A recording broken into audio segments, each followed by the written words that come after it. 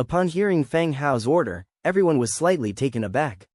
Angia was the first to react and said, "They're trying to steal our goods." As per Fang Hao's instructions, she had been observing the movements of the Ironblood mercenaries. Noticing their subtle actions, if Fang Hao now intended to kill directly, then he was surely planning to strike back before the enemy made a move. Yes, they've gathered a bandit group called the Grey Bear, quite numerous in fact. We have about 20 minutes to wipe out the Ironblood mercenaries, otherwise we'll be hard-pressed if they attack us from within. Fang Hao spoke increasingly faster. Everyone's expressions became grave. "So we're just going to storm right in?" Angia asked. "Time is tight, we'll attack directly. After eliminating our enemies, I'll explain things to Tavik," Fang Hao replied. "All right," everyone nodded, hurriedly swallowed their food, and picked up their weapons. The boundary between the two teams. When Fang Hao's group arrived with a powerful momentum, it caught the attention of the Ironblood mercenaries. They all reached for their weapons, ready for combat. Fang Hao stood at the back of the group and shouted, "Captain Godwin, my money bag is missing. And one of my men saw your people take it. Give me an explanation." Upon hearing this, everyone turned to look at Godwin in the back. Having dishonest people among the ranks of the mercenaries was not unusual. "You must have got it wrong, nobody in the Ironblood mercenaries would do such a thing," Godwin said, eyeing the opposing group wanly. Seeing that he couldn't lure Godwin out of the crowd, Fang Hao said outright, "Your man left something behind as he fled, I am not going to let you deny it." With that, he threw out a canvas bag towards his adversaries. However, he didn't control his throw well, and the bag flew over the heads of the Ironblood mercenaries, attracting everyone's attention. Squelch! The sounds of weapons piercing flesh suddenly rang out, followed immediately by war cries. Demetria led 50 heavy infantrymen directly into the enemy crowd, swinging the giant sword in his hand, cutting through the enemies. The entire camp was filled with cries of battle in an instant. At a distance, Tavek's guards, unaware of what was happening, surrounded the entire tent. They watched in horror as the battlefield was filled with flying limbs and blood spatters. Demetria's longsword swung in an arc, instantly cutting several enemies in front of him in half. Blood splattered onto his armor, slowly dripping down. Watching his men suffer heavy losses, Godwin found himself panicking. The lizard man fought like a god of death, rapidly reducing the number of his allies. Panic slowly crept into his heart. Even the regular armies in town would hardly have such combat power. It was an absolute slaughter. Seeing the towering lizard man approaching, Godwin felt a chill down his spine. "I've killed more people than you've ever seen, I'm not afraid of you," Godwin shouted back, gripping his sword tightly and roaring at the lizard man. With his cry, his fear lessened a bit. His determination increased. "Yes, I've been a mercenary for nearly 30 years. I've faced death with every battle. What reason do I have to be afraid of you? When it's time to go, your head should be held high." Godwin danced a flourish with his sword, sprinted forward to face the lizard man. "Die!" Godwin shouted. Demetria watched the charging human, the longsword in his hand gradually glowing gold. "I respect your choice." He swung his longsword, streaking forward like a bolt of golden lightning. Crack! Godwin looked at the broken longsword in his hand in astonishment. In a dizzying inversion, he saw his own body, headless. The death of the leader of the mercenary group accelerated the pace of the battle. In less than 10 minutes, the fight ended, with all the members of the Ironblood mercenary group killed, leaving none alive. The thick smell of blood permeating the air killed the appetite of even the most famished among them. Fang Hao led the rest, who seemed to be bathed in fresh blood, straight towards Tavek's area. The guards of Tavik, their hands holding their weapons trembling slightly, were on high alert towards these killing gods. "Mr. Fang Hao, what is this?" Tavik asked in a trembling voice. "Tavik, do you believe me?" "I believe. You saved my daughter, I believe you." "Good, the Ironblood mercenaries have joined forces with a group of bandits. I don't know the name of the bandits, but their leader is a woman named Grey Bear. They will attack in 10 minutes. You need to hand over your people to my command." Fang Hao quickly narrated the whole thing. Oh, Gray Bear? Tavik was shocked for a moment but quickly recovered. Upon hearing Gray Bear's name, his face grew ever paler. Mr. Feng Hao, are you telling the truth? The bandit leader is named Gray Bear? Tavik asked hastily. Gray Bear, a woman. Their lair is in the east, Feng Hao replied. Hurry, let's get out of here. Tavik hastily ordered to prepare to leave immediately. Can you outrun them with your goods? Hand over your troops to my men, we can survive. And the goods will be safe. Feng Hao stopped the somewhat panicked Tavik. Okay, everyone, listen to Mr. Feng Hao's command. Tavik immediately replied. He had no other choice at this time. If Feng Hao wanted to kill him, his men would be no match. Everyone should follow the unified command of Demetria. If anyone disobeys, I will cut off his head, Feng Hao said loudly. Demetria took a step forward, took off his helmet, and wiped off the blood on it. He began to explain the enemy's line of attack and the subsequent arrangements to everyone. 20 minutes later, the night was dense. Gray Bear and her followers followed the mercenaries to the location of the merchant camp. Bandits were threading through the woods, silencing the usual insect noises. Tavik was a renowned textile merchant in the area. His previous operations have always been secretive, rendering it hard to trace the dealer's whereabouts. Silk was referred to as soft gold, even taking a small percentage would make them rich. So even though Gray Bear wasn't feeling well lately, she agreed to it when she heard about the Iron Blood mercenaries. Who would refuse such an easy opportunity? When they were close to the edge of the forest, once they rushed out of these woods, they would be able to see the dealer's camp. Stop! Suddenly, Gray Bear halted her steps and signaled her crew to stop advancing. What's wrong, Boss Gray Bear? One of the mercenaries hit the brakes, curiously asking Gray Bear. Gray Bear frowned and asked curiously, someone died? What do you mean someone died? In the upcoming battle. The captain expressed he wants to Vex head, one that can still be identified. The mercenary said. No, quite a few have just died. There's a strong smell of blood up ahead. Sizzle. The rest also took a deep breath. We don't detect anything. Something must have happened. Stay alert, Gray Bear said sternly. Okay, just as they were about to proceed, someone expressed his confusion. Why is there so much fog? On both sides, extensive fog rose simultaneously, spreading rapidly and enveloping everyone. Suddenly, a dense fog spread out from both sides of the dense forest. Just as Gray Bear and the others were frowning in thought, the fog had already covered the team. The thickets within the forest webbed, their canopy covering the sky. The darkness of the night coupled with the fog greatly limited the bandits' field of vision, allowing them to see only about a meter ahead. Boss, this doesn't look good, one of the bandits whispered. Gray Bear was well aware of this, and roughly grabbed the mercenary that was leading the way, growling, what's going on? The mercenary slightly stumbled from being pulled by Gray Bear, touched the helm on her head and said, Boss Gray Bear, perhaps it's just a regular fog. Our Ironblood mercenary group does not harbor any other thoughts. She was completely clueless about what had occurred too. In her opinion, mist forming amid the woods was a pretty normal occurrence. However, just as she finished speaking, from both sides of the team, there came a rustle sound. It seemed as though something had rushed out from the woods. We're under attack. Successions of screams echoed from all around the team. These were swiftly followed by the sounds of a skirmish, and the shrieks of the bandits. The color drained from Gray Bear's face, she realized they'd been ambushed. Follow me, she said.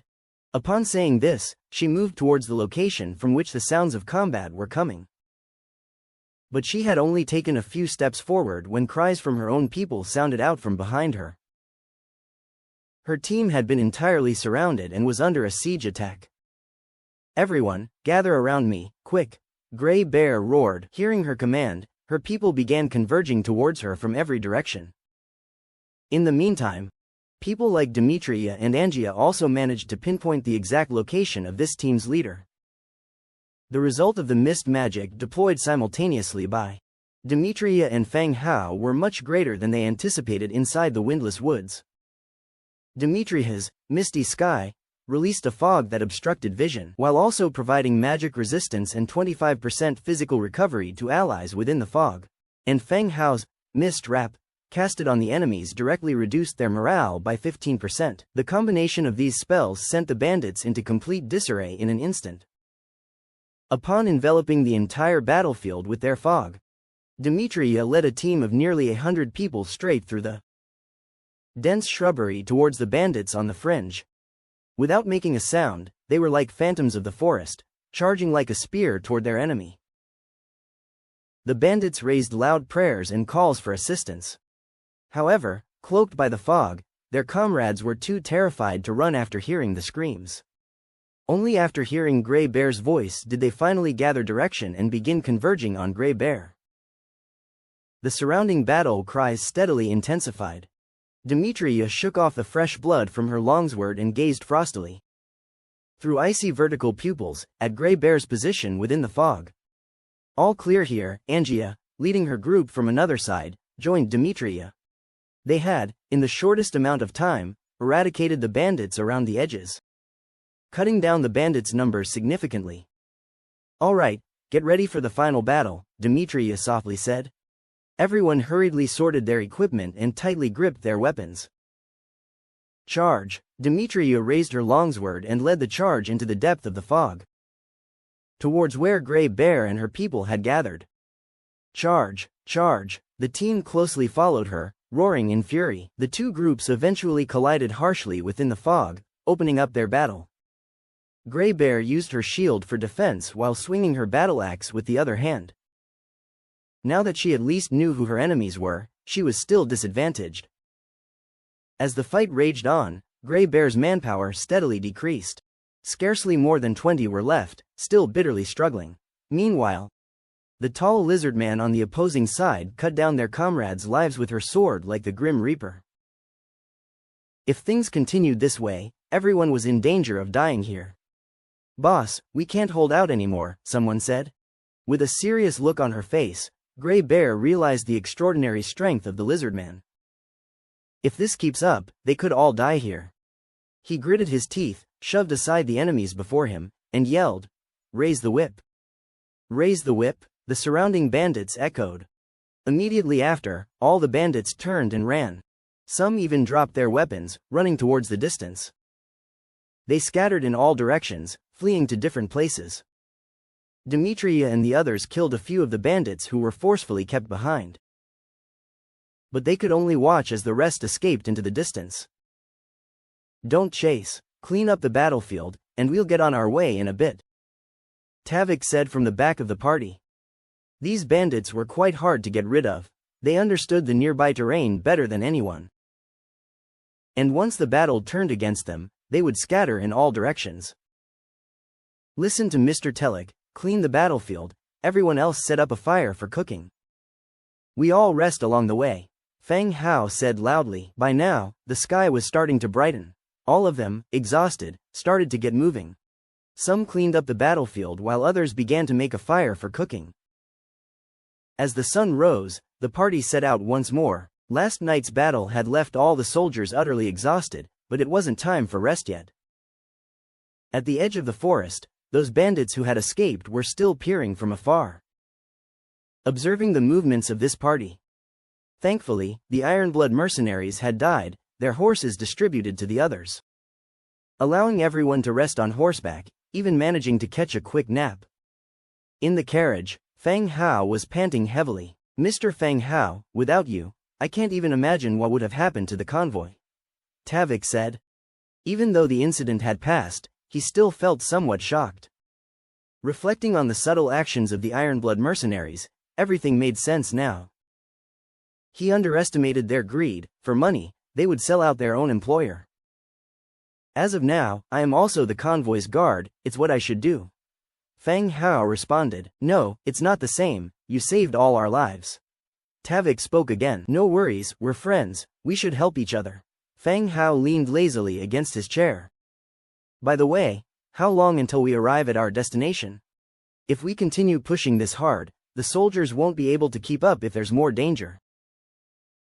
"Soon, the party can't stop, we will arrive at Lis City before dusk. If we stop, we'll have to spend another night in the wilderness. Tavik replied. No wonder Tavik was in such a hurry. Aside from fear of the Grey Bear staging another attack, they also had to get into Lys City before dusk. Otherwise, they'd have to spend the night outside the city, which would be even more dangerous. All right. The two men chatted a bit in the carriage, then leaned back in their chairs, closing their eyes. At dusk, the party finally arrived at Lys City. The towering arrow towers, the endless city walls. All of these demonstrated that this place was even busier than Prul City. When the group of merchants, their guards covered in blood, pulled up with their goods, it drew the attention of the city guards. Tavik had to get out of the carriage and explain the situation for a long time. He also showed various credentials before they allowed the caravan into the city. Everyone was allocated a room and guards were positioned. Feng Hao, exhausted, lay on the bed and immediately fell asleep. 2 hours later, a servant woke Feng Hao again. Tavik changed him into a set of noble clothes and led him to the city lord's mansion. At night, when the two of them arrived at the mansion, the gorgeously decorated hall was already filled with many people. Like Tavik, they were all dressed appropriately and acted politely. They greeted each other with smiles, but secretly spat and cursed when they passed by each other. The city lord's wife has arrived. At this moment, the attendant's high-pitched voice echoed in the hall. With this shout, the hall instantly quieted down. Everyone stopped what they were doing and looked towards the staircase on the second floor. Feng Hao, yawning, glanced around the room. What the hell, aren't we supposed to be having dinner? Isn't this a banquet? From the staircase on the second floor, a voluptuous woman in her 30s emerged, gracefully maintaining her appearance despite her age. Her burgundy-colored long hair fell in loose waves on both sides of her, carefully dressed in a red gown, wrapped around tightly, accentuating her feminine curves. She walked down the stairs, her face adorned with a slight smile. The city lord of Lys City must be unwell, Feng Hao thought, ruminating on the appearance of the slowly descending city lord's wife, concluding with a sense of certainty. But that didn't seem right. With potions available to improve physical health and Lys City being large, acquiring some should not be a problem to maintain her health. In that case, the city lord seems to be enjoying a life of luxury. Has everyone arrived? Asked the city lord's wife. She scanned the crowd, her gaze ultimately settling on Feng Hao in the corner. All of them had their heads bowed, except for him who was staring straight at her. Feeling slightly embarrassed at being caught, Feng Hao smiled awkwardly and pretended to be interested in the hall's decor. Ma'am, everyone has arrived, a servant gently replied. MMHM. The city lord's wife advanced to the front of the hall, gracefully ascending the platform. She addressed the crowd. Before the winter arrives, I will be representing Lys at the federal conference. You are all renowned cloth merchants in the city. I hope you will present satisfactory designs. Similarly, the selected merchant will be exempt from city taxes for a year. As soon as the city lord's wife finished speaking, all the cloth merchants in attendance exhibited eager expressions. Whether it was presenting designs that pleased the city lord's wife or obtaining a year's worth of tax exemption, both were important for businesspeople in the city. If the city lord's wife wore their dress at the conference, it would be an intangible endorsement. Business would be without a hitch for several years. More interestingly, their boutique could become famous in other cities, expanding the business further. All right, let's begin. I'm sure none of us want to linger till midnight, the city's lord wife stated.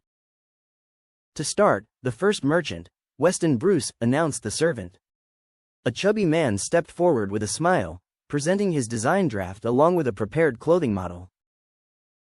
Lady Rebecca, this is our latest design, Rose Knight. The material we used. He rattled on enthusiastically about everything from raw materials to his design philosophy. He spun a tale that gave meaning to the dress, primarily in shades of red. Then came the second shop. A somewhat effeminate man approached, swaying his hips as he walked. If it hadn't been for his mustache, Feng Hao would have assumed he was cross-dressing. After the effeminate man had finished showcasing his design, the city's lord's wife nodded her acknowledgement, seemingly somewhat impressed. Then came the third and fourth, each presenting their designs one after the other. Choosing a dress requires such fanfare?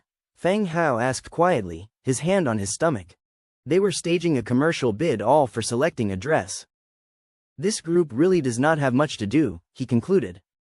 All the cloth merchants prepare for this every year.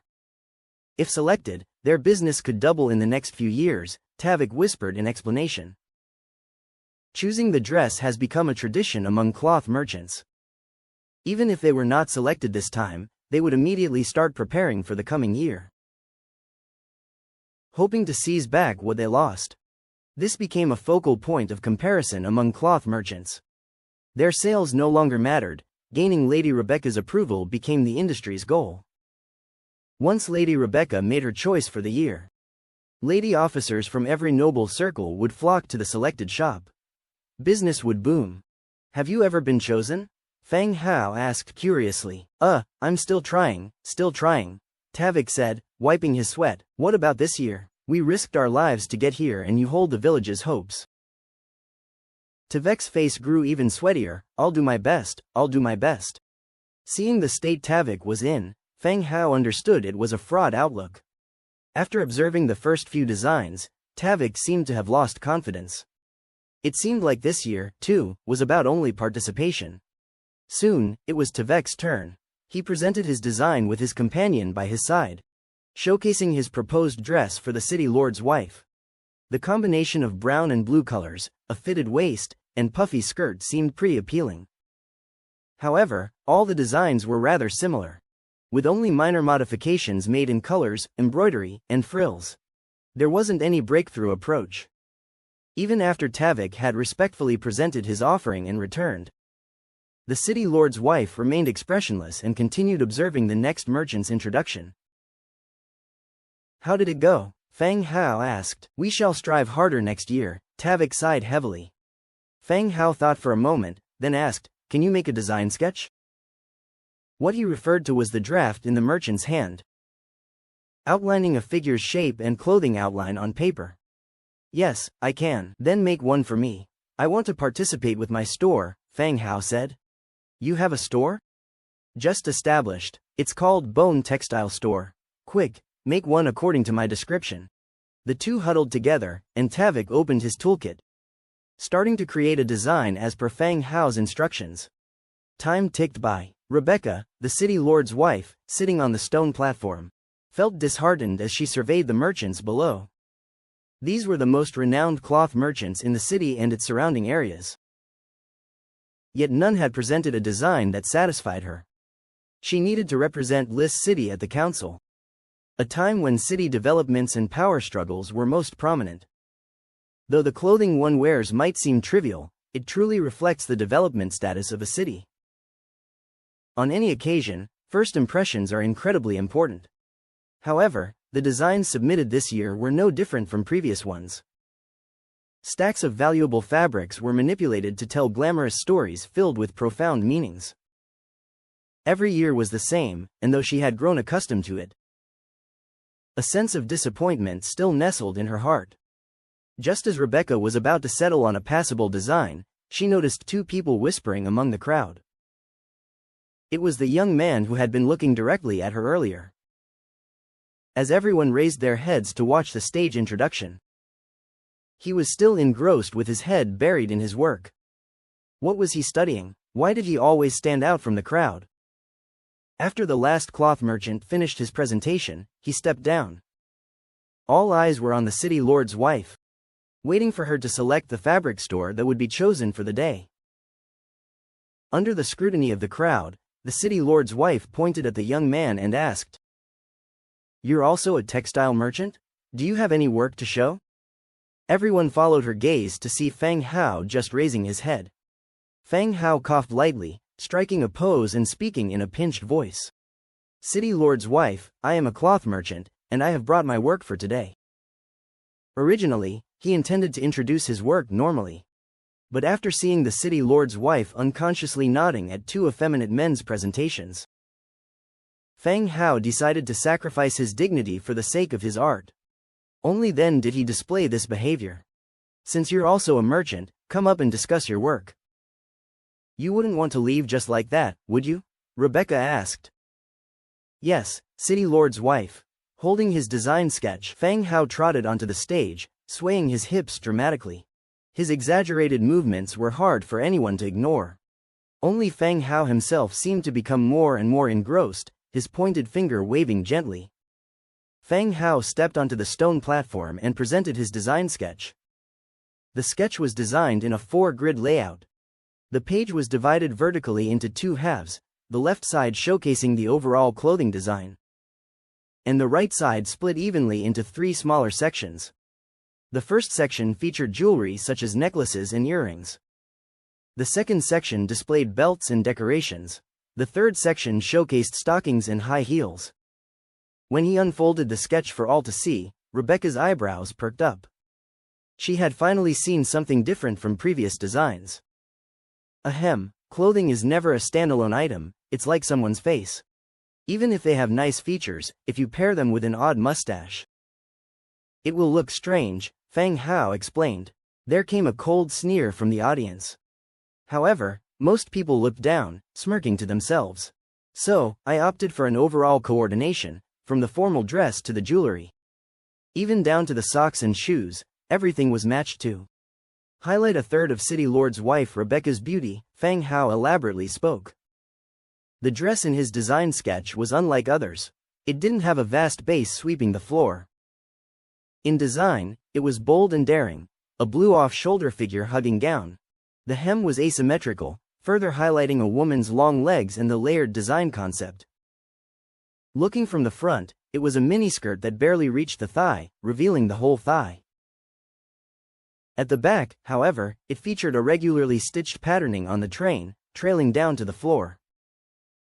The whole room fell silent. Everyone stared, wide-eyed, at the design introduced by the unfamiliar man on stage. It wasn't about whether it looked good or not anymore. You wanted the City Lord's wife to wear such a short skirt.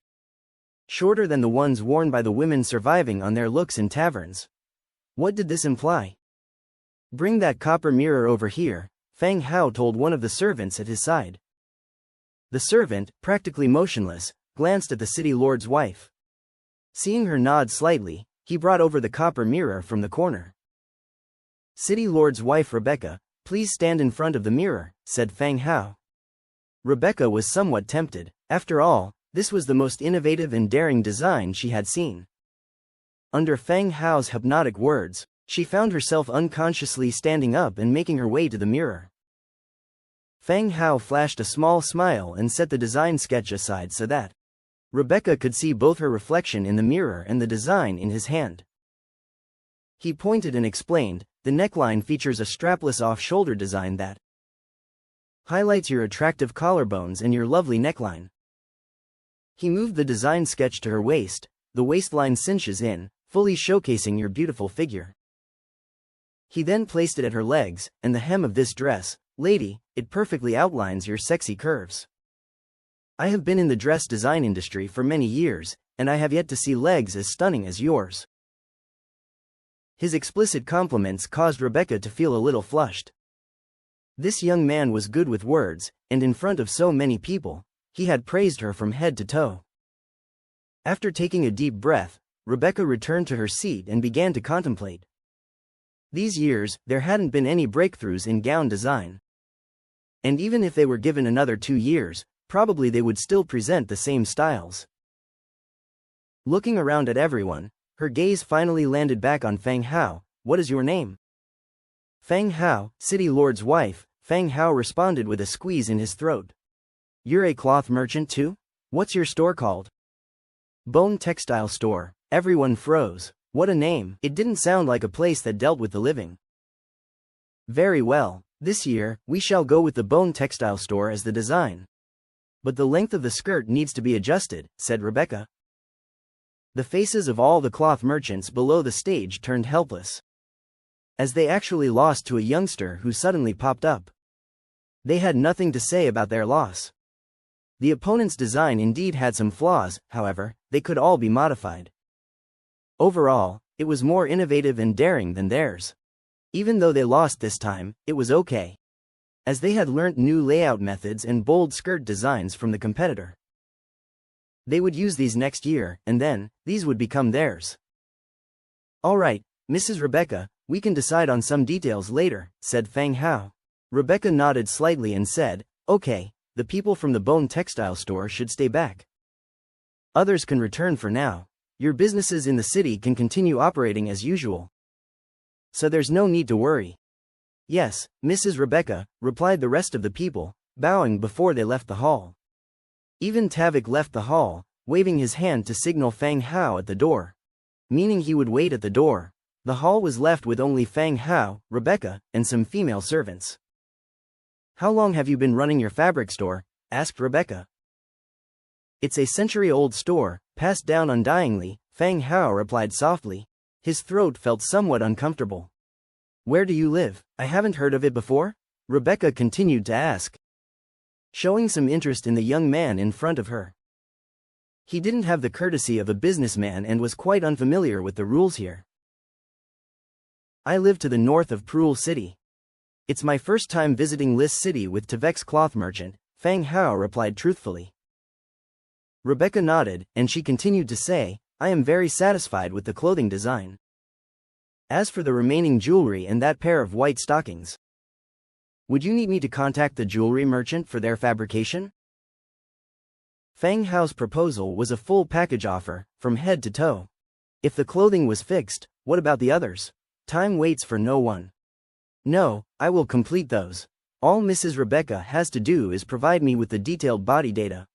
I will provide the jewelry and stockings as well." Feng Hao single-handedly took all the tasks upon himself. This surprised Rebecca even more. She stressed, "Are you sure you can complete all of these on your own?" "Of course, I won't joke about it here." "Well, then come tomorrow morning. I'll give you the data then." "I hope you won't disappoint me," Rebecca solemnly said. Feng Hao smiled and nodded, watching Rebecca go upstairs. He left the city lord's house. Tavik was still waiting at the door. "So, how did it go?" Tavik anxiously asked. "It's settled. I'll come get the measurements tomorrow," said Feng Hao, walking out and speaking at the same time. "You really did succeed, my goodness." Both of them got into the carriage and headed to their accommodations. On the way, Tavik kept mumbling about some details in the design. The next day, after lunch, Feng Hao went to the city lord's house again. After he stated his purpose, a maid led him straight up to the second floor. The maid knocked lightly on the door and said, Mr. Feng Hao is here. Let him in." "Sir, please." The maid opened the door, indicating for Feng Hao to step in. Walking into the room, the golden rays of wheat filled the room through the window. In the middle of the room, on a grayish-blue sofa, lay a completely naked Rebecca. A blue blanket concealed the significant parts of her body. By the side of the sofa, there was a partially completed oil painting with paint that hadn't dried yet. Seeing Feng Hao's stunned look, Rebecca's eyebrows tightened instantly. "Ahem, Mrs. Rebecca, such habits could easily lead to wrinkles. You have to ensure regular rest if you want to maintain the youthfulness of your skin," said Feng Hao as he coughed and walked into the room. Rebecca's eyebrows relaxed again. She stretched lazily on the sofa. Feng Hao walked into the room and sat down on a chair at the side. He sat upright, hands folded together and resting on his thighs. He was playing a somewhat gentle role, while openly gazing at the prosperous body in front of him. With skin as fair as a young girl's. "You have researched skincare?" Rebecca turned around, her long hair falling and revealing sharp ears. A flicker of interest sparked in Feng Hao's mind. An elf? An elf being a ruler in a human city was beyond Feng Hao's expectations. But all these didn't matter to him much, as he was merely a passing cloth merchant. "I wouldn't say I've researched it. Skincare is necessary, though. Maintaining sufficient moisture in the skin is essential, and normal rest hours are most critical." Feng Hao recalled a face mask commercial he once saw on TV. Hee, it seems you know quite a lot," Rebecca said with a faint smile. "Just some random, useless knowledge," Feng Hao responded with a slight smile. "Madam, regarding the measurements?" Rebecca stood up, casually wrapping a blue blanket around her body. "After considering it last night, I think it's best for you to do the measurements." as this gown is very different from the usual types. Rebecca highly valued the gown. The chosen cloth shop would receive a year of tax exemption in the city, aimed at encouraging the continual innovation of these shops. Designing an outstanding gown was the ultimate goal. However, no satisfactory work had been produced in the past few years. Feng Hao was the first one to break the fixed concept of gowns. Sure, Feng Hao got up and took out his measuring tools. These tools were borrowed from Tavik, initially intended to make himself look more professional. He didn't expect that Rebecca would need him to measure personally. He took out a tape measure, moved it close to the front of Rebecca's body. The blue blanket was just wrapped under her armpits, seemingly tied over her prominent twin peaks, revealing clear crevices. "Madam, please raise your arms," Feng Hao spoke softly. Rebecca raised her arms, and Feng Hao wrapped the tape measure around her chest, gently applying pressure to create a round indentation. Feng Hao turned around and recorded each measurement onto the side piece of paper.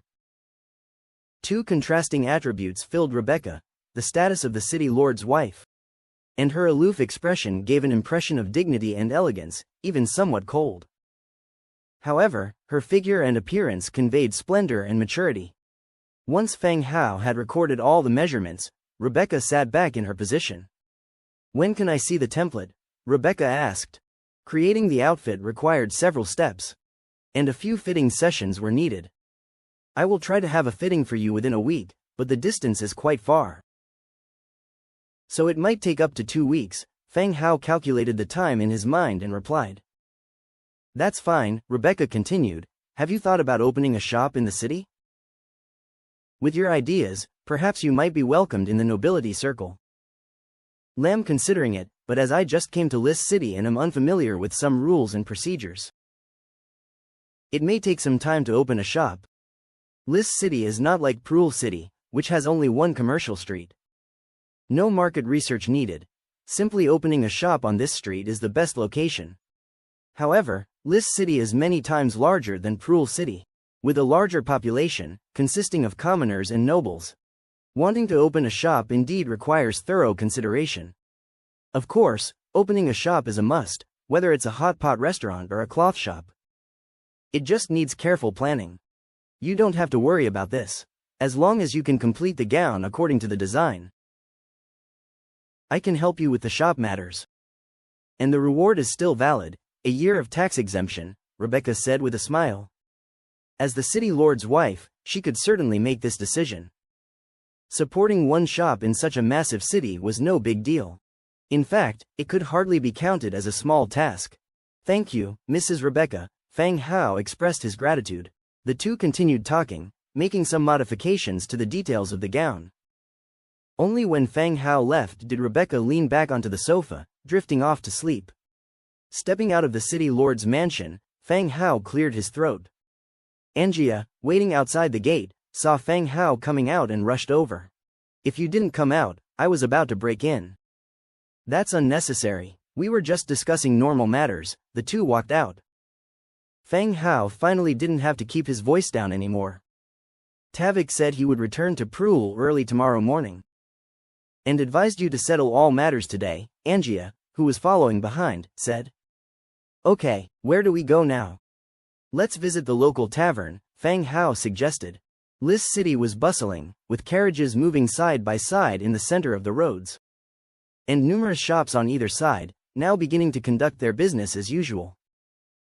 Not to mention, some empty areas on both sides of the road were also filled with many vendors, some displaying their goods on quilts and others hawking their wares loudly. Feng Hao and his companion stopped in front of a tavern on the street. They pushed the door open and walked in. At this time, the shop was already filled with quite a few drinkers who were sipping their drinks and chatting idly. Feng Hao sat down at the counter, his gaze directly falling onto the notice board at the side. It was densely filled with several bounties, but there wasn't a single adventure-type map. As for the contents of the bounties, most were petty affairs within the city. "What can I get you?" the tavern owner asked. "Beer, please. Does your shop have any specialties?" "Bring us 2 side dishes," said Feng Hao. They were going to solve the issue of their lunch right here. For both of you, our steamed chicken and meatballs are really popular. If you'd like to take something with you, I'd recommend our smoked ham, guaranteed to be to your satisfaction. The tavern owner estimated their appetites and suggested, "Fine, we'll have the steamed chicken and meatballs. And please prepare a serving of the smoked ham for us to take away," replied Fang Hao. The decision was made as they were setting off early in the morning. And some smoked ham would make a nice snack on the road. "All right, I'll prepare them right away." The owner's face was full of smiles. Before long, the beer and meatballs were served. And only the steamed chicken was still being prepared in the kitchen.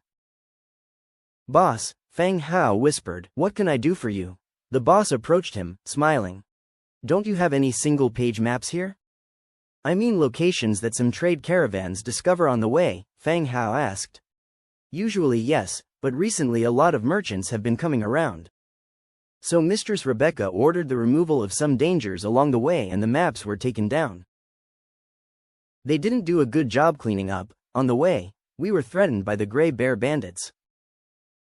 Of course, the Grey Bear didn't originally intend to rob Tavek's caravan. But they just got confused by the Iron Blood Mercenary Corps. In the end, they ended up being wiped out by Fang Hao."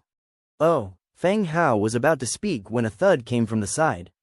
He turned his head and saw an old man who has overturned his chair, stepped on the fallen chair, rolled up his sleeves, and exclaimed, "Look, this is the mark left by the vampire biting me." The old man was disheveled and reeked of alcohol, pulling up his sleeves to his tablemates. "Hodge, stop bluffing. Vampires bite necks, not arms, and hey, isn't this, Mark, just you not bathing? Even vampire teeth can leave a pattern," a fellow drinker commented loudly after glancing at his arm. The others at the table burst into hearty laughter. Hodge examined his arm, muttered to himself, "Must have been too long since I last bathed, can't really see it now." He spat on his arm and started scrubbing vigorously. All right, stop disgusting us. We believe you, okay? Continue your story from when you survived and you killed the vampire with the silver needle," a drinker said, and discreetly moved a bit further away from him. Old Hodge picked up his chair again, sat back down and said, "I stabbed the vampire right in the throat with my silver needle, and you know what? What? I saw clearly that the puncture wound didn't heal as fast. Blood poured out from the wound. It lost too much blood, allowing me to chop its head off," stated Old Hodge matter-of-factly. "Didn't you just say you stabbed it to death with a sword? Now you say you chopped off its head?" "Eh, did I? Well, I drank too much and can't remember clearly. Anyway, I found out that vampires are afraid of silver. So, I designed a silver cone-shaped arrowhead. It must be effective against vampires. Did you end up using it?" "Of course, I did.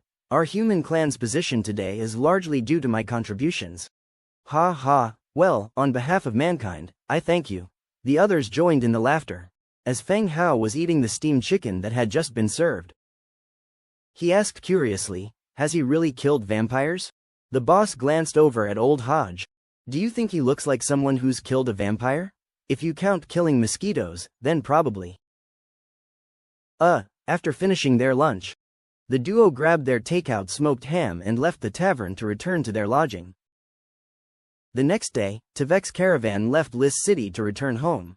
This time, they didn't encounter any trouble on the road. After 2 days of traveling, the caravan finally arrived at Prul City. Rose Tavern. Feng Hao sat in front of the bar looking somewhat serious. Many unfamiliar faces showed up in the tavern today. Those people sat in the corners of the shop, wearing robes and hoods. Faint Blood, Tier 3, members of the Blood Clan? This name inevitably makes people think of vampires. What's their background? Feng Hao hinted toward the Pallid Blood member. Not sure, he showed up this afternoon, wearing a hat in broad daylight. The landlady answered quietly without looking up. The Pallid Blood member showed up shortly before Feng Hao did. What are they here for? Feng Hao continued to inquire. No idea, he asked me about the undead up north earlier, it scared me to death. The landlady replied, patting her chest. Ever since the mercenary died in her shop the last time. Despite the city lord claiming the Fire Wolf mercenary group was behind it. There were still rumors that they had provoked the undead from the north and were killed as a result. Now, the landlady trembles at the mere mention of the undead. Her shop had just reopened, and suddenly a bunch of weird people showed up, asking about the undead. Could they be heretics, acting all mysterious? Maybe, they smelled of blood when I got close. Avoid contact with them at all costs. Heretics are all madmen. The landlady continued to wipe the empty wineglass in her hand. Fang Hao touched his chin, occasionally casting glances at those people. The Blood Clan was inquiring about the undead again. It seemed that the Blood Clan had received news about the Blood Hunter turning into a skeleton. But they didn't launch a direct attack. So they likely received the news through a third party and didn't know much about the undead's territory. These people were likely scouts or spies. Are they going to stay here? Just sitting there chilling, bad for business. Fang Hao spoke again. The tavern was usually a bustling place, where everyone would cheer even if someone was singing or getting drunk. But now, their mere presence silenced the entire tavern. Fang Hao's restaurant had already hit their business pretty hard in the past few days. And these people made the tavern seem even quieter. I asked, they won't be staying here. They'll leave when the city gates close at night. The landlady spoke again. That's good then, Fang Hao said, estimating the time of these people's actions in his heart. Having gleaned almost all the information about the pallid blood member, Fang Hao's gaze once again fell on the notice board. During his absence in the past few days, 2 bounty notices had appeared, the Well Ghost and the Nearby Danger. Bounty. Well Ghost task. Eliminate the monster appearing in the well. Requirements. None. Reward. 5 gold coins. The reward was just 5 gold coins, which seemed rather meager. Even the cost of mobilizing manpower would exceed this reward, let alone potential injuries and casualties during combat. He moved on to the second one. Village Trouble. Task. Resolve the village's trouble. Requirements. None. Reward. 15 gold coins. This one didn't even specify the task and the reward wasn't much either. Why did you post these 2 bounties with such low rewards? Fang Hao looked at the landlady again. It cost money to post a bounty in the tavern. The reward money wouldn't even cover the cost of posting in the tavern. Nearby villages posted these bounties. We help however we can. What else can we do? The landlady said helplessly. The city lord's office doesn't intervene? Humph, if they did, these villagers wouldn't have to post bounties in the tavern. Prul City is getting worse by the year. The landlady sighed helplessly. Tell me where these 2 villages are located. I'd like to take a look when I have time, Fang Hao said. All right, the landlady pointed out the locations on the map to Fang Hao. After chatting with the landlady for a bit, Tavik arranged to deliver the promised caterpillars of holy snow silk. There were 100 in total, ready to be cultivated back at home. This was the most Tavik could offer at the moment. Fang Hao didn't haggle, for the fabric of his formalwear still needed to be purchased from Tavik. Over the next week, they would create the prototype for Rebecca's dress and have her try it on. After chatting with the landlady, Fang Hao instructed Little White and the others not to roam outside at night and to stay safe. Then he rode the giant lizard and returned to his territory. By the time the 3 of them returned to the city, it was already late. Master, you're back. Era came out to greet them with a group of maids. Fang Hao knew they were worried and smiled. No worries, our trip was smooth. He handed the box containing the caterpillars to Era. Era, here are the caterpillars of the holy snow silk. Take them to the sericulture room. Oh, all right. Era took the box and headed to the sericulture room carefully. Angia followed Era discussing what to eat that night. Just as Demetria was about to leave, he was stopped by Fang Hao.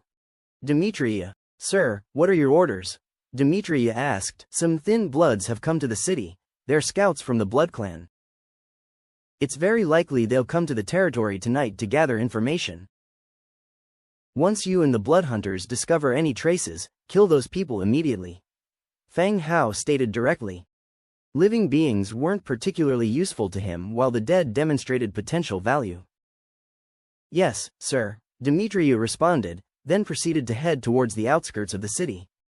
Once Demetria had left, Feng Hao returned to the city lord hall. He sat down and said to the maid, "Call for Soy, Kulan, and Luke." "Yes, master." In no time, skeleton tailor Soy, blacksmith Kulan, goldsmith Luke came in one after the other.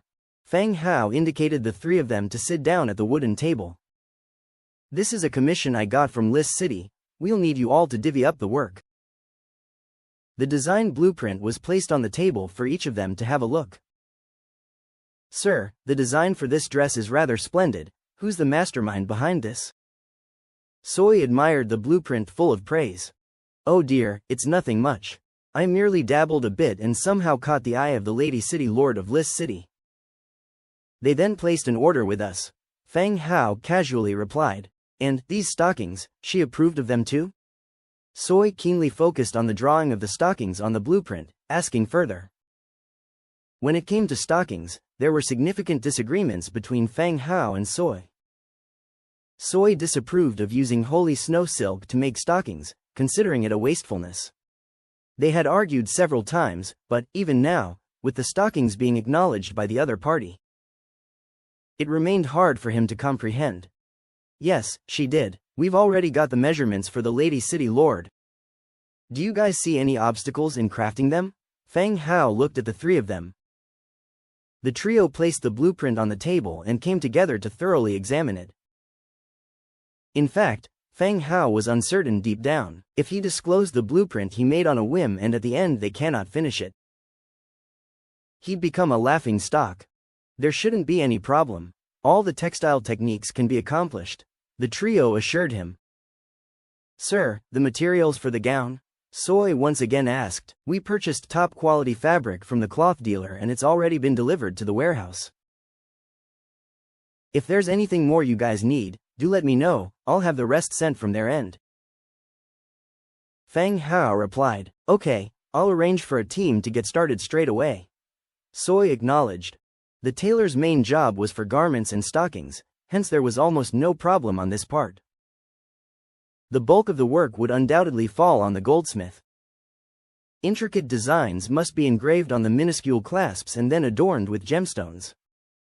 It looked stunning to the eye, but the process was quite complex. Fortunately, there were many goldsmiths within the territory, which meant plenty of hands to divide the work and speed up the process. Having confirmed that none of the trio had any issues, Feng Hao could finally breathe a sigh of relief. "Well, I am planning to launch a brand to sell our works. This is just the first step, and it's crucial. So I hope you can all work a bit harder in the coming days to make it as perfect as possible." Feng Hao spoke gently. "Yes, sir." The three nodded their heads, left the room immediately, and went back to their respective places to begin work. Once the trio left, Feng Hao breathed a sigh of relief. He picked up the fruit wine brought over by the maid and gulped it down. If the brilliant gown that he had bragged about now had to be retaken, because the three of them had deemed it unachievable, he would have been mortified. Although he had not handed any collateral to Rebecca, future expansions into Lis City may become a bit difficult. He would undoubtedly be labeled as a scammer. Just as he relieved his tension, the skeleton merchant Dujin walked in. He bowed and said, "Lord, the response to the trade alliance order you had submitted before has come. This is the response blueprint." Dujin handed over a building blueprint. Feng Hao was delighted to hear the news. He took over the blueprint and noticed that the information was labeled, Giant Stone Tomb. Giant Stone Tomb, blue, 1,200 sturdy wood, 3,500 stone materials, 4,000 stone bricks, 500 leather, 450 ropes, 200 cast iron pieces, 120 metal parts, 5 shadowstones. Description: Now, this giant stone tomb buried deep underground is filled with noisy and violent undead. It seemed like a pretty powerful military building. Lord, a new order sheet is in place. If you need anything, you can write a new order in alliance. Dujin said again. Orders are updated every 7 days, 2 each time. Since he had big plans for the next few days, it was time to refill the order. Alright, I understand. Then, I'll leave you to your work. Dujin bowed and took his leave. With Dujin gone, Feng Hao left the city lord's mansion to construct the newly acquired, giant stone tomb. Feng Hao went straight to the undead area. Inside the conversion field, the bodies from the battle 2 days ago were continuously transformed day and night. He chose an open area and selected, build. A blue light lit up, slowly constructing a tomb at his feet. When the light faded, a tomb entrance appeared in front of Feng Hao. It was made entirely out of stone, the dark entrance leading deep underground. Giant stone tomb, category, building, recruits, Baron Toonguard, wriggling spine 4-1. Description: this giant stone tomb buried deep underground is now full of noisy and violent undead. Prerequisite for upgrade: Lord's Stone Castle. Requirements for upgrade: hardwood 2200, stone 5500, stone brick 5000, leather 1000, rope 950, cast iron 400, metal parts 220, death trace 2, shadowstone 10. The prerequisite for building upgrade is the Lord's Stone Castle. The current title of the Lord's Mansion is Lord's Stone Tower. Affirmatively, the next level will be the Lord's Stone Castle, and thus it can continue to rise to the next level. The type of soldier that could be recruited is the Baron Toonguard, which doesn't sound like a regular army. Which regular army would guard a barren tomb? However, from the expense of 4 wriggling spines, it can be inferred that it's a Tier 4 type of soldier. It is also the highest level of soldier available in the buildings of Feng Hao's own camp. He decided to recruit one to try it out. He set the quantity to 1 and selected, recruit.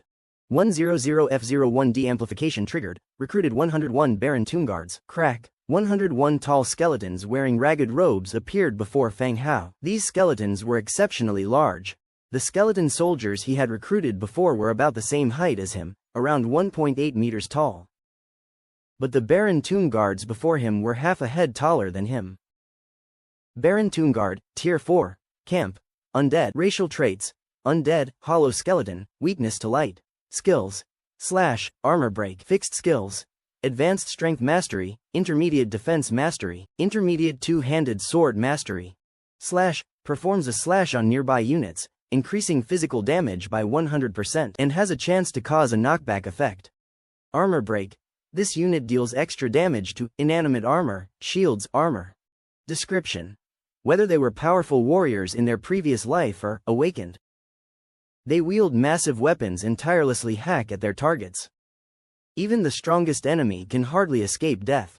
Here it is, the giant sword warrior. Feng Hao began to suspect that these Baron Toonguards were heavy infantry after their death. Even the description praised them positively. Perhaps the once heavy sword legion had made many military exploits in this world. Similarly, the appearance of the two-handed sword soldiers also solved a problem Feng Hao had been worried about for a long time. That is the command issue of Demetria. Demetria has a bonus command for heavy sword soldiers and also has the ability of Legion Stealth, which can be said to be quite powerful when combined. Before the Baron Toonguards appeared, he had planned to let Demetria command the human heavy infantry. When ambushing the Grey Bear bandits in the dense forest, Feng Hao found a serious problem. That is, human soldiers can hardly achieve total stillness under tactical camouflage. Demetria can, even without blinking once in that state. But the human legion is incapable of doing so. They can stay invisible briefly. But should someone merely scratch their buttocks after 10 minutes, the invisibility would be interrupted. So in that night's battle, they had to hide in the thick woods at a distance. Instead of utilizing the tactic of camouflage, the appearance of the Baron Toonguards has perfectly solved this problem. These skeletons on standby are as still as stone statues. Forget about maintaining invisibility for a few tens of minutes. They could do so for a month without a problem. This more or less solved the military unit issues of Demetria. Feng Hao proceeded to open the Book of Lords, and produced a storm armor suit and a white steel great sword for the Baron Toonguards. Once everything was in place, he sent them out to be deployed by the Bloodhunters. The night fell. A few figures lurked within the depths of the darkness. A kilometer outside the territory, observing the territory from afar, they frequently pulled out paper note and pens, scribbling down their findings. Make sure to note down the location of the checkpoints, and the count of the troops. A small mistake could get us all killed. Captain, our Duke demanded we investigate Giovanni and find out who's in charge here. But there are too many undead forces here. It's impossible to get close. Let's wait a little longer. We have plenty of time. Stick around a few more days, and the leader of this place is bound to show himself. If we're able to bring back valuable news, we'll officially become part of the Blood Clan. Once the prospect of becoming a part of the Blood Clan was brought up, each of them looked hopeful. Correct, we follow the captain's orders. All right, you go to the east, you to the west. Just make sure not to alarm those skeletons. We'll regroup here in the morning and head back to that tavern in Prule City to compile our findings. Yes, sir. They all quickly scattered off in different directions once the words were spoken. On a tree branch above, a skeletal gray sparrow observing everyone's movements. As everything went dark, the soul fire within its pupils extinguished. It took to the air, flying towards the direction of the territory. Fang Hao got up from his bed, massaging his temples. Spotting the Blood Clan hidden in the darkness was indeed a challenging task. If not for the group's chat, Fang Hao might have failed to identify them. He rolled out of bed and left his room. Meanwhile, in the main hall, Demetria, Angia, and Bloodhunter were waiting in silence. Upon seeing Fang Hao descend the stairs, he got up and asked, "My lord, have you discovered the trace of the Blood Clan?" Yes, there were 5 altogether. 2 were approximately in the south. The other 3 were here and here. I want the 3 of you to ride the bone dragons.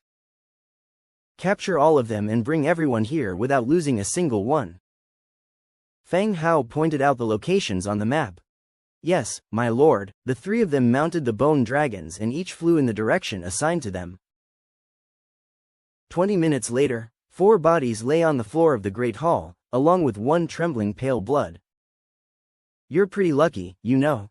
The other 4 are dead, and you are still alive. I just wonder if you treasure this luck. Fang Hao stood before the pale blood, addressing him lightly. The pale blood lifted his head to meet Fang Hao's gaze, his pupils constricting sharply. He'd seen this human during the day. He had some faint recollections in the tavern. If you swear to let me go, I will tell you whatever you want to know. The pale blood responded unexpectedly calmly. He understood why Fang Hao had kept him alive. The other 4 were dead, and he remained alive. He was the only remaining source of information. This was his ace in the hole, and he knew he must use it well. Did the Hamilton family send you here? Fang Hao asked the pale blood. The man's expression didn't change. He just kept his mouth shut. It seemed he wouldn't reveal any information unless Fang Hao agreed to his terms. You're the first person to dare to negotiate with the undead. Fang Hao commented, unsure of whether to admire his bravery or deride his foolishness.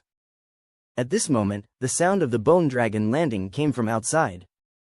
Blackthorn strode in. Blackthorn was in heavy armor, a black iron knight's sword hung at his waist. He strode in and bowed. Sir, you were looking for me? Yes, today we caught a few scouts from the Blood Clan near the territory. They've been killed. Inspect them. Fang Hao pointed to 4 corpses lying in the center. Yes, sir. Blackthorn checked the bodies and said, Sir, I need 8 living creatures. All right. Outside the main hall, underneath the bodies, Blackthorn drew complicated array patterns. 2 unicorns were brought over to the array for their blood to be drained. Their dark red blood was drawn towards the dead bodies as if pulled by some force. The next second, the corpses abruptly sat up. The only surviving pale-blooded person was terrified and sat paralyzed on the ground. His face full of horror. Undead things were just too frightening.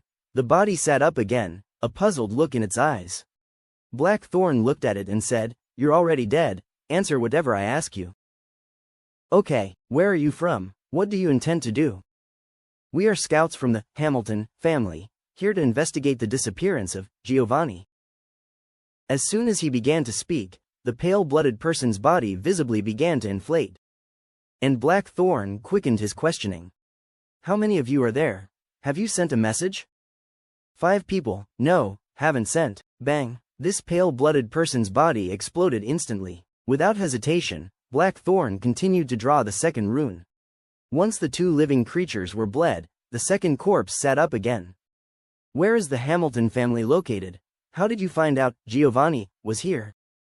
The Hamilton family rules a place called Crescent Heights. How we found out about Giovanni, I'm not sure. In other words, Giovanni's information was not discovered by scouts, but obtained through other channels. Yes, Hamilton family, how many combatants can be mobilized? Unsure, perhaps tens of thousands. Bang, this pale-blooded person exploded again. Afterwards, Blackthorn continued to interrogate the remaining 2 corpses. He learned some things about Crescent Heights and the Hamilton family. Crescent Heights is a territory ruled by the Blood Clan, with many subservient villages. Aside from labor, the villagers serve as reserves for the Blood Clan. They have to pay a blood tax in due time, and some are captured and kept in blood kilns, exclusively for the consumption of those from the Blood Clan. Those pale-blooded people live relatively well because they serve the Blood Clan and are not exploited too greatly. He also found out that the clan leader of the Hamilton family was the Red Duke, Clement Hamilton. The pale-blooded couldn't state the rank of the Red Duke, but it was certain he was an orange-level hero. The founder of the Crescent Heights system. After hearing the news, Fang Hao sat down on the side again. Luckily, he discovered the Blood Clan's first investigation and killed them before any information they gathered left the area. Truthfully, an orange-level Blood Clan hero didn't particularly worry Fang Hao. The Blood Clan's strength lay in their blood-sucking, conversion of the human clan, and control of corpses. Blood-sucking wouldn't be a threat to a skeleton. Then, it shouldn't have the ability to suck bone marrow, right? Alright, clear this area, kill this one and throw him into the transformation pool, Fang Hao continued. He didn't plan on keeping the surviving pale-blooded person alive.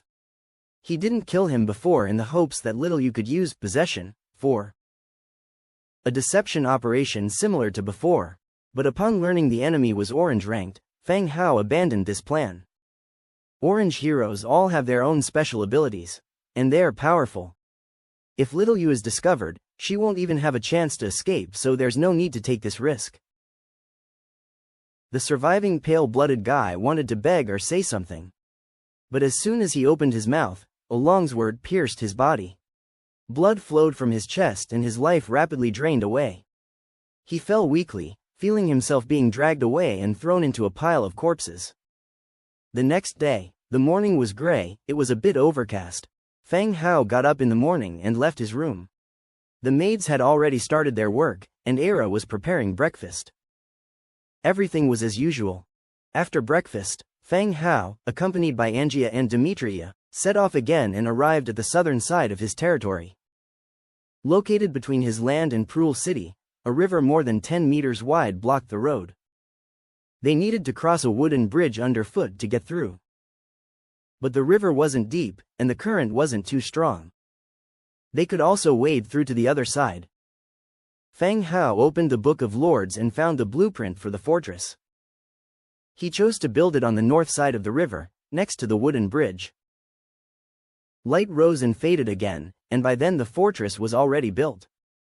A line of walls extended for tens of meters along the bank. From now on, this would become a checkpoint leading to his territory. Whoosh! A few bone dragons fell from the sky. 50 Tauren warriors descended from their backs, quickly approaching Fang Hao. "We greet the Lord," the Tauren greeted him respectfully.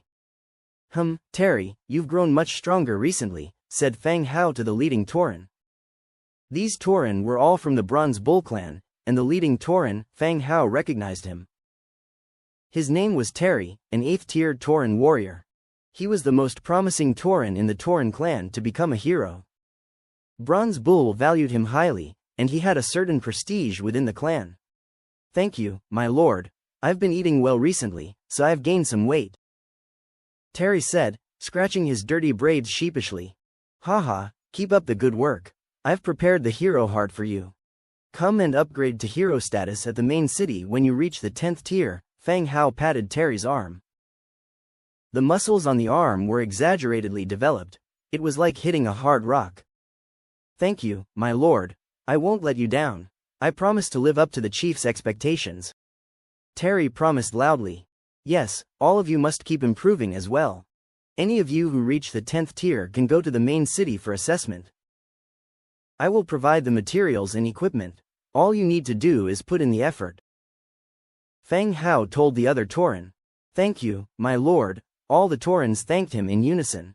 The Tauren were quietly pleased with the wisdom in their chieftain's past decision. Ever since they supported Feng Hao, their village has been getting better and better. While they were chatting, more bone dragons descended. 14 great sword infantry came down from them. They passed the Tauren and quickly approached Feng Hao. My lord, come with me for a while later. After returning, you'll stay here and follow the orders of Captain Terry, Feng Hao continued. Yes, my lord. The great sword infantry turned their gaze on Terry. Captain Terry. Terry agreed with a nod. After getting acquainted with each other, Feng Hao continued to establish the defense tower and houses for the fortress. By then, they could live here. When he gets back, Feng Hao would arrange for a large number of skeleton soldiers to come over. They would widen the river, making the fortress's wooden bridge the only passageway. It would make the fortress more effective as a checkpoint. Having dealt with the fortress, Terry began to arrange guard duty. Feng Hao, on the other hand, led the 14 great sword infantry in the southwest direction. Yesterday, he had picked up 2 bounties at the tavern.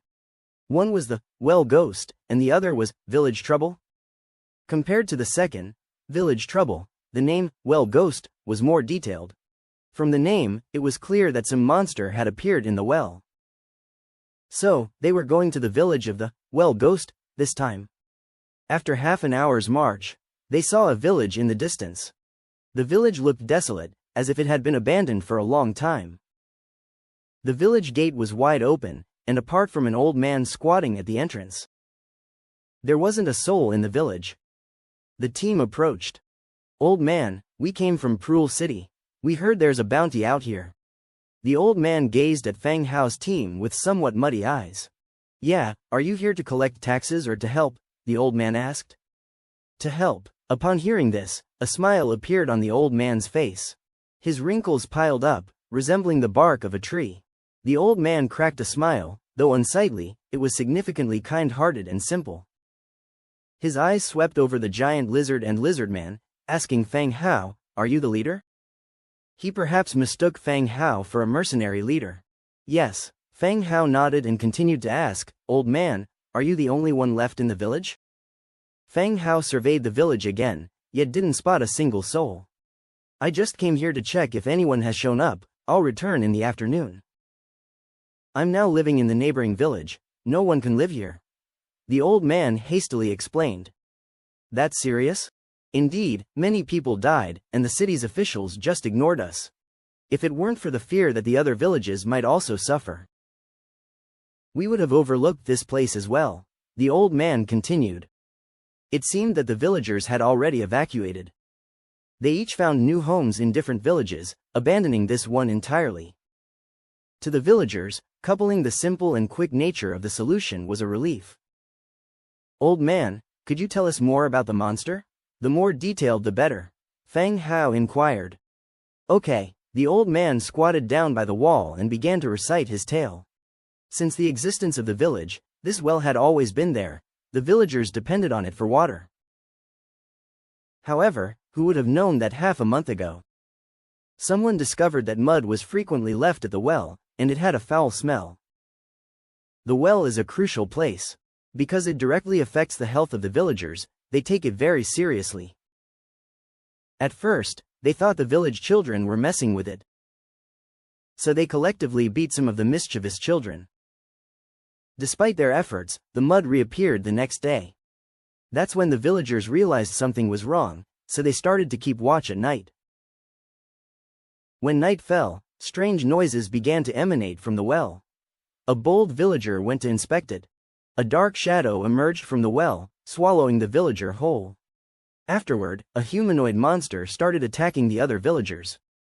Young and strong villagers organized to expel the monster, but instead, many of them died doing so. They reported the situation to the nearby city, but no one cared about their life or death. With their water source occupied and becoming increasingly dangerous, people slowly began to move out, and the village became deserted. Is it a ghost? A ghost that swallows a person whole? Fang Hao asked curiously. Normally, a ghost would refer to an undead. Even Nelson, an undead of an orange grade, doesn't eat people. Consuming people sounded more like the actions of a wild beast or monster. No, it's more like its entire chest cavity opened up and it swallowed a grown man whole. The old man recalled the scene, his face gradually growing fearful. Fang Hao looked at Angia and Demetria, both shaking their heads slightly. They couldn't deduce what kind of monster the old man was describing. What about its attack mode? Fang Hao asked again. What is an attack mode? I mean, how it attacks. Does it have any long-range moves? It just swings its arms and swallows people. I haven't witnessed anything else. No professional came to deal with it, so whether or not it has any other long-range moves, I wouldn't be sure. The old man pondered for a bit, but couldn't provide a clear answer. All battles with the monster occurred at night, discernible only by moonlight. Upon seeing it consume a person, everyone just focused on fleeing. Nobody had the mindset to study its attack methods. All right, old man, let us into the village for a look. Fang Hao prompted once more. The old man hesitated a bit, gritted his teeth and said, I can lead you in and show you where the well is. The rest is up to you to handle. This village is uninhabited now. If you can't handle it, you'll have to wait for the city lord to send troops. Okay. Escorted by the old man, the group entered the village.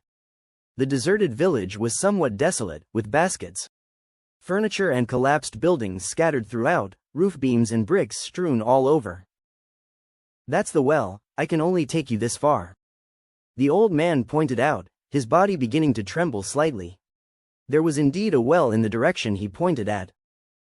The stone brick well was overrun with weeds and mud.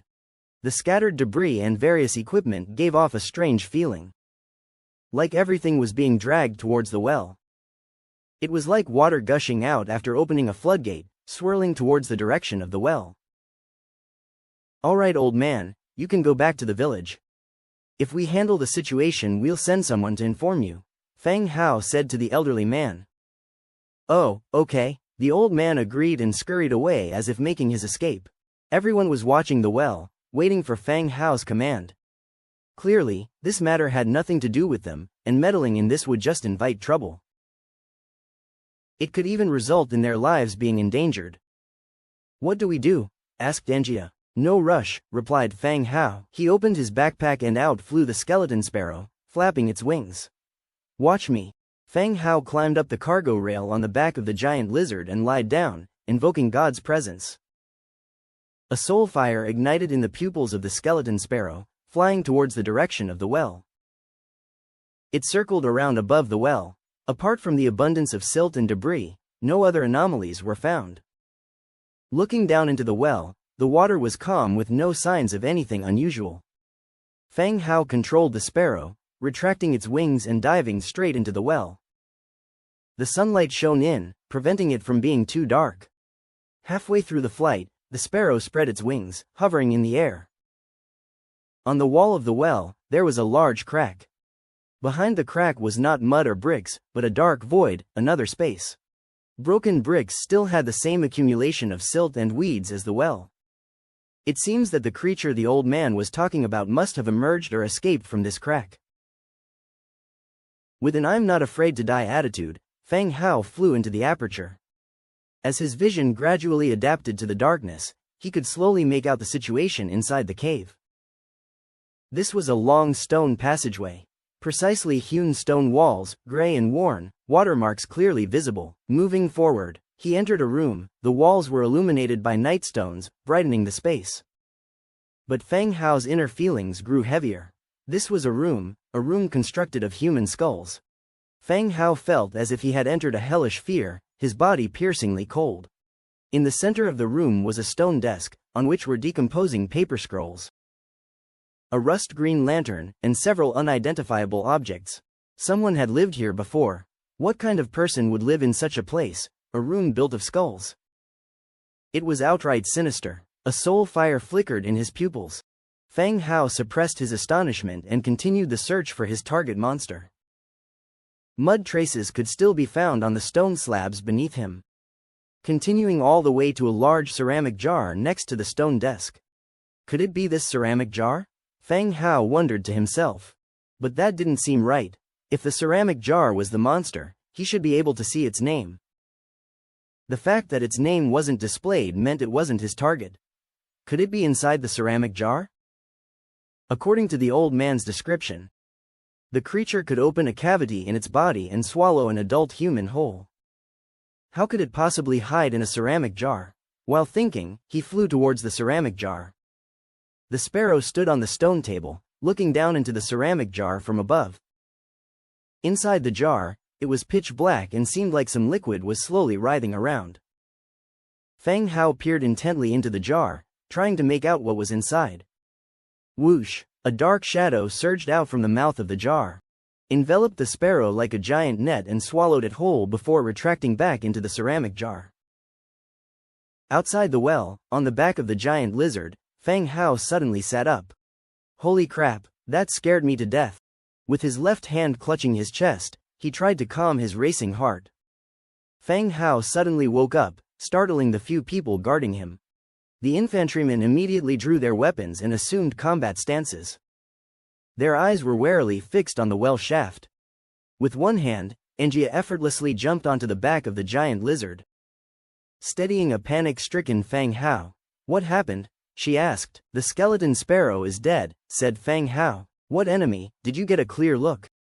I saw it, a mud monster. The monster in the jar killed the skeleton sparrow face to face. In the last moment, Feng Hao managed to get a clear look at its name. Filthy mud monster, tier 9. The mud had become a monster. This world was weirder than Journey to the West. How could mud possibly become a monster? What on earth? Angia didn't understand. It's a filthy mud monster, a tier 9 type of soldier, Feng Hao explained again. What is that? Angia had never seen nor heard of it before. At this moment, Demetria walked over and explained. It's a type of mud monster, created by energy disturbances. They typically stay in dark, damp places to multiply, feeding on dissolvable creatures. It's tough to deal with. It seemed Demetria had some understanding of these creatures. Can our people kill it? Asked Feng Hao. He wasn't interested in how it was formed, he could figure that out later. What he needed to consider right now was whether they could handle it. It'll be difficult. Due to the characteristics of the mud monster, melee combat will be ineffective. Our soldiers are likely to suffer casualties, Demetria analyzed. Demetria, an orange hero, was giving such an assessment to a lowly monster. This said a lot about this mud monster. It was not as simple as its name suggested. What about ranged attacks? That would be significantly more effective than cutting and hacking, Demetria nodded solemnly. All the heroes present had rich combat experience, a quality that could not be matched by Feng Hao's petty wits. Since Demetria had said that close combat would lead to casualties, Feng Hao decided he would call in some ranged forces instead. Besides, the current arrangement of his forces was not his preferred battle style. He still preferred to crush the enemy with overwhelming numbers. Alright, let's head back to the fortress first, Feng Hao immediately ordered. The team left the village and headed back to the fortress. Feng Hao once again used God's presence to possess one of the skeleton warriors in the main city and began to tally the number of people. The continuous transformation of corpses in the skeleton conversion field in the past few days had pushed the station population in the Mam city to over 600,000 people. He summoned 30,000 archers, 20,000 undead mages, and 50,000 melee soldiers. After defeating the mud monster, these 100,000 soldiers would be stationed in the fortress and wouldn't need to return to the main city. Half an hour later, the undead army arrived at the fortress. Angia, Demetria, change your appearances, we don't want to be noticed by the villagers nearby. Feng Hao instructed. Even if the local humans spotted the undead army, they would likely run away in fear. However, if Angia or Demetria were recognized, it would be difficult to explain, potentially causing various troubles. Alright, both of them agreed, throwing on gray cloaks. Demetria's cloak was larger than Angia's in order to hide his massive tail. Alright, let's set off, Feng Hao commanded, returning to the headquarters of the fortress. Using God's presence and following the troops. Before long, the army arrived back at the village. The scene was as they had left it in the morning, nothing had changed. Demolish any obstructive houses and fences, Feng Hao ordered once again. The skeleton trolls swung their battle axes, reducing the basic houses to ruins in a few thumps, allowing everyone to clearly see the well shaft. All the soldiers were arranged according to the plan, ready to commence battle. Feng Hao changes the target of God's presence, controlling the gray sparrow to retreat back into the crevice in the well. This time he doesn't look at the mouth of the jar, he just charges forward. He knocks over the pottery jar directly. The jar falls to the ground, shattering with a crack. A puddle of gray, thick, sticky black slime inside the jar begins to wriggle slightly. After a brief moment of confusion, it hurries toward the gray sparrow, the perpetrator of the destruction. At the mouth of the well, the gray sparrow bursts out. Everyone is nervously watching the opening. If the mud monster doesn't come out, they'll have to start digging the ground. Suddenly, the crevices between the bricks at the mouth of the well begin to moisten from the water stains. Viscous black mud emerges from the cracks at the mouth of the well. Bit by bit it merges into a large, writhing, rolling humanoid made of mud. Like a wax figure melting at a high temperature, large globs of mud continually fall off and regather. Attack! Feng Hao calls out without any hesitation. If it weren't for the mud being difficult to attack while it's in the crevices, he would have ordered the attack sooner. Now it isn't too late. After he gives the order, those who have long been positioned start initiating their attacks. Whoosh, whoosh, the sound of arrows whistling through the air is like a fleet of warplanes flying by. Accompanied by a roaring sound, tens of thousands of magic spells and arrows launched a crazy attack on the mud monster at the center. The scene is grand and somewhat daunting. Demetria stands aside, swallowing hard. Even he, a Tier 8 hero with an orange aura, would probably be instantly turned into ashes in the face of such a dense attack. Boom, magic and arrows densely hit the just-formed mud monster. Thump, with a muffled sound, the form of the mud monster instantly bursts, mud spraying like raindrops. The small lumps of scattered mud still squirming on the ground, the next second start slithering like snakes, rushing toward the rear troops. Filthy Mud Monster Variant, Tier 5, the name of the mud monster changes, and its rank is also downgraded. The small mud monsters wriggle their bodies, rolling over grass, coins, and debris on the road. While attacking nearby enemies, their bodies gradually enlarge as they gather more material. Focus on killing the enemies around you first, Feng Hao shouted. Angia and Demetria also issue the same orders. Magics and arrows once again converge to attack the approaching mud monsters, killing them all. But those that have grown larger and have reached a certain size will still explode again, splitting into countless mud monster variants. If Feng Hao didn't have that many troops, it would be quite hard to completely kill these mud monsters. Even if the nearby city sent an army to struggle against them, it would be hard to kill them, and it could even cause the mud monsters to keep expanding, threatening the nearby villages and cities. The battle went on for over an hour, and the mud monster finally dissolved into a puddle of water stains.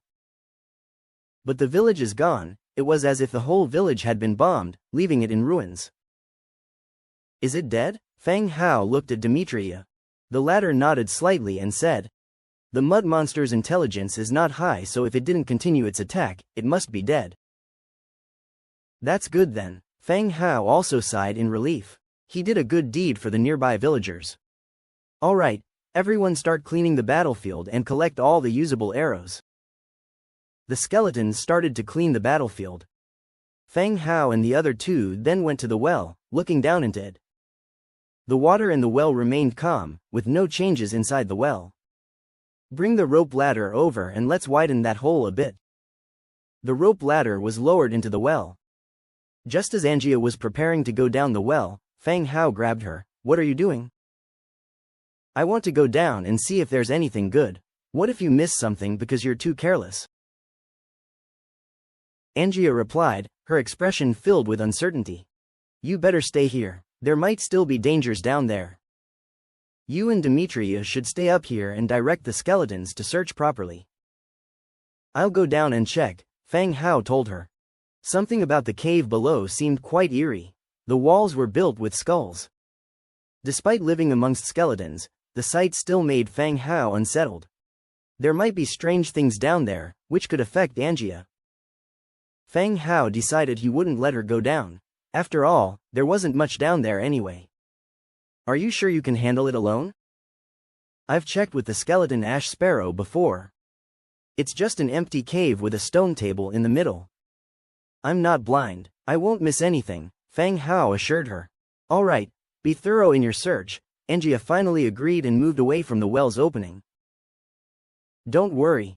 Fang Hao descended the rope ladder, stopping at the crevice. He dislodged some of the stone bricks on either side of the crack, bent over, and crawled in. Being his third time, the shock and fear had mostly worn off. After making sure there were no clay monsters in any of the earthenware jars, he began to search in earnest. The skulls on either side of the cave wall appeared fused with the wall itself. Even up close, nothing could be discerned from them. He threw the decayed items from the stone table to the ground. However, an item from underneath the heap caught his eye. Demon's Codex Fragment. Category: Codex Fragment. Ability: Demon's Space. Demon's Space. A small magic space created with the interdimensional gate technique, allowing the storage of items at any time. Living creatures and undead units are not storable. Description: a fragment of the Demon's Codex. Collect all fragments to complete the full codex. A fragment appeared. This was the second fragment Fang Hao had collected. The first was an elemental codex fragment that increased his spell power. And now he has gotten a Demon's Codex fragment. Whoever left these items behind had the strange habit of tearing up books. The ability that the Demon's Codex fragment would grant made Fang Hao's heart race. A Demon's Space, a small magic space, allowing the storage and retrieval of items at any given time. This was essentially a space ring or a miniature universe within a sleeve. With this, he can utilize the Demon's Space to carry items anywhere. If the space is large enough, he wouldn't need to carry many wagons on future marches. He would be able to store everything. It could even potentially increase his marching speed. This item was a very pleasant surprise. The gloomy cave in front of him didn't seem so ominous anymore. Bidding farewell to Angia, Fang Hao moved deeper into the cave. He tucked the codex fragment safely away and continued his search. In the corner, he found another gold treasure chest. Ever since he saw a platinum chest, gold no longer stirred his emotions. He opened it directly. Well building blueprint, ring of no regret, purple, demon's blood, warfire coin 82, demon stone 5. Well, wood 2, stone 1100, iron 50, metal parts 12. Description: the well can satisfy the need for water. There was nothing interesting about the well blueprint, so he decided to inspect the second item instead. It was a purple tier item. Ring of no regret, purple. Category: ring. Ability: when worn, it reduces the damage inflicted on troops by light magic by 2%. Description: everyone has their own worth and a standpoint shouldn't divide right from wrong. The attributes of the ring made Fang Hao's heart race. The ring of no regrets effect was very much needed by him. If he ever clashed with the forces of light magic, this ring would have a significant effect. How come he always seems to be on the side of the villain? Wherever there are traces of undead or demons, he always seems to find something good. Demon's blood. Type: blood. Description: a drop of demon blood sealed inside something like amber. You can try to ingest it, but the consequences are unpredictable. He had in his hand an amber-like stone, with a drop of blood sealed within. As he gently swayed it in his hand, the blood swirled within. His collection of strange and mysterious things had just expanded. This was the second time that Fang Hao had discovered the blood of a supernatural creature. Following the vampire heart. Even the phrase, extremely useful, in the description offered no clue on how to utilize it. You could drink it, though nobody knew what effects it might have. And so, who would dare to take a sip? Anyway, it's something gained, better put it away for now. The last two items are Warfire coins and Demon Stone. Warfire coins, needless to say, are now the general currency. And the Demon Stone must be the recruitment material for the Demon Clan. Demon Stone. Type: or description: Rare ore required for the construction of demon clan buildings. As I thought, he stuffed everything that could be taken away into the backpack. Exiting the cave, he climbed out of the well using the rope ladder. Did you find anything good? Angia asked excitedly. Yes, very useful. Below was a stone cave of the demon clan. Fang Hao patted his backpack. Angia, looking at the empty backpack, was about to go down and search for herself. It took Fang Hao some persuasion to dissuade her from going down. Collect some rocks nearby and seal the cave entrance. Fang Hao instructed the skeletons standing by. By now the village had turned into ruins. There was rubble everywhere, not difficult to find. No idea if the villagers would return, but it's better to have the cave sealed. What was seen inside was truly terrifying. When everything was over, Fang Hao started to return home with the majority of the troops. On the way back, Angia left the team and headed to a village in the south. As they neared the village on horseback, the image of the orc attracted many villagers' attention.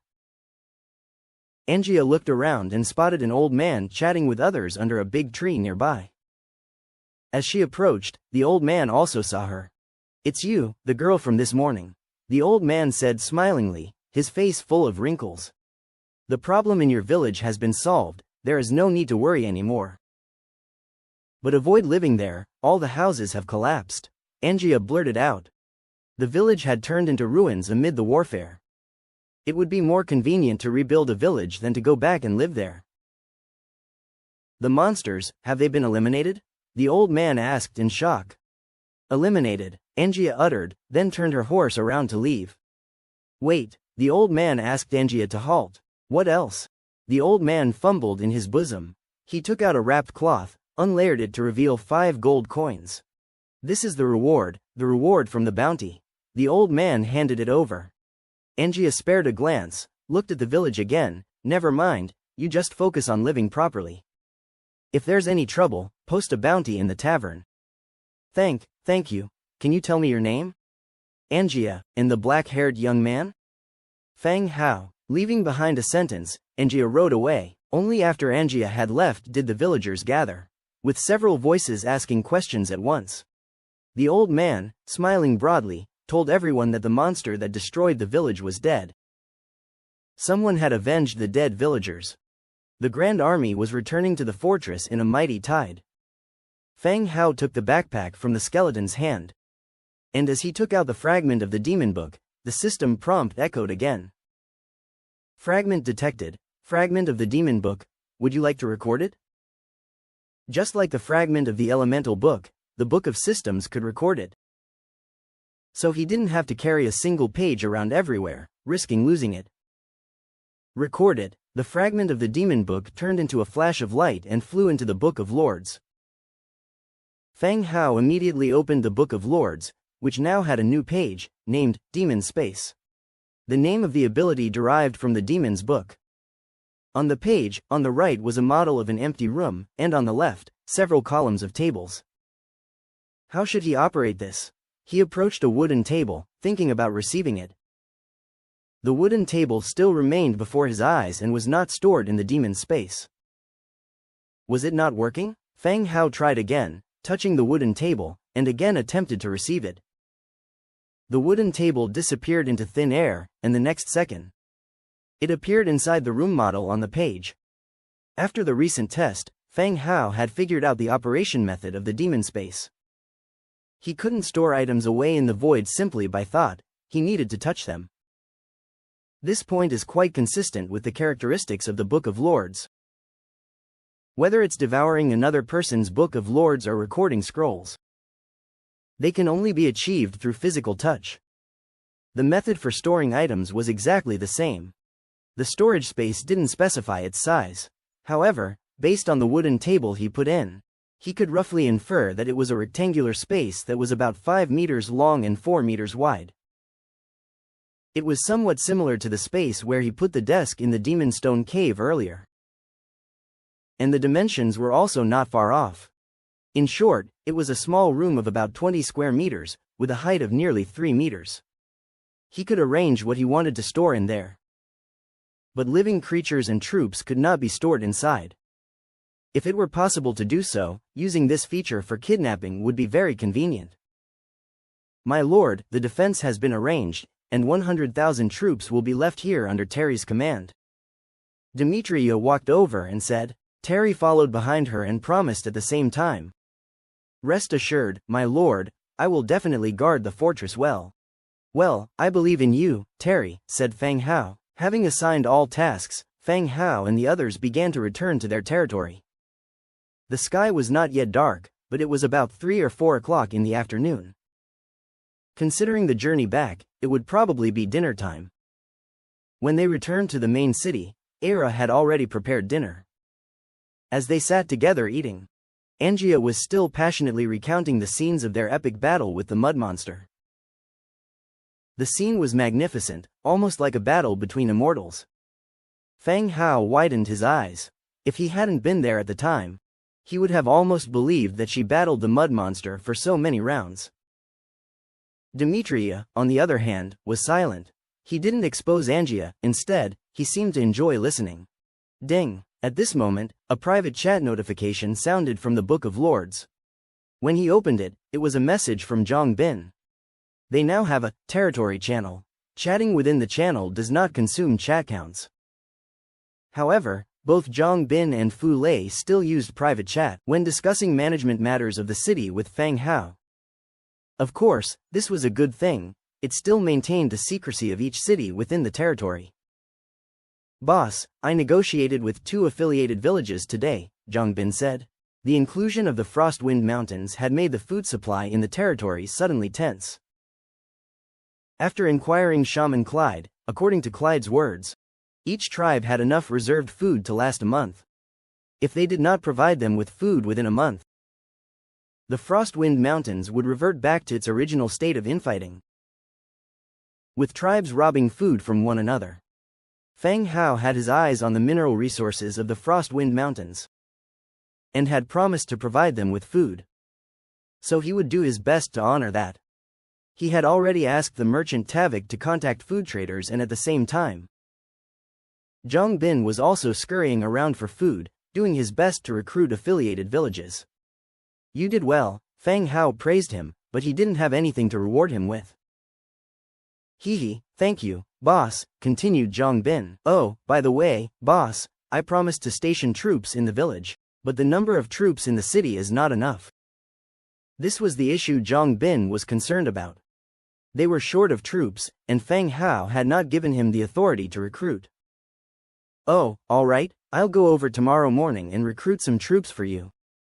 And also swap out the equipment, Fang Hao replied. The types of troops available in Zhang Bin's territory were quite singular. He could only recruit militia and heavy sword infantry. The city's co-defense could use the undead troops that Fang Hao had left for him. But those stationed in the affiliated villages couldn't use undead troops. That would easily cause panic. If you accepted a village as an affiliate today, then station some undead there. The next day the village might be empty. All the villagers had run away. That would be a problem. So, what was needed was for troops of the human faction to be stationed there. Fang Hao's blueprint transformed into an undead blueprint, making it impossible for Zhang Bin to unlock and construct. Alright, I won't disturb your rest then, Zhang Bin politely said. You should rest early as well. Your health is the most valuable capital, replied Fang Hao. Understood, boss, Zhang Bin affirmed. Ending the chat with Zhang Bin, Fang Hao continued his meal, listening to another one of Angia's stories, seemingly about her childhood fights with the children from the Orc clan. The next day, after breakfast, Fang Hao rode the bone dragon to recruit some heavy sword infantry for Zhang Bin. They were to be stationed in the affiliated village, to strengthen its defenses. Upon his return, Fang Hao continued his inspection throughout the land, looking to see whether there were any places that needed his attention. Everyone was busy with their own tasks. Whether it was the skeleton craftsman or the skeleton merchant Dujin, each fulfilling their own duty. After his round, Fang Hao began to prepare his plan for the day. In his hand, he still held the map accepted from the tavern. It marked the location of a village. The Demon's Book fragment from yesterday gave Fang Hao a pleasant surprise. He hoped that today's village would provide another decent reward. Summoning Angia and Demetria, they set off immediately. Upon stopping at the fortress, they enlisted 10 heavy sword infantry and continued towards their destination. The village was located to the west of Prul city. The road was somewhat indirect, even without any burdens, it still took nearly an hour to reach. From a distance, the outline of the village was visible. Villagers were coming in and out of the village gate. And there were even guards standing watch on the city wall. It somewhat resembled a small mountain stronghold. The guards on duty became alert upon spotting Fang Hao's party. The village gate slammed shut immediately, and more guards climbed onto the city wall. "It seems like we're not very welcome," Fang Hao quietly remarked upon seeing the situation. "They've even set their arrows.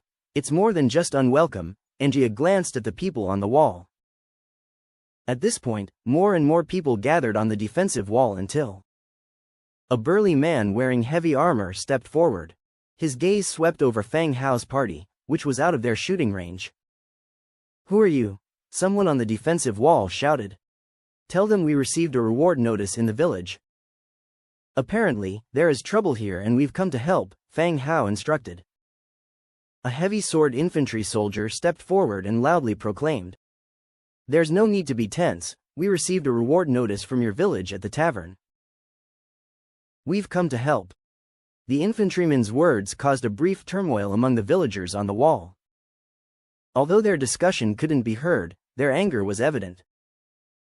Soon, someone from the village shouted back, "Oh, thank you for that, but we can handle our own troubles. Our village isn't in a condition to receive guests, so please, be on your way." Despite their words, the arrows remained drawn on their bows. They were on full alert at Fang Hao's party. "All right, tell them we're backing off." Fang Hao looked deeply at the people on the city wall and added. The infantryman shouted, "All right, we won't bother you any longer." Upon ending his words, the party turned and started heading back. Along the way, Angia voiced out, "Those people don't seem like villagers, they reek of banditry." Upon hearing this, Fang Hao felt the same about those people. "Demetria, what do you think?" Fang Hao asked Demetria. Demetria, who seldom spoke, stated, "My lord, there were 3 individuals on the city wall clad in different types of heavy armor. They most likely belong to different factions. Their gathering in such a disarray aligns more with Miss Angia's description of bandits. Distinctively assorted protective gear gathered within a single party. This could only indicate that such a group were either robbers or bandits. It seems the trouble mentioned in the reward notice has already entered the village ahead of us." The large troops left directly along the main path. Only after they were out of sight of the village, did they, under Fang Hao's instruction, arrive at a small valley to set up camp. Under Demetria's command, the team began to set up simple defensive measures to prevent any unexpected situations. Fang Hao took out a skeletal gray sparrow and directly performed the god's presence. As a soulfire appeared in the hollow pupils of the gray sparrow, it flapped its wings and flew back in the direction of the village. The village was still on alert, with guards standing on the wall and the gates tightly closed. Fang Hao controlled the gray sparrow to avoid the guards' line of sight on the left side of the village and flew into the village. On the village streets, in front of the wooden houses, a group of fierce men in different armors were gathered. They gathered together, treating the village like their own camp, laughing out loud. Not a single villager could be seen. An idea flashed through Fang Hao's mind. It seemed that Demetria and Angia were right in their guess. This place had been occupied by mountain bandits and robbers. Controlling the gray sparrow, Fang Hao continued to fly deeper into the village, and soon came upon the villagers. All were gathered in the open area in the center of the village. Men and women, old and young, all being watched separately. In front of the crowd, the heavily armored man who had been on the city wall had a whip in his hand and was pacing back and forth. "You guys really have a nerve, posting a bounty in the city and still daring to deny it. No worries, if you did it, confess and save the others from suffering with you," the man loudly said to those below him. The villagers remained silent, not a single one would stand out at this time. Very well, if you have the courage to do it but not to admit it, then hang everyone up and beat them until someone confesses, the man loudly declared. Immediately, the bandits behind him went forward to hang up all the people. I did it. A young man stood up at this moment, looking coldly at the bandits. You did it, good youngster, aren't you afraid of death? The leader of the bandits curiously sized up the man in front of him. I am afraid of death. One man does the deed, one man takes the fall. You don't have to involve the others, the young man declared confidently. The villagers looked at the young man, cursing in their hearts at his recklessness. Fine, you have guts. Tie him up and whip him, just don't beat him to death, the leader loudly instructed. Yes, sir. The bandits laughed and immediately strung up the young man. The whip in their hand ruthlessly lashed at his body. In the square, the crisp sounds of the whip and the sound of agonizing screams filled the air. Boss, shouldn't we kill these people? If the army from Prule City comes, it wouldn't be good. One bandit softly suggested, why kill them? If we kill them, who will farm for us? Let's collect all the belongings, and move everyone to the mountain tonight. We can continue to have carefree and happy days, the bandit boss loudly declared. Which caused cheers from the underlings below. I really don't know what's wrong with that woman, Rebecca. If not for her, we wouldn't need to run to this broken place. Exactly, I heard that Rebecca has an elf bloodline and is even claimed to be the most beautiful woman in Liss City. Once our forces grow, we should snatch this woman for the boss to marry. Upon hearing this, the bandit boss also laughed loudly. There will be an opportunity, here it's not too bad, at least no one will disturb us. He spread out a leather map in his hand, explaining to a few underlings. This is our camp, and around here are 3 orc tribes. I've negotiated with these tribes, if there's any large merchant group, we will rob them together and distribute the loot based on contributions. Those orcs are very greedy, can it work? An underling questioned. Greed requires brains, do those guys have brains? In the end, isn't it all ours? The leader's gaze then fell on the villagers, saying, keep an eye on these people, we will need them for farming in the future. Boss, shall we continue to look for things that we can carry away? Go on, gather up all the goods and food, leave nothing behind. Okay, the bandits dispersed and started to search every house for anything valuable to take away. Fang Hao cancelled his God's presence state and sat up from his spot in the valley where he was camping. Angia asked directly, so, what kind of people are they? They are mountain bandits who were driven out of Liss City. They have caught all the villagers and plan to take them to a newly established camp after pillaging the village, Fang Hao explained. Why are they establishing a camp and bringing the villagers? Angia asked curiously. In the previous bandit camps they had wiped out, there were only bandits and very few villagers. I think they lack labor. From what they said, it seemed that they planned to stay in the camp for a long time and need people to farm and such. Fang Hao relayed the information he had heard. Bandits and robbers rarely have the habit of farming, most of them survive by looting. Even in the winter, their stored food is looted from nearby villages. Sometimes, bandits and villages form a sort of rule. Each year, they give the bandits 30% of their grain, and in return, they are not harassed. It's a sort of protection fee. From the talk of these people, Fang Hao also understood some of the bandits' situation. They had already fled here before and built a camp in the mountains.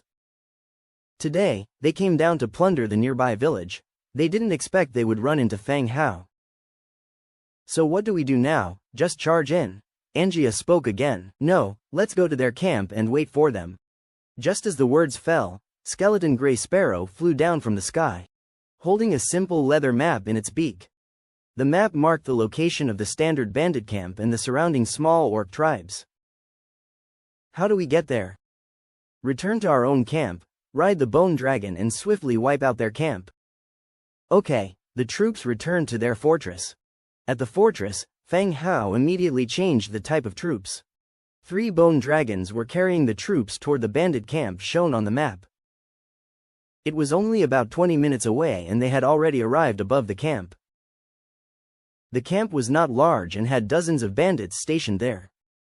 Attack! The bone dragon swooped down, with every place where people gathered being a breath of death. The black energy beam swept over, instantly turning several bandits into white bones. The bandits were running around the camp, screaming loudly. The giant troll that has leapt off the back of the bone dragon began to clean up the small number of fish that slipped through the net. Close to dusk, the laughter of the bandits echoed on the mountain road leading to the bandit camp. Cart after cart formed a convoy, pulling the spoils of war plundered from the village. Accompanied by the creaking sound of the wheels, it was moving up the mountain.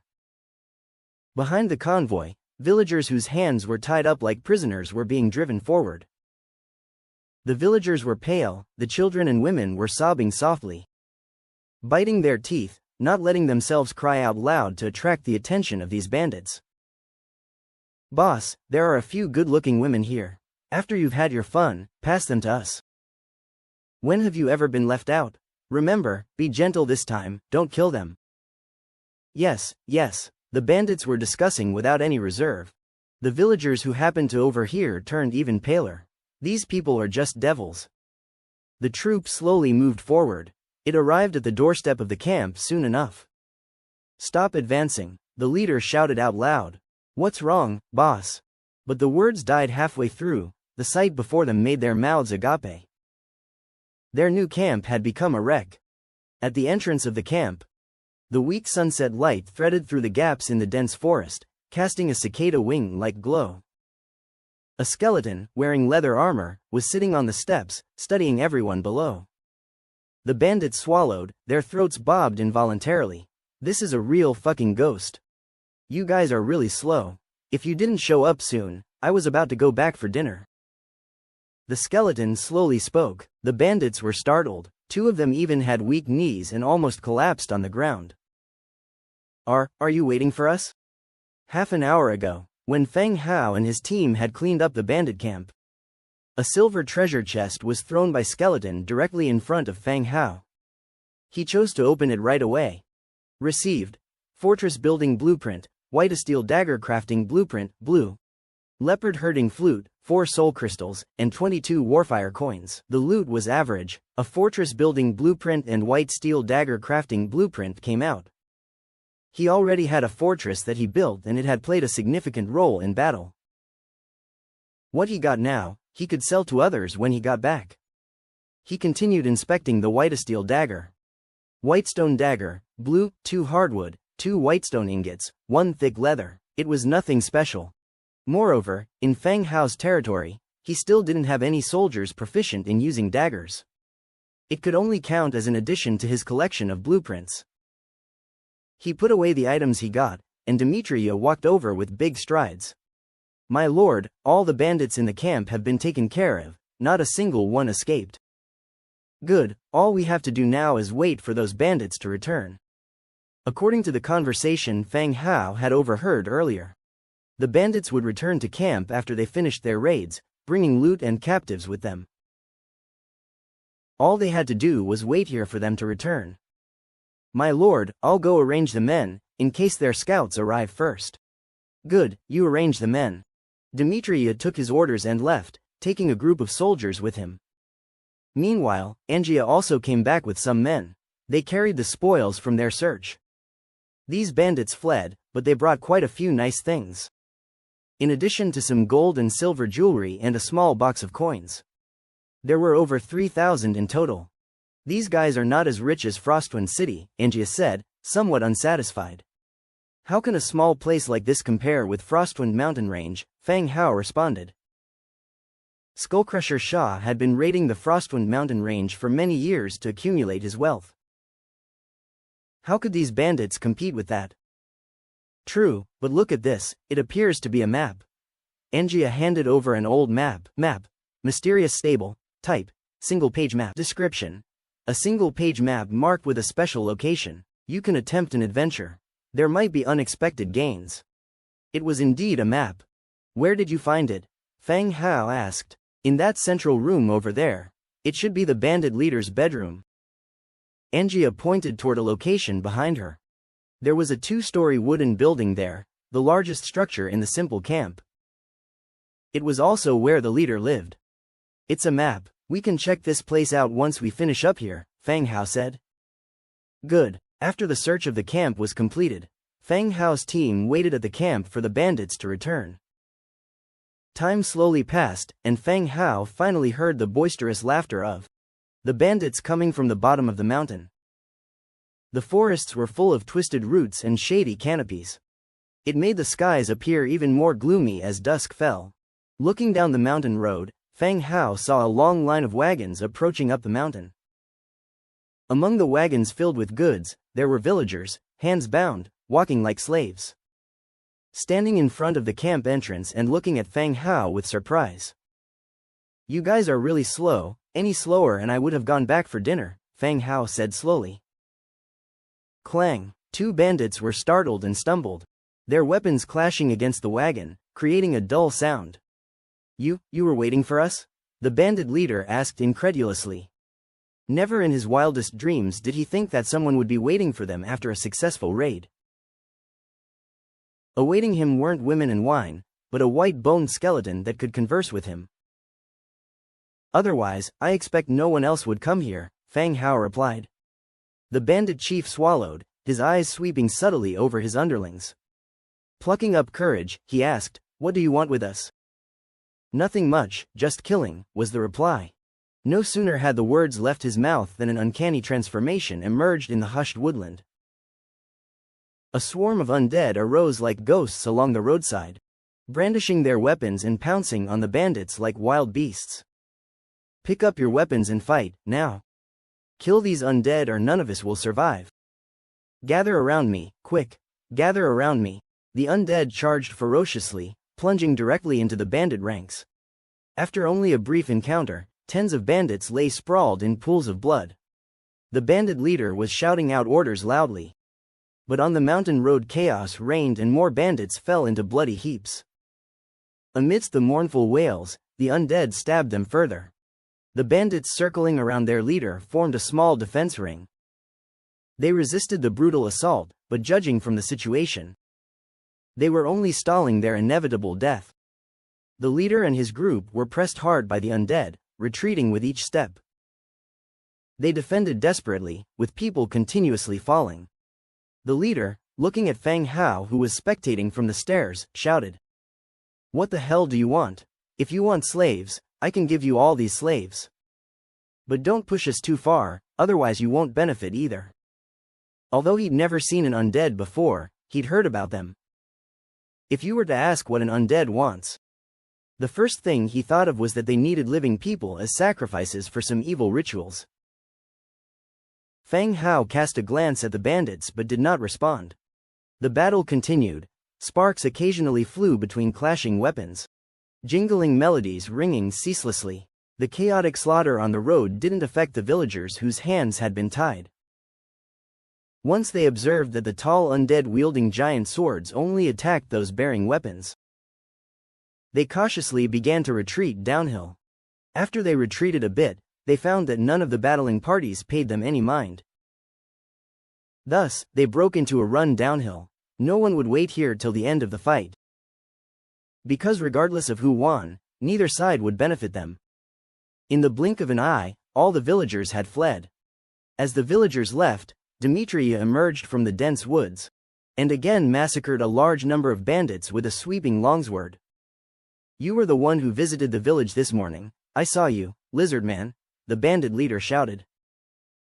Demetria looked at the remaining bandits, speaking solemnly. "Come on, this is your last chance." Shock flashed through the bandit leader, his previously wavering eyes now radiating determination and sharpness. This was his last chance. "I'm going down fighting you." With a loud shout from the leader, he raised his longsword aiming for the lizard man's neck. That spot was not covered by armor. As long as he hit it, the lizard man would be killed by his hand. However, he had underestimated his opponent. The heavy long sword was as nimble as a one-handed sword in the lizard man's hand. With a bit of effort, he parried the bandit leader's stroke, his blade cutting across the bandit leader's throat. Piping hot blood spurted out, and the bandit leader slowly fell to his knees, his face reflecting his disbelief. "Sir, all the bandits have been completely wiped out," Demetria reported to Feng Hao.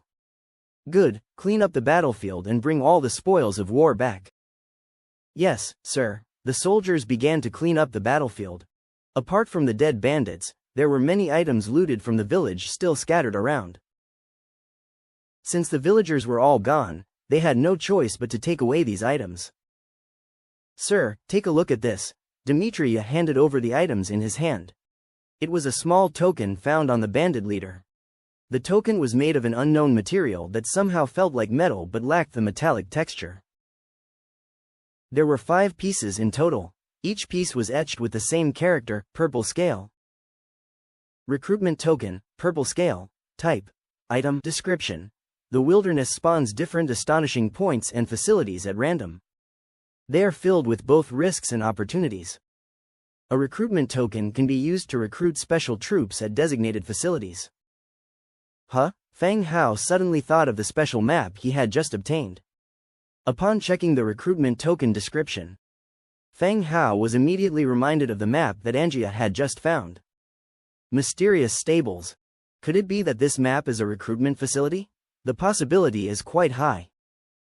The map was discovered in the bandit leader's room, and the recruitment token was also found on him. The two are very likely directly connected. "Sir, the cleanup is finished, we can go back now."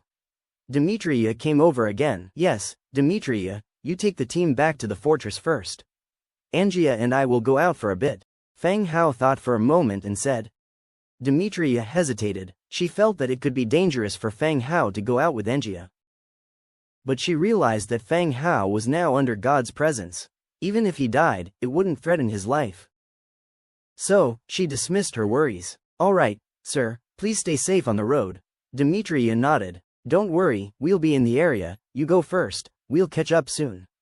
Feng Hao assured her. "The location marked on the map is nearby. There is unlikely to be any danger here.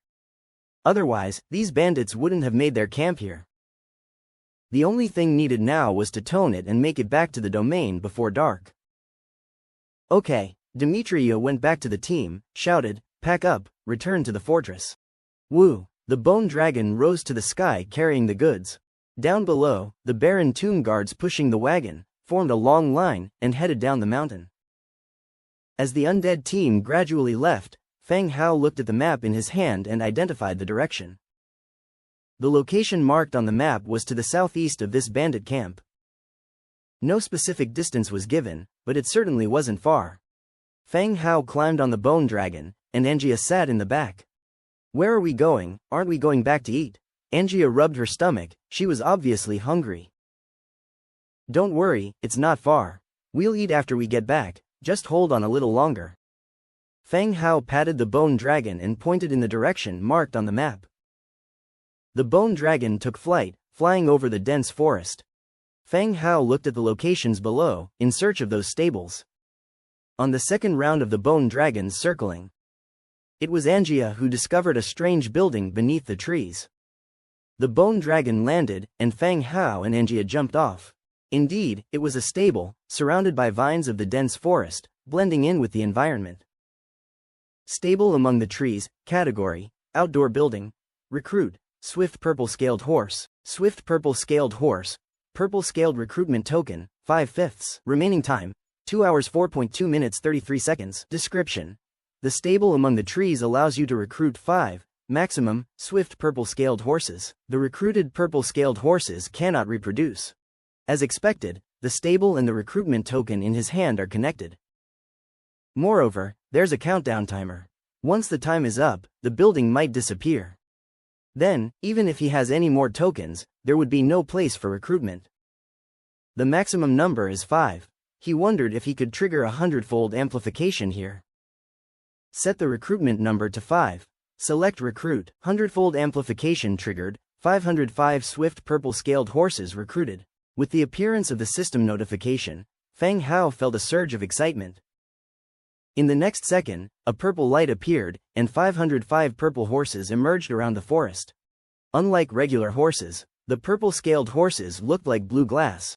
Shining brightly in the afterglow of the sun, their 4 limbs long and powerful. The long hairs on the hooves flying as they walked. Such beautiful horses, Angia exclaimed. A purple-scaled horse seemed to understand Angia's praise. It came over on its own, lowering its raised head to let Angia pet it. I like this one. This one will be mine from now on. Angia stroked the horse. I'll give you a powerful name. Let's call you Skullcrusher. No, that's not right. That's not very respectful of you. Fang Hao quickly stopped her when he heard that. Skullcrusher was killed by Fang Hao, and Nelson was making it. In a couple of days, it would join the domain as a skeleton hero. Calling your horse Skullcrusher, what's the meaning of that? When you call out Skullcrusher, are you calling the hero or the horse? This is disrespectful too. So how about Fireblade? Can't you think of anything else besides these 2 words? Try not to hurt our teammates. If you look at it, I'm naming it and he's complaining. When we go back, I'll think of a nice name for you without him hearing it. Angia continued to pet the purple-scaled horse in front of her. Nay, the purple-scaled horse snorted, its big eyes staring at Fang Hao. These horses are quite smart. Fang Hao continued to check the attributes of the purple-scaled horse. Swift purple-scaled horse, Tier 6. Faction. None. Race traits. Living creature, extra high stamina, unstoppable march. Skills. Evasion, purple lightning, iron hoof. Innate abilities. Advanced speed mastery, extra high stamina. Passive, this unit has extraordinary stamina and can run for a longer time. Unstoppable march. Passive, this unit is immune to any form of slowing effects. Evasion, passive, plus 20% evade range while moving at high speed. Purple lightning, passive, upon engaging high speed, running speed plus 50%. Iron hoof, active, front and rear hooves attack power plus 10%. Description. The swift purple-scaled horse possesses a speed and stamina that ordinary horses can't possess. When they run at full speed, they're like shooting stars. The swift purple-scaled horse really does have good attributes. With a boost in speed and stamina, along with a handsome appearance, it's quite splendid. Compared to the Tier 1 horses they raise, it's several levels better.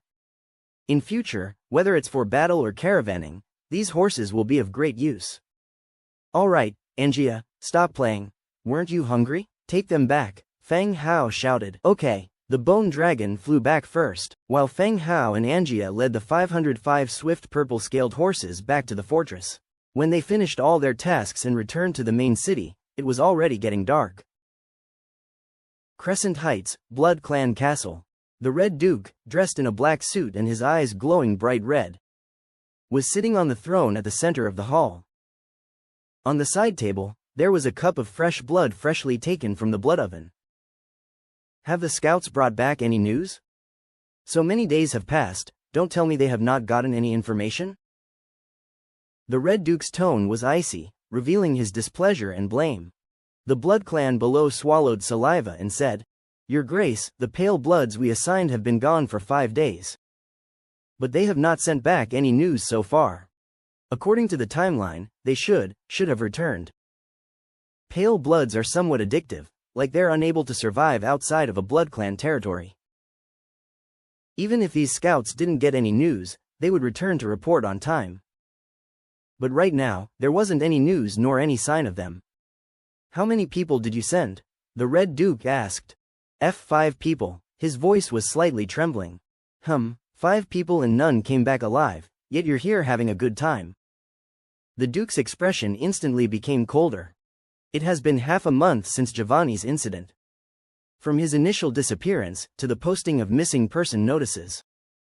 Word only arrived a few days ago from the Faceless Hut. I sent 5 scouts to investigate the Undead territory mentioned in the intel. Many days have passed, but not only have we not received any intel, but none of the scouts have returned either. The Red Duke's patience is wearing thin. Your Grace, there must have been some mishap. I will immediately dispatch additional personnel to gather information. The Blood Clan member in charge of intel started to panic. HMPH, take some time to reflect on your mistakes. The Red Duke snorted coldly, then ordered his men, take him to the dungeon to reflect on his mistakes. Your Grace, give me another chance. I won't make another mistake, I swear. As the Blood Clan member pleaded loudly, 2 blood servants walked in. The silver hooks in their hands pierced his collarbone and they dragged him towards the dungeon. The dungeon was a place for Blood Clan criminals.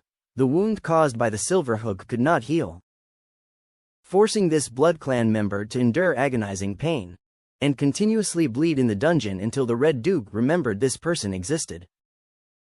The pitiful screams of the Blood Clan member grew distant and the grand hall fell into an eerie silence. Only the heavy scent of blood lingered in the air, causing the remaining Blood Clan members in the room to continually gulp nervously, their eyes glowing red. So, what's the plan? You're not as useless as him, are you? The Red Duke glanced around at the others. The Blood Clan, too, was under strict surveillance by the living creatures. The slightest movement from them would immediately attract attention from the surrounding living creatures. That's why he needed information. He needed to know exactly how many troops would be required to eliminate the undead and retrieve the book belonging to the Blood Clan ancestors. Alongside, he had to avenge his nephew's death too. Hearing the Red Duke's question, all the Blood Clan members fell silent, some unwilling to take on the responsibility. Your Grace, I have a few good scouts under my command. Why don't I take up the task and be sure to bring you the information? A Blood Clan member suggested. He still wanted to send out scouts. The Red Duke glanced at him but didn't give his approval. The undead have raised their guard, making scouts virtually useless. There's a high probability that they're waiting with a trap for more of his forces to walk into. Any other suggestions? The Red Duke continued to ask. Everyone fell silent for a moment. Then, a tall, thin man stepped forward. Your Grace, he began after a slight bow. Fielding, what are your thoughts? The Red Duke turned to the thin man, raising his eyebrows slightly. Fielding was acting as an official merchant in the Blood Clan. He was responsible for the purchasing and selling of commodities within the territory, hence holding a certain status among the Blood Clan. Moreover, the Red Duke wouldn't assign him troublesome tasks. Your Grace, I feel like the other party is already aware of something. Sending more scouts might not be very effective, Fielding suggested lightly. The Red Duke nodded, agreeing with Fielding's opinion. Right, go ahead and share your thoughts. If Fielding was speaking up now, it suggested that he had other ideas in mind. Moreover, these ideas seemed to be more reliable than sending out scouts. Fielding cleared his throat before seriously remarking. Your Grace, have you ever considered incorporating Proul City into the Blood Clan's rule? Whoosh! As soon as he finished speaking, the room exploded into an uproar. Even the Red Duke on his throne furrowed his brows. The implication behind this remark was clear to everyone. If word got out, it could instigate a war between the human clan and the Blood Clan. Explain your idea. The Red Duke did not reveal his stance but asked for further explanation. Fielding smiled faintly. Your Grace, the city lord of Proul City, Cyril, reached out to me a while ago. Oh, interesting. This piqued the Red Duke's and everyone else's interests. Yes, Cyril has a son who was gravely injured 2 years ago and still has not recovered. He fears his son might not live much longer, and he has been searching for a cure these past few years. Fielding shared just enough but did not elaborate any further. But everyone in the room understood what Fielding meant. A father who had been searching for a cure for the past 2 years. The reason why he would reach out to Fielding was most likely related to his son's condition. What does this have to do with the undead? The Red Duke asked. Your Grace, the undead territory lies north of Proul City. If we can control Proul City, we can gather intel on the undead more effectively.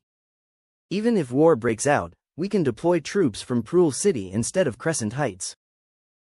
Fielding continued to explain. The Red Duke leaned on his chin and went deep into his thoughts. Contacting Proul City was a huge risk. If successful, the Blood Clan would reap immense benefits, however. If it failed or information leaked, it might instigate a new war between the two clans. But it was worth a shot. Fielding, the Red Duke spoke softly. Your Grace, handle this matter. If the negotiations fail, kill this Cyril. Make sure this doesn't leak. The Red Duke ordered, his tone serious. Yes, Your Grace. The Red Duke continued to look at the people below, and reminded them coldly. Whoever dares to leak this, you know the consequences. Yes, we understand. The next day, early morning, Feng Hao woke from his sleep. The golden morning light streamed through the window, a bit too dazzling. He sat up in bed and stretched out lazily. The weather today seemed pretty fine. After getting up, and quickly freshening up, he headed downstairs. Era was preparing breakfast. Seeing Feng Hao, she greeted him. Master, why didn't you sleep a little longer? I'm already well rested, so I got up. By the way, Master, Scholar Nelson brought a skeletal hero this morning. He's waiting for you at the entrance of the Viscera Museum, said Era. Nelson came out? Scholar Nelson asked me to relay this, and then he returned to continue his work. Continued Era. Okay, I will go and take a look. Exiting the city lord's mansion, he headed straight towards the Viscera Museum. Standing at the museum's entrance was an orc skeletal hero. The hero's skeleton was robust. Even as a skeleton, he resembled a formidable bear. Coming closer, Feng Hao saw the skeletal hero's name, Skullcrusher, Purple Tier 9 hero. It seemed that Nelson's first creation was Skullcrusher, Sha, the former great chief of Coldwind Mountain. Now, he could only be referred to as Skullcrusher. I greet the city lord. Skullcrusher kneeled on one knee and bowed his head. Welcome to join us, Skullcrusher. Feng Hao supported him to stand up. Thank you, my lord. All right, first, go to the warehouse and retrieve your equipment. Later, I'll take you to Coldwind Mountain and you'll manage that place on my behalf. Yes, my lord. Skullcrusher headed to the warehouse to retrieve his in-life gear. These equipment were stored in the weapons warehouse as long as they were not broken, with no one touching them. Skullcrusher's gear consisted of a set of purple heavy armor and a spiked long-handled war hammer. It was from this that he derived his name, Skullcrusher. Feng Hao used this time to inspect Skullcrusher's attributes. Skullcrusher, Purple 9th rank hero. Camp, Undead template. Purple. Racial traits, Undead, Hollow skeleton, weak to light magic. Legion talent, Berserk, Tyrant, Heavy infantry commander. Skills, Belief in strength, Shatter, Frenzied hammering, Fury of the Berserker. Innate abilities, Advanced tactical mastery, Advanced command mastery, Advanced hammer mastery. Berserk, the units led in battle, after killing or assisting in killing an enemy. Their strength will increase by 1%, lasting for 5 seconds. This effect can stack up to 15 times. Heavy infantry commander, infantry defense plus 20%. Tyrant, the morale of the units led in battle, minus 20%, all attributes plus 5%. Belief in strength, passive, all physical damage plus 20%, self-inflicted non-physical damage minus 5%. Shatter, passive, damage to inanimate armor, shields, plus 15%. Frenzied hammering, active, frenziedly swing the war hammer at the target, causing 100%, 120%, 140%, 160%, 200% of physical damage. Fury of the Berserker, active, enter a state of fury, all attributes plus 20%. Ignore any diminishing effects, ignore pain. Description: the product of the corpse which, not recognized by the god of Undead. This hero cannot be promoted or advanced. Skullcrusher's attributes are pretty decent. Overall, he is a military general who is adept at combat. However, during his previous stint managing Frostwind range, he had turned it into a region ripe with internal strife. Despite having a unified system, he allowed mutually plundering practices. As long as one did not mess with the Skullcrusher tribe, regular tribute punctually every month sufficed. This led to chaos within Frostwind range, with many mines unable to operate normally. Now that Skullcrusher's memory had been modified, he had 100% loyalty to Feng Hao and his domain. It likely wouldn't pose much of a problem when the time came to deploy him at Frostwind range. He was both acquainted with the place and had deterrence power. Master, Sister Era asks you to come for breakfast. A maid walked over. Okay, Feng Hao agreed, and he set off for the Lord's mansion. After a quick breakfast, Feng Hao, along with Engia, Demetria and Skullcrusher, mounted the Bone Dragon. Once everything was ready, the Bone Dragon flew towards the sky, heading for Frostwind range. Within Frostwind City, when the Bone Dragon landed, Shaman Clyde led a group of orcs to welcome them. Upon spying Feng Hao's entourage and the skeletal hero, he quickly recognized Skullcrusher's identity. Chieftain Sha, Clyde's face changed, while the others, stunned, fell to their knees in fear. It seemed that Sha's terror had deeply infiltrated into the hearts of all here. Though it was a skeleton, the body size and gear it wore was exactly the same as what Skullcrusher Shah had used.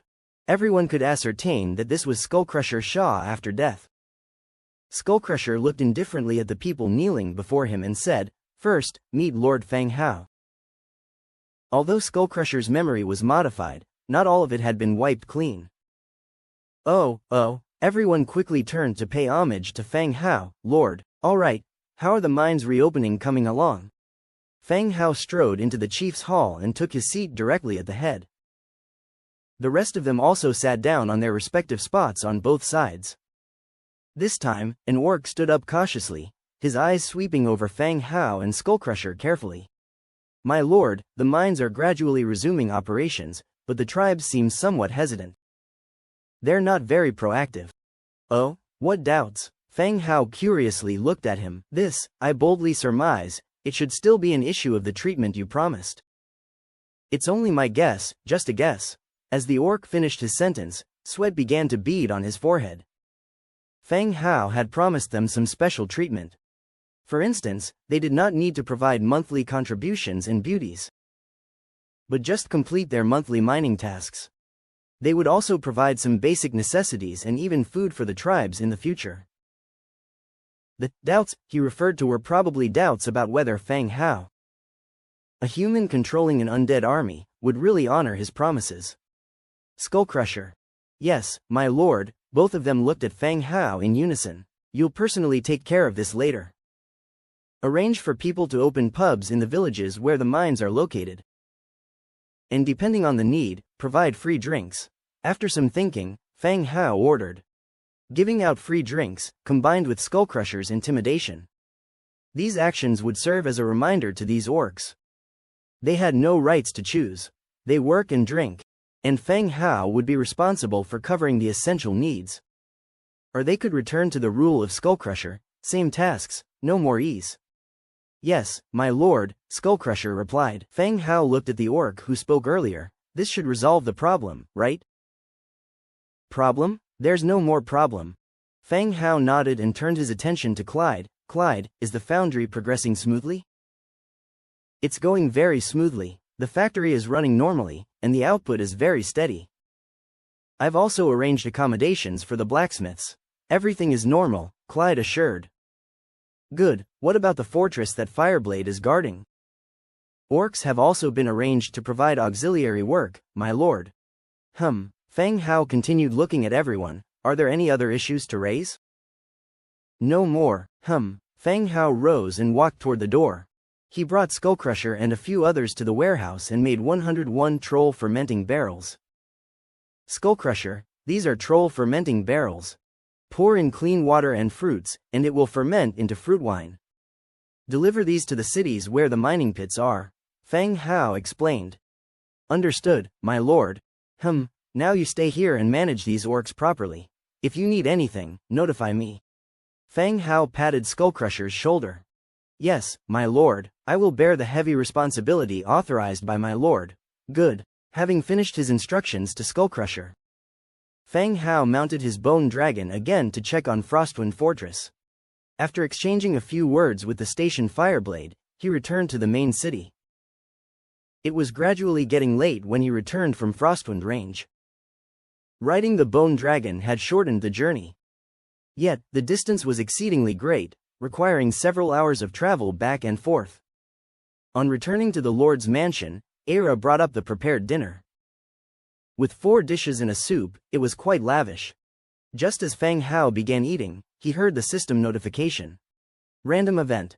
Uninvited guests, accepted. Task description. In 10 hours, all surviving Lord's territories will welcome a group of uninvited guests. They bear either good or ill intentions. Please prepare yourself. Event countdown. 9 hours, 59 minutes. Wish you good luck. Upon hearing the system prompt, Feng Hao knit his eyebrows. A random event had appeared again. After the Lord Conflict and Heroism events, this was the 3rd type of random event, named Unexpected Visitor. According to the task description, it seemed that soon a group of outsiders would appear near his territory. Whether they came with hostile or friendly intentions, it wasn't certain. It might not necessarily lead to a battle. just as Feng Hao was about to check out everyone's reactions in the regional channel. Another prompt appeared. Event generated. Rebellion. Random enemies for the event have spawned. 30,000 rebel forces will appear near your territory. They are equipped with fine armor and have rigid discipline, planning to seize your city in one fell swoop. Good luck. Unfortunately, the enemy generated was rebels. Subordinate territory tasks generated. Bandits descending from the mountain, and passing travelers. You may choose to complete them from the main city or separately. Interestingly, the tasks also appeared for him as well. For any normal force, it would be a safe method to divide their efforts. But it was not necessary for Feng Hao. Zhang Bin's and Fu Lei's areas were mainly focused on agriculture, their combat power was not strong. With his ample combat force, whether it was rebel forces or bandits, they could hardly pose a threat. Furthermore, passing travelers didn't seem like a combat event. There might be some special harvest. He made a direct choice for the main city to complete it. Event tasks confirmed. Rebellion, bandits descend from the mountain, and passing travelers. Event countdown, 9 hours 58 minutes 23 seconds. Good luck, ding. At that moment, a message from Zhang Bin came through in the territory channel. Boss, did you really accept all these tasks yourself? Fu Lei also remarked, thank you, boss. These event tasks were dangerous. Even though the passing travelers didn't sound like a combat event. Who could be certain whether they come with good intentions? No problem, these fights are easy. You guys just focus on managing your territories. Alright, boss, thank you. After the two of them expressed their gratitude again, Feng Hao was essentially lifting the burden off their shoulders by taking all the fights on himself. He closed the territory channel and reopened the regional channel. As expected, everyone was discussing the same event. What do you guys think if I abandon my city and run away? Then come back after the event time passes, would it be considered a success or a failure? Success. Ahem, a friend of mine did so during a Nature's Revenge event. He waited till the event time ended, the enemies disappeared automatically. When he came back, although there were fewer resources inside the territory and some damage to the buildings, he succeeded. Oh, thanks pal, I got it. Image, what the heck is Undead patrolling? Are Undead coming to mine tomorrow? What should I do with Undead, talisman or cross, who knows? It should be a cross, right? Things like a talisman are to deal with hopping zombies, right? Maybe prepare some garlic too. I've encountered Undead before, the cross didn't work, speaking from personal experience.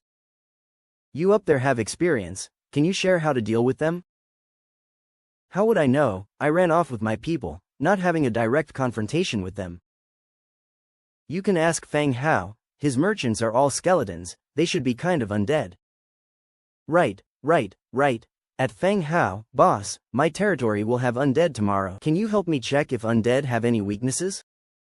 Good grief, they really asked him. What unique features could undead have? There are many different kinds of undead. After thinking for a bit, Feng Hao decided to reply, undead fear light magic. If you were to get your hands on some, it should be very effective. What? I drink strength potions, and there's nowhere to get light magic. Do you have any other methods? Feng Hao continued, low-level undead aren't very intelligent. Setting up some traps or obstacles tonight could be very effective. Thank you, I'm impressed with you boss. I'll dig some traps right away. I'm dealing with bandits, boss Feng Hao, do you have any tips or methods? Boss, how should I deal with orc brutes? A lot of people started asking Feng Hao for advice. Even though they might have had their own plans, they wanted to hear ideas from Feng Hao. It seemed as if he had a guidebook to clear the stages. After briefly offering everyone some advice, he didn't say much else. The reason why he was able to develop to his current state was not because he had a powerful brain, but because of his unique characteristic that gave him a 100-fold increase in troop summoning. There are some things he didn't understand, and if he spoke about them, he might mislead others. He disconnected from the regional channel, devouring the last bite of his meal. Coming into the hall, he ordered the maid to summon the Bloodhunter.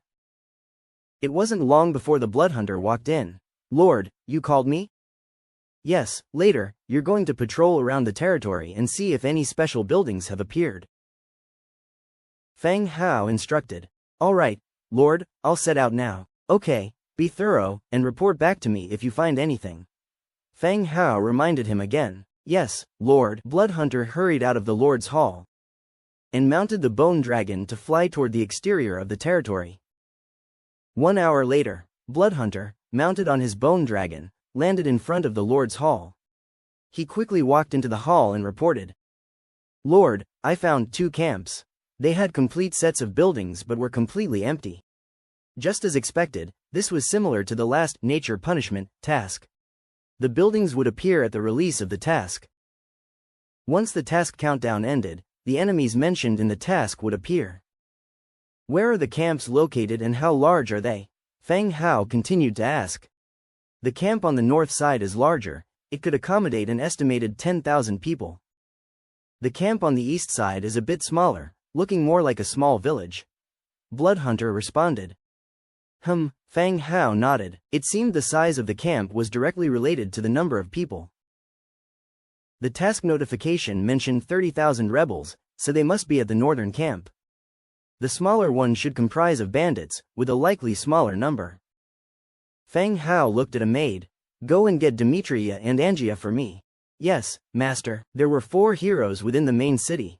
Nelson, Bloodhunter, Angia, and Demetria. Since Nelson was engaged in making the remaining skeleton heroes, he was unable to participate in tomorrow's event task. Therefore, he had to assign some tasks to the remaining 3 heroes. When the maid came back, she was followed by Demetria, and Angia also came downstairs from upstairs. They sat down on the seats located on one side. Feng Hao began. 2 camps have appeared on the north and east of the territory. Tomorrow morning, enemies will appear and launch an attack on the territory. Lord, what do you suggest we do? Demetria, you're responsible for the larger camp on the north side. Arrange troops to surround them, and don't let a single one escape, Feng Hao instructed. Yes, Lord, Demetria nodded, indicating that he understood. Feng Hao then turned towards Angia. Angia, you are responsible for the camp on the east side, and Bloodhunter will guard the city. Okay. The 2 of them also nodded one after another.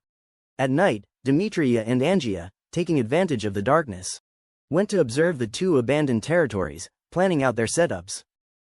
The next morning, Angia, wake up, we have tasks to complete today. Feng Hao yelled from the doorway.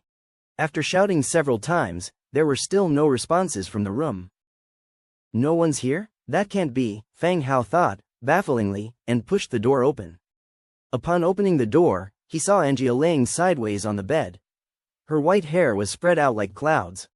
She wore a loose vest on her upper body, and her firm buttocks were covered by tight shorts. Well, everyone had risen to action, but here she was still sleeping. Smack! A crisp sound echoed through the room. Startled awake, Angia clutched her bottom and gritted her teeth. What do you think you're doing? What am I doing? Do you know what time it is? Who promised me they would wake up early today? Feng Hao retorted. Angia suddenly remembered that she had been assigned a task for today. As she dressed herself, she said, You could have just woken me up. Why did you hit me? Well, I could have if you didn't sleep like a log. You wouldn't even know if the house collapsed. Feng Hao replied through gritted teeth. Hee, I was wrong. What are we having for breakfast? Angia stuck out her tongue, rubbing her bottom as she headed towards the door. By the time the 2 of them got downstairs, Era had already prepared breakfast. Fortunately, there was enough time to finish their meal. After breakfast, Demetria and Angia, leading 100,000 and 20,000 soldiers respectively, headed towards their assigned camps. Demetria was responsible for the Eastern Front, assigned to handle a 30,000-man rebel army. With his 100,000 soldiers and several bone dragons, they should easily overrun the rebels. The only problem was that this camp was not dismantleable, otherwise the human wave tactic would be even more effective. As for the bandits that Angia was responsible for, though the prompt did not indicate the number of enemies, considering the size of the camp, it was probably just a few hundred men. With Angia's 20,000 soldiers, it should be more than enough. 20 minutes later, Fang Hao used his god's presence to follow Demetria to the camp. The close-range troops had surrounded the camp several times over. The long-range troops were perched on the wall, and the bone dragons were peeking into the camp, ready to unleash their death breath at any moment. The camp was like a giant bowl, waiting for the appearance of the rebels inside. As time ticked by, random event triggered, rebel raid, bandit invasion, passing travelers reaching near your territory. With the announcement of the prompt, a large flash of light suddenly appeared on the empty ground within the camp. The rebels, wearing chainmail armor and triangular iron helmets, began to appear within the camp. On the platform, a general held up his knight's sword and immediately shouted out, "Our scouts have news, there's a territory to the south, as long as we seize." His passionate speech was cut short as his facial expression suddenly changed. The rebels present also went pale. Unbeknownst to them, the camp walls were already filled with fully armed undead, their hands holding bows and magic wands, as they watched them intently. Above the walls, several bone dragons peered down, curiously watching. What's going on? Why was their camp surrounded by the undead? They felt like rabbits trapped in a cage, being watched by a hunter. The undead didn't give the rebels much time to think or react. With the shout of "attack," all of the undead commenced their assault. The bone dragons exhaled black energy beams, instantly turning the rebels they passed over into skeletons. The archers and mages on the wall also began their attacks. A rain of arrows and magic missiles poured down upon them. Like a giant black net, the camp was enveloped. "Quick, find cover, hurry, don't just stand there." The general immediately dove into a wooden hut, shouting orders. He didn't understand what was happening, but there was no time to think. The first thing was to get his soldiers to cover, to avoid the concentrated attacks. There were bodies scattered all around the camp. Limbs flew under the bombardment of magic missiles. Blood dyed the ground dark red, forming streams that flowed outwards. The general gritted his teeth as he watched everything unfold. He couldn't wait any longer. If he allowed the undead to clear out most of the rebels, there would be even less chance of breaking out. He yelled to the remaining rebels hiding amongst the buildings, "Look for shields, follow me out, this is our only chance, we can avenge our brothers later." "Okay," the rebels responded. Everyone began to look for shields, using anything that could be used as a shield. Tables, chairs, or even the armor of their fallen comrades. "Are you ready?" "We're ready." Shield formation. The people from nearby rooms quickly gathered together, bringing their shields to create a barrier against the arrows coming from all directions. The rebels, after all, had a better quality than bandits. At the leader's command, they could quickly form a formation. The arrows rattle against the shields as they make their way to the camp gate. More rebels join along the way, increasing the size of the turtle shell formation, trampling on the ground as they rush towards the camp gate. "Hang on, we're almost out," the leader encouraged the troops. All the rebels persevered and moved forward. When everyone finally stepped out of the camp gate, they stopped dead in their tracks, faces ashen. Outside the territory, circles upon circles of undead armies surrounded them, densely packed and endless. The next second, a black light swept through the shield formation, turning everyone into white bones. Next, the melee soldiers entered, catching the rebels hidden in corners and houses and killing them. The battle lasted just over an hour before ending. The skeletons started to clean up the battlefield, collecting equipment, arrows, and wriggling spines. Thump thump, the door is gently knocked, followed by Era's calling voice ringing in the ears. "Master, Master?" Fang Hao dispelled his god's presence and sat up in bed. "What's wrong, Era?" "Master, the blood hunter captured a few people who claim to have only been passing through during the interrogation," Era said softly. Era's words reminded Fang Hao of the third random event. He had overlooked this. If they were just ordinary merchants or travelers, they would probably have been taken out by the undead as soon as they got close. If the blood hunter had not found them, these people would probably have avoided the undead area and left directly. "Oh, take me to see." "Yes, Master." Era led Fang Hao out of the Lord's mansion. In the middle of the courtyard, a few people were guarded by undead and knelt on the ground with their heads in their hands. "Sir," the blood hunter saluted. "Yes, what happened?" "While on patrol, I found these people acting suspiciously. It's a time of high alert, so we brought them back." The blood hunter glanced at the people kneeling on the ground. "Sir, we were just passing through this place. We didn't have enough food and were looking for a nearby city to get some," a human man explained hastily. Fang Hao turned to look at the man. "Human technician, tier 3, technician? A male technician? Does this world also have a physical therapy industry?" Not all of the technicians were human, there were also dwarves and elves. But they were all male, especially the dwarf technician, whose short stature was emphasized by a beard that seemed bushier than his hair. They all looked travel-worn, which did indeed support their claim of being travelers. "Surrender all your weapons, you can rest in the city for a while. I will have someone prepare food for you," Fang Hao said. "Thank you." After sharing a glance, they laid their weapons aside. "Sit down and chat, food will be prepared for you shortly, and then you can leave."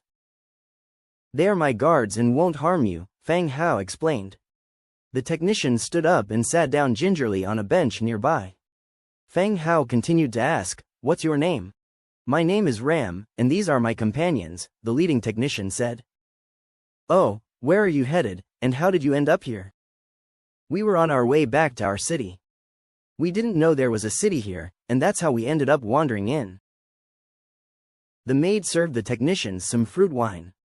They took large gulps of it with gratitude. From their reactions, food seemed even more scarce than they had initially let on. "Prepare them some food first. We'll set off once they're full," Fang Hao instructed the maid. "Yes, master." After acknowledging his order, the maid went to prepare food. "We appreciate your kindness, sir, but we have not yet asked for your name." Ram leaned forward, a sign of respect. "Fang Hao." "Oh, Mr. Fang Hao, we will forever remember your kindness." "There's no need to. It was just a small gesture," Fang Hao replied, displaying a modest smile to indicate they didn't need to fret over it. The group chatted casually. Gradually, the technicians, who initially had been quite reserved, struck up more conversations with Fang Hao. They asked why the skeletons would obey his commands. Fang Hao could only explain that it was a part of his abilities to make skeletons obey. Instead of causing them to indiscriminately attack living creatures, like the rank and file undead. The maids came back with the food, the men thanked them and began to eat voraciously. From his conversations with Ram, Fang Hao gathered some information. The technicians had just come back from the underground mine in the south of the territory. They hadn't brought enough provisions for the return journey. They had traded for some food on their way through villages, but it was not sufficient for them to make it back to their own city. Luckily, they ran into Fang Hao, who provided them with food, and was also willing to prepare supplies for the remaining part of their journey. After finishing the food in his bowl, Ram wiped his hands on his clothes. He thanked Fang Hao once again and then whispered something to his companions. Fang Hao did not interrupt them and quietly awaited their decision. The technicians took a long time to discuss. Eventually, Ram smiled at Fang Hao and after wiping his hands once more, reached into his worn-out leather bag to bring out large parchment. "Once again, we thank you for your hospitality and assistance, Mr. Fang Hao. We spent all our money on food from the villagers. With this blueprint, we wish to show you our gratitude," Ram said, while reverently handing the blueprint to Fang Hao. From Ram's demeanor, it was clear that he valued the blueprint highly. "Very well, I accept your gift," Fang Hao said, without any hesitation, as he took the parchment from Ram. The blueprint was huge, even when spread out, it still spanned more arm lengths. Received. Complete blueprint for stone monster armors. Stone monster armor blueprint. Basic head part blueprint, head stone armor blueprint. Basic torso part blueprint, torso stone armor blueprint. Basic arm part blueprint, arm stone armor blueprint. Basic leg part blueprint, leg stone armor blueprint. Impressive, the whole set is recorded on a single large blueprint. Now Fang Hao understood that Ram and his companions were not simply cobblers. He'd acquired the stone monster armor blueprint early on, and only now did he receive the blueprints for individual parts.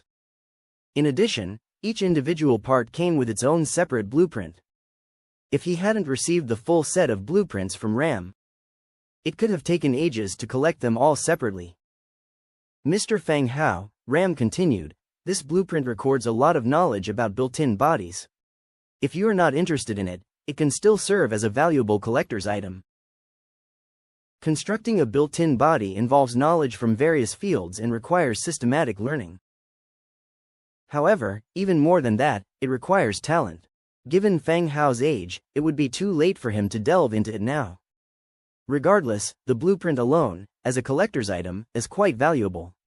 Thank you, Mr. Ram. I like this item very much.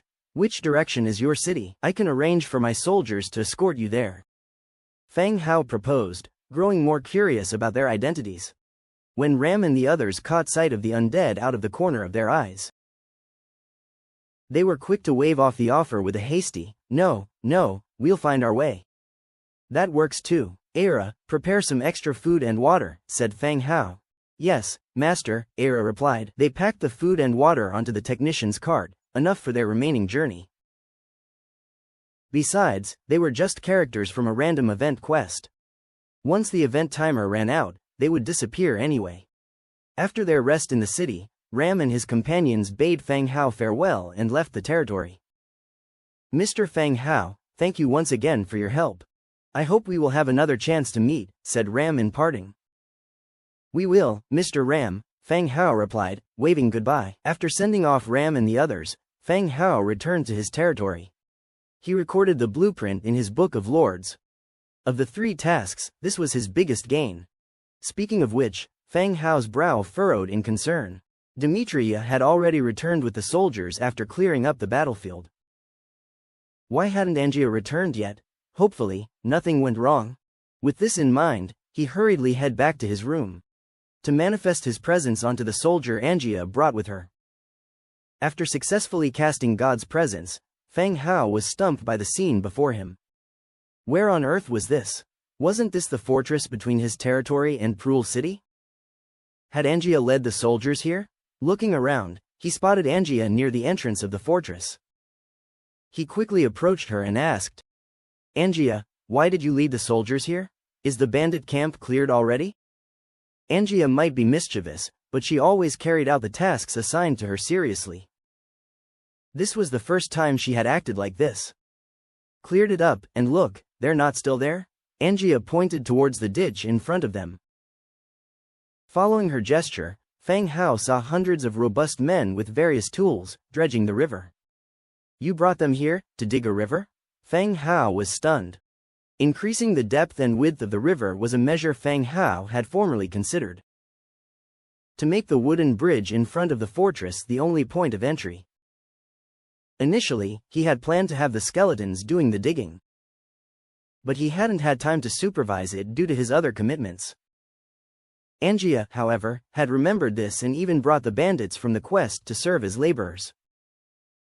Murdering them seemed like a waste. "Why not put them to work?" Angia explained.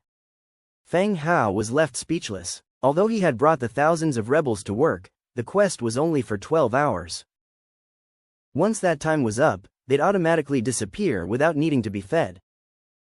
And the work would also be completed. It seemed like a win-win situation no matter how he looked at it. "They appeared, and you just brought them over here?" Feng Hao asked, intrigued. Angia sat down on a box beside the river, watching over the bandits as they worked diligently. "Not exactly," she replied. "They were more aggressive when they first appeared, shouting and yelling, saying they outnumbered me and wanted to fight me one-on-one. And then? Then I just beat up their boss and their second in command. After that, they became more obedient," Angia explained casually. She pointed towards the burly man in sturdy iron armor, with a bruised face, in the distance. That seemed to be the boss she referred to. "All right, just keep an eye on them. Make sure they don't cause any trouble." "Understood." Feng Hao nodded and deactivated his god's presence. Now that he had confirmed Angia was safe, Feng Hao started to go through the blueprint he'd received. If the materials to build the armor are available, he could try building some stone monster armors to enhance his combat power.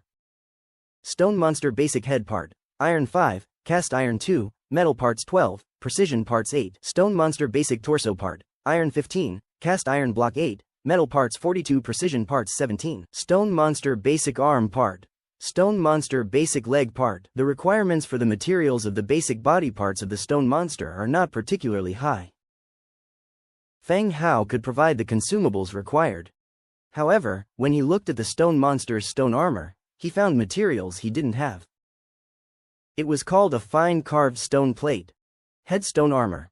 Cast iron block 2, fine carved stone plate 1, mithril 2, essence of magic 1. Torso stone armor.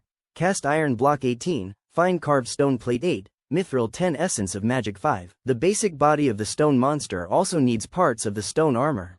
Back in Little Yu's tomb, the stone armor of the stone monster had strong defenses. Even a tier 1 skeleton soldier, slashing with an iron sword would only emit sparks. Even Angia, a blue hero, needed a lot of effort to break the stone armor. This showed that the defense power of the stone monster's stone armor was quite substantial. It was even stronger than the defense power of common iron armor. Feng Hao attached great importance to this. Of course, there was another point that Feng Hao considered himself. If the production of arm parts, torso, and other parts each triggered a 100-fold amplification, and then these parts were combined into a stone monster again triggering a 100-fold amplification, wouldn't that be the 100-fold of a 100-fold? By then, the effect of bursting soldiers might not be inferior to that of the skeleton soldiers. The possibility of this was quite high. Should he go to the Alliance and fill this week's order with the blueprint of the fine carved stone plate? However, it was still uncertain whether the fine carved stone plate was a finished product or a blueprint. The possibility of it being a finished product from a stone processing factory was quite high. Tap tap tap, the sound of gradually approaching footsteps, and the friction of armor came from outside the Lord's mansion. Then, Demetria walked in briskly with his helmet in his arms. "Lord, the rebels have been cleared out, and we have obtained a large amount of weapons and equipment." And wriggling spines, Demetria reported. "Good job, Demetria," Feng Hao praised. The addition of Demetria had noticeably increased the strength of the territory. "My lord, we also found this," he said, handing a badge-like item to Feng Hao. It was a metal badge in the shape of a metal shield, with the pattern of a war horn engraved on the shield. Brave Horn, Orange Emblem. Category: Emblem. Ability: Wear Emblem, Human, War Horn attribute plus 100%. Description: During the Dark Ages of humankind, they united, wearing Brave Horn. Noble Belief: Sacred Rampart, Sharp Thorn, Justice Truth. Uniting the human race to resist foreign races and defend the last dignity of humankind.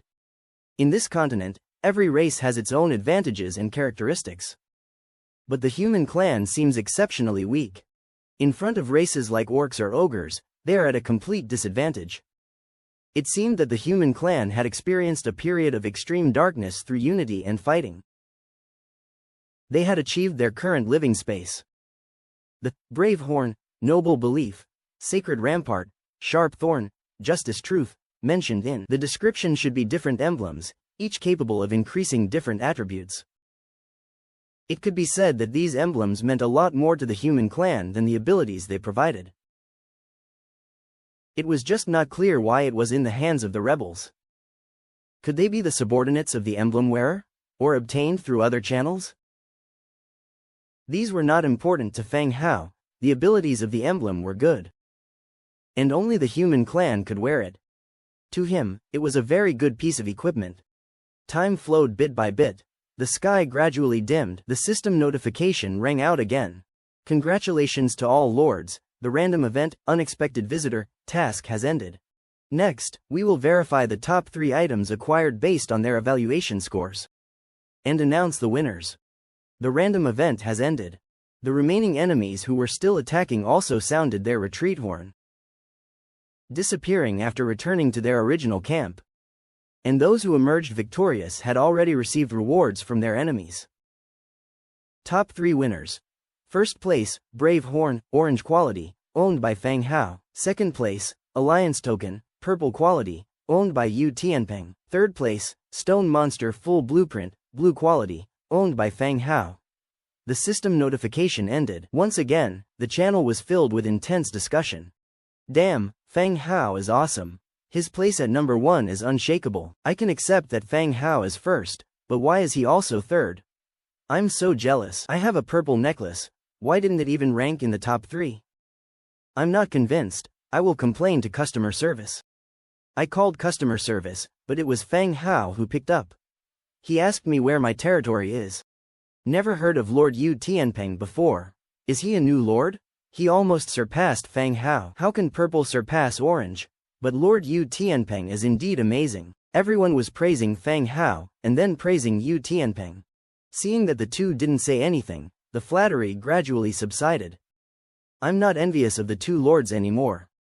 I got a green hero summoning scroll, and summoned a green elf hero.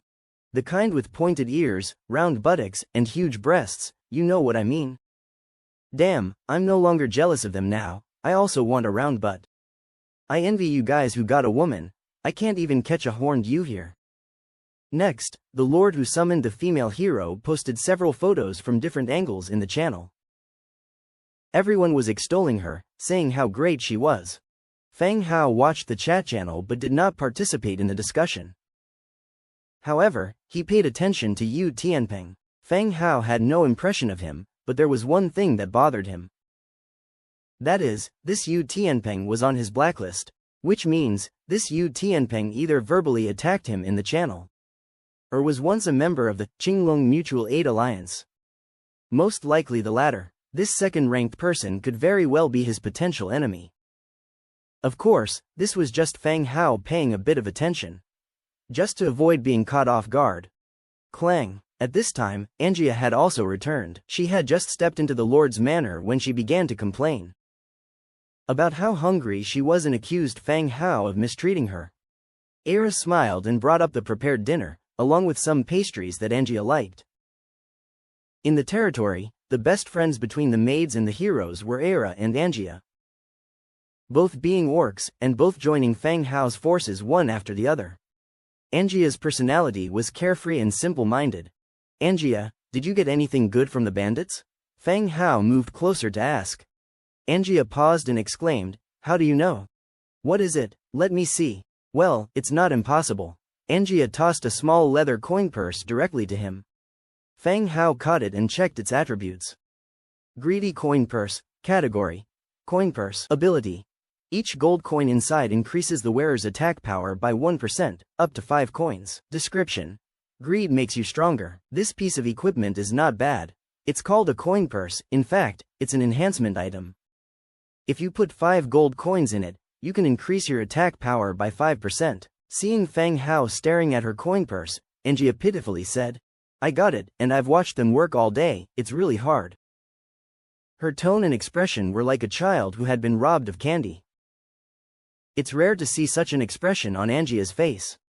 Feng Hao took out 5 gold coins and put them directly into the coin purse, reminding her, this is your New Year's gift, don't use it for gambling. Seeing Feng Hao giving her money, a smile instantly appeared on Angia's face. I stopped playing that a long time ago. I'm learning to play chess with Nelson now. While eating, Angia asked, by the way, what does New Year's gift mean? She always hears some strange words from Feng Hao. It means you can't spend this money, it's to ward off bad luck, and bring good fortune. Feng Hao casually explained, oh, then what should I do if I want to buy something? Didn't I give you pocket money? Hee hee. Angia chuckled and continued to eat. The next day, early in the morning, Feng Hao got up early, left his room and began to wash up. Just as he stepped out of the Lord's mansion, maids flocked to greet him. Speaking of maids, with the development of the territory and the increase in buildings, and his later plans to open a shop in Lis City, he was starting to run short of maids. Whether they were rabbit maids or fox maids, Feng Hao was quite satisfied. They were attractive and obedient. Most importantly, they learned quickly. Whether it was learning to cook with Era or helping at the tailor shop, they were able to learn quickly and apply it to their work. Similarly, The maids also liked Fang Hao's domain. No more hunger, no more living in greasy cages. Fang Hao had provided them with everything necessary for life. And he hadn't turned out to be as terrifying as the human nobles in the rumors. This place was better and more comfortable than any other place they had lived in. Even Fang Hao had become the ideal choice for all the maids. They hoped that one day, they would be chosen by Fang Hao to become personal maids like Era. Fang Hao took a simple tour around the territory. He started his daily aerobic exercises with running, push-ups, and practicing the combat techniques he had learned in the past few days. After training from start to finish, he was starting to break a sweat. After finishing his exercise, Era was still preparing breakfast. Standing in front of the Lord's mansion, Fang Hao noticed that the materials needed to upgrade the Lord's mansion were already gathered. It was time to further upgrade the Lord's mansion. Level 7 stone tower, 5,200 hardwood, 7,000 stone bricks, 700 iron, 520 metal parts. The materials required for a level 7 stone tower are starting to be replaced with higher level materials. Upgrade. The Lord's stone tower was engulfed in light, gradually increasing its size bit by bit. After about 20 minutes, the light dissipated, and the upgrade was complete. Level 7 Lord's stone tower, owned by Lord Fang Hao. Abilities: production, collection plus 3.5%, troop movement plus 3.5%, all attributes plus 2%. Existing buildings: Level 6 underground cemetery, Level 6 stable. Note: core building of the territory. Materials required for upgrade: 8,500 hardwood, 11,000 stone bricks, 950 iron, 750 metal parts, 1,200 roof tiles. The Great Hall of the Lord has expanded further based on the original design. It's starting to resemble a Western stone castle.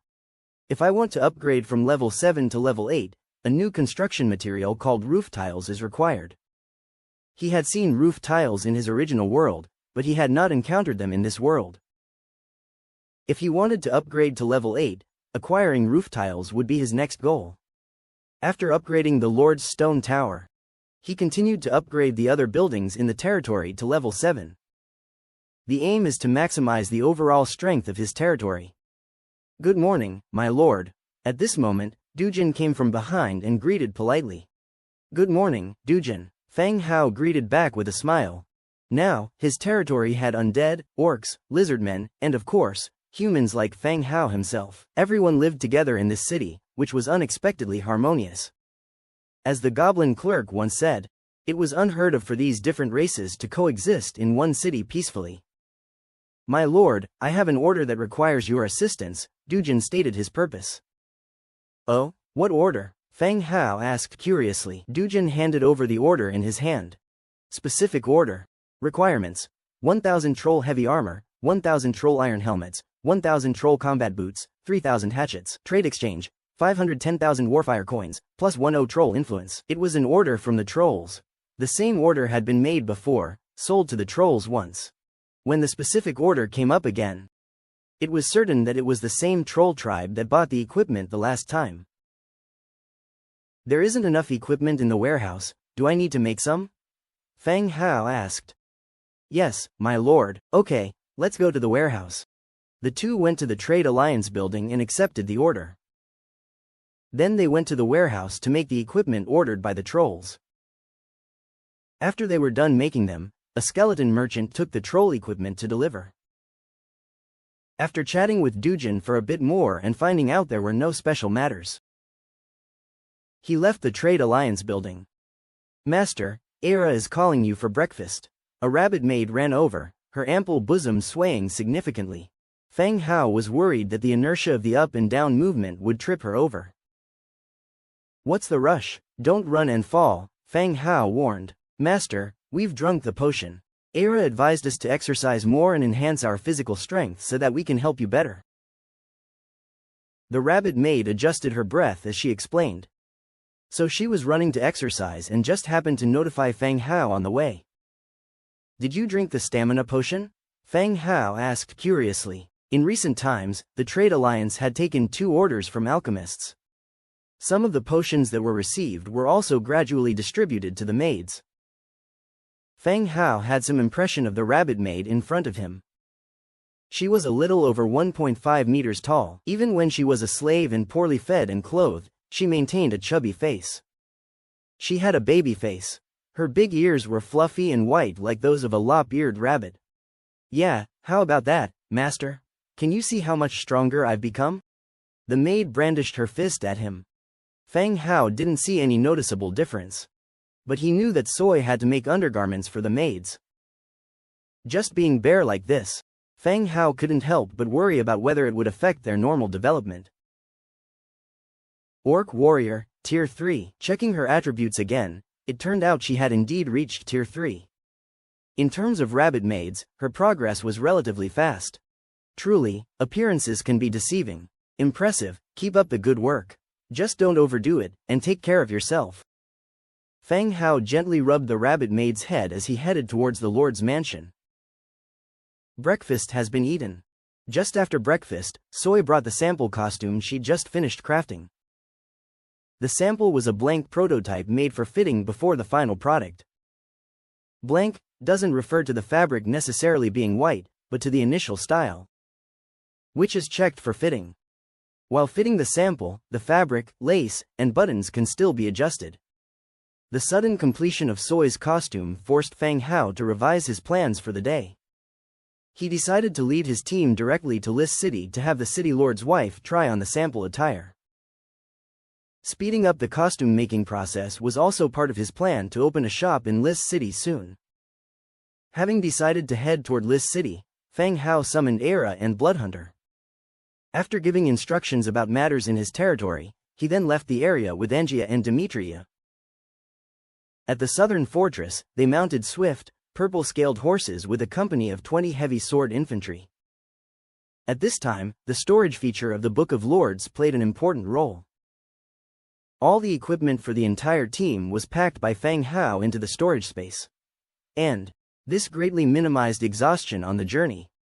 The main reason why Tevek's trade convoy took 2 days last time was due to the slow pace of the loaded cargo. Let's set off. With a wave from Fang Hao, the team quickly hit the road. Demetria and Fang Hao rode on a giant lizard, while Angia was on her own purple-scaled horse, whom she named Purple Thunder.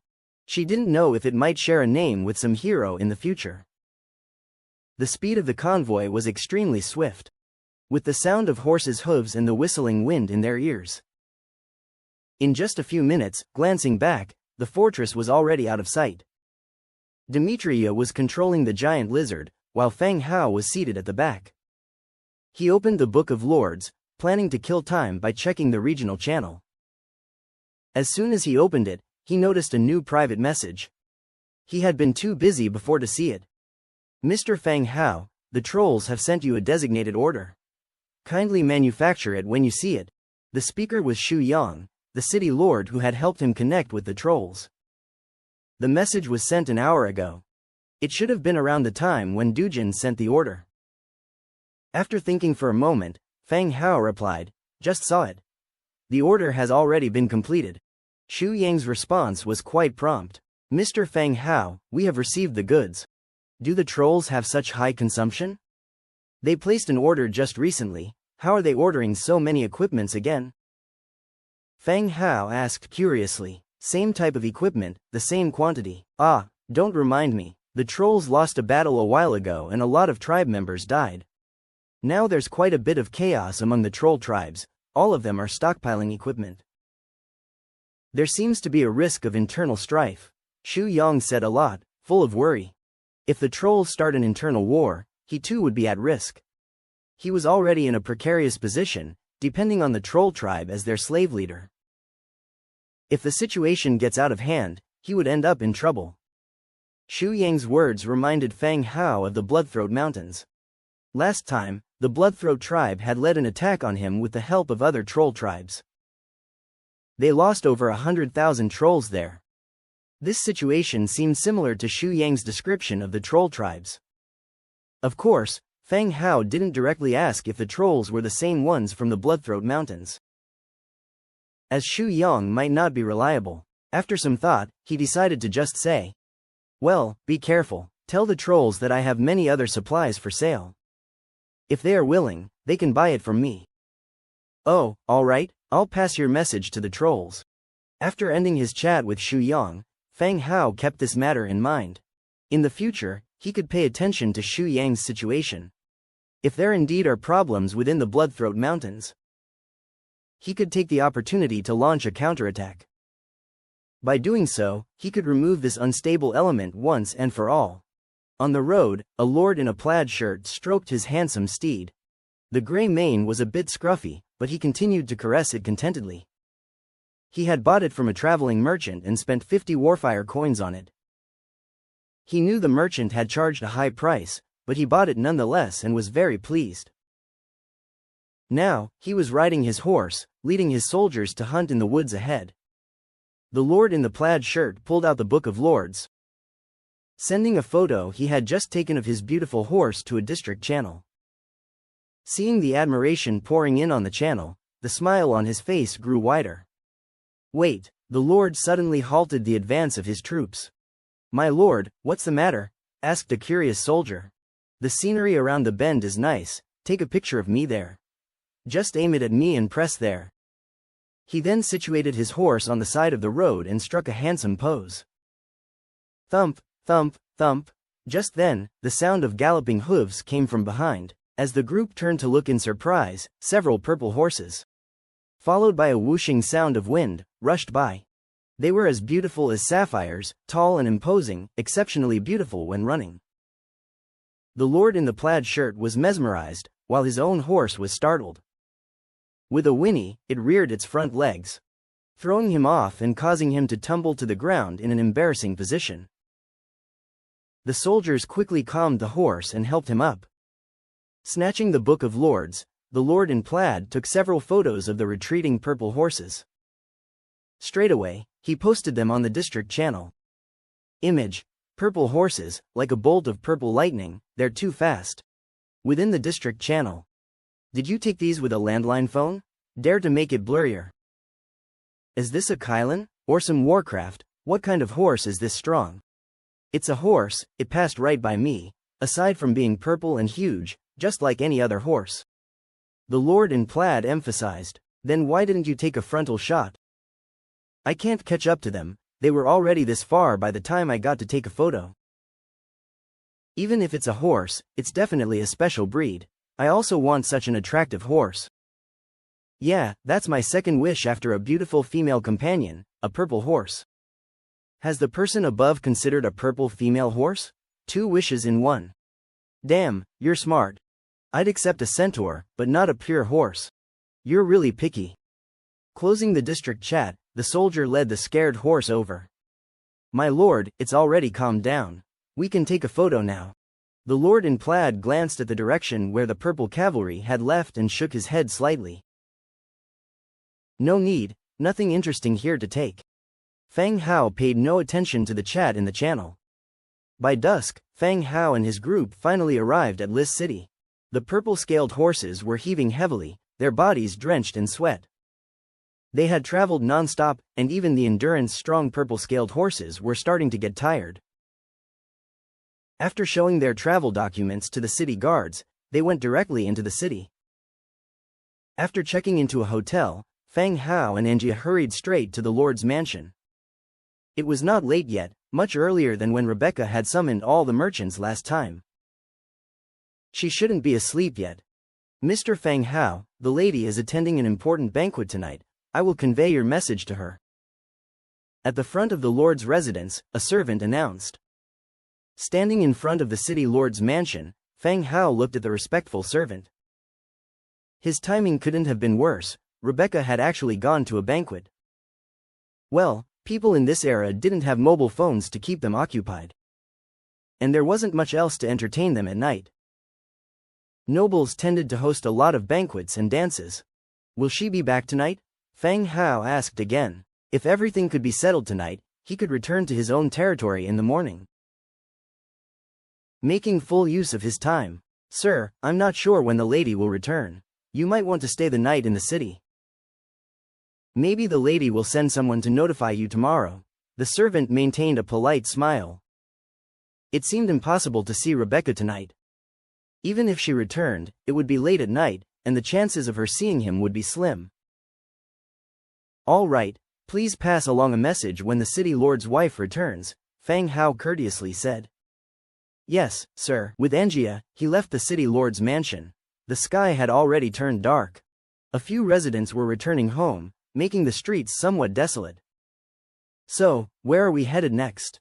Angia curiously asked. The journey had been quite taxing. We'll sit for a while at the tavern. All right. The two came to the tavern and walked straight in. A wave of alcohol and noise hit them in the face. Here again, what'll you have? The tavern owner came over. It seemed that he had some impression of the two.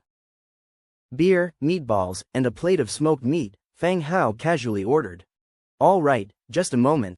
Wiping his hands, the tavern owner went to the kitchen to prepare the food. Fang Hao's gaze fell on the notice board nearby. On the notice board, besides the typical residence's bounties, there was a map hanging. The last time he came, there were no maps because the Lis City army was hunting down bandits along the road. He seemed to be in luck today. Map. Mountain Fortress. Category. Single-page map. Description. Map drawn by an adventurer, recording the mountain fortress's route and terrain. Interested in the map? It's 3 gold coins. You can take your team and test your luck. The tavern owner said, bringing the beer to them. The snacks they ordered from the kitchen also slowly arrived. Only one map?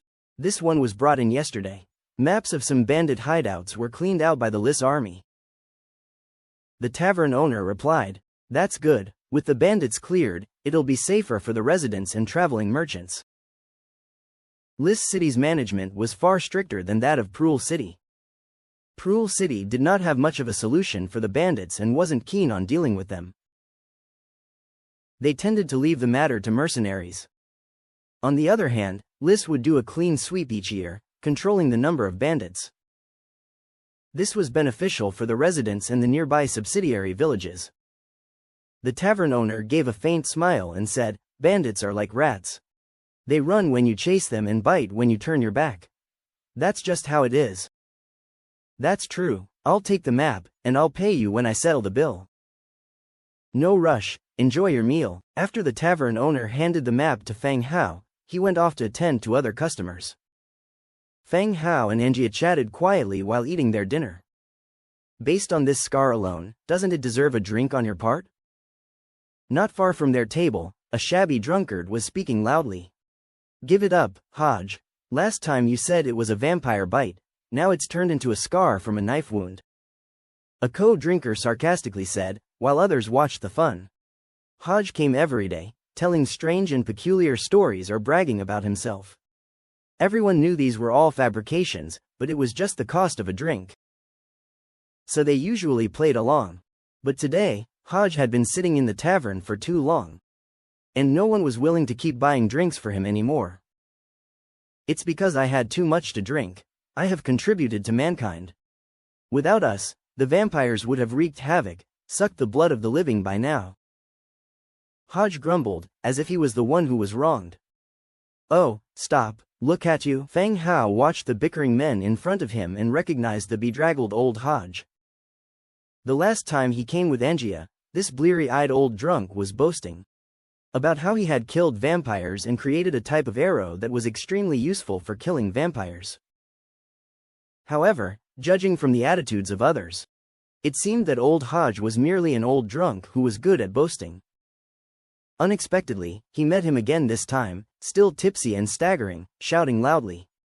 Get him a drink, put it on my tab, said Fang Hao. Following Fang Hao's gaze, the innkeeper handed a beer to Hodge and brought it over. Not far away, Hodge took the beer and looked at the young man who bought him a drink. He staggered over. Kid, have we met before? Hodge reeked of alcohol, which even masked his body odor. We met once before when you were telling your story about getting bitten by a vampire, said Fang Hao with a smile. Right, are you interested in my story? I can show you my wound. Hodge unbuttoned his collar and exposed his shoulder. Fang Hao gave a wry smile. Last time you said it was your arm. Right, it was my arm. Your left arm. Right, left arm. Hodge rolled up his left sleeve again, paused for a moment and said, Kid, do you doubt what I said? It doesn't matter, it's just a story, the truth doesn't really matter. But it's not a story. Those monsters who have abandoned their beliefs have already forgotten that they were humans once. Who knows how many they have killed, said Hodge, sitting next to Fang Hao and drinking heavily. They once were humans? Who knows, I've never seen the real Blood Clan. Those who we kill and those that kill us are all transformed monsters. This reminded Fang Hao of the Twilight Reveler he learned from the stories. They themselves were humans, but treated becoming part of the Blood Clan as their goal. So, it's true that you kill vampires? Of course it's true. How do you think I got this wound? You modified arrows that can effectively kill vampires? Yes, the blood of those guys has changed, and they are extraordinarily sensitive to silver. Just like those, cough, cough. You two are still young, you shouldn't listen to this stuff. Hodge stopped speaking. Do you have a blueprint? Let me see. Hearing Fang Hao asking for the blueprint, old Hodge was stunned once again. He had not expected that this kid knew his stuff. And knew how to use blueprints to verify the authenticity of his stories. He patted his chest and said, I do have it, I designed and improved it myself. I just worry you won't recognize its value. Where is the blueprint? I didn't bring it, I'll give it to you next time. Hodge pushed his beer glass towards the innkeeper. Bring another round, put it on his tab. The two argued about the blueprint for quite some time. Burp, kid, you're all right. Next time you come, I'll bring the blueprint for you so you can learn something. Then, belching, he staggered away. Fang Hao watched him walk away. It seemed that he had indeed met a fraudster who had conned several rounds out of him. Should I go out and beat him up? Angia glanced at the empty street through the window. If she went out now and found a quiet place, no one would know who was beating whom. Forget it, it's just a few drinks. After settling the bill with the innkeeper, Fang Hao ordered some smoked meat to put in his storage space and returned to his inn room to rest.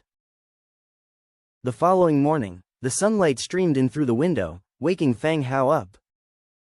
He used his hand to shield his eyes from the sunlight and sat up. Knock, knock, knock. From outside the door came the voice of an inn attendant. Mr. Fang Hao, we received a message from the city lord's mansion. They request your presence. It seemed Rebecca wanted to see him. All right, I got it. The servant relayed the message and then left immediately. Fang Hao got up and did quick grooming. He took out the prepared clothes from the Book of Lords. After all, he was going to the city lord's mansion. He had to dress up decently. After grooming, he went to the next room, woke up the sleepy Angia, had dinner in the first floor hall, and then headed to the city lord's mansion. The city lord's mansion, the back courtyard. Sir, it's just ahead. The city lord's mansion's servant led the way in front. The two went along the flower-lined path, gradually entering deep into the courtyard. Past the path, there was a beautiful pond in front of them. With beautiful flowers clustering around the pool, butterflies and birds circling and fluttering around. And they wouldn't be frightened even if someone passed by. Rebecca was sitting on a white rocking chair next to the mirror-like pool, reading a book in the sunshine. The rocking chair was rocking, the white gauzy skirt, and fair bare feet, gently following the ripples. Who could resist such a woman? Madam, Mr. Fang Hao has arrived. The servant spoke softly. Rebecca put the book aside and looked at Fang Hao. Did you arrive last night? Yes, Mrs. Rebecca. Fang Hao answered with a smile. Rebecca stood up, bare feet touching the grass, and said, The sample dress has been completed? Let me see, I hope your design has perfectly come to life. Of course. Fang Hao took out the sample dress and stood aside. A maid came forward and undressed Rebecca. The fair and full-bodied figure was exposed, full of charm. Fang Hao smiled, looking openly and uprightly, took in the sight with great pleasure. She put on the sample dress. Rebecca walked to the edge of the pool, looking at her reflection in the water, carefully observing. The blue gown, tightly wrapped around her body, showed off the beautiful lines of a woman's body. Her beautiful neck, full, tender arms like lotus roots, were bare from the sleeveless dress. Even though there was not any jewelry, it was already amazingly beautiful. The tight gown raised her full breasts, extraordinarily full. The round buttocks made the slight tightness at the waist stand out, showing off the curvy waist to hip lines. Especially the daring miniskirt design in front, matched with white stockings. added a few sexy points to the dignified and elegant lady of the city. She had originally intended to make some suggestions, but seeing the dress reflected in the water, she was afraid that her lack of expertise would affect the effect of the dress. This was only a sample dress, and she was already very satisfied with it. She noticed that Fang Hao was also looking at her, and she turned around with a smile and asked, "How about it? Are there any needed modifications?" Compared to herself, she trusted Fang Hao's opinion more at this time. "It's perfect, Mrs. Rebecca. It makes you even more enchanting," Fang Hao praised. Rebecca's usually reserved face turned a little red.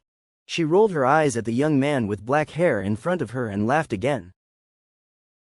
"I have to be careful then, don't let your preferences change, or I'll be in trouble." There was a cloth merchant in town with a great design concept. This merchant had a man's body but a woman's heart. He loved everything about women, including handsome men. The previous times, the dresses were designed by this merchant for Rebecca. Fang Hao just smiled and did not offer further explanation. At this time, a servant holding a large mirror came over and stood it on the grass.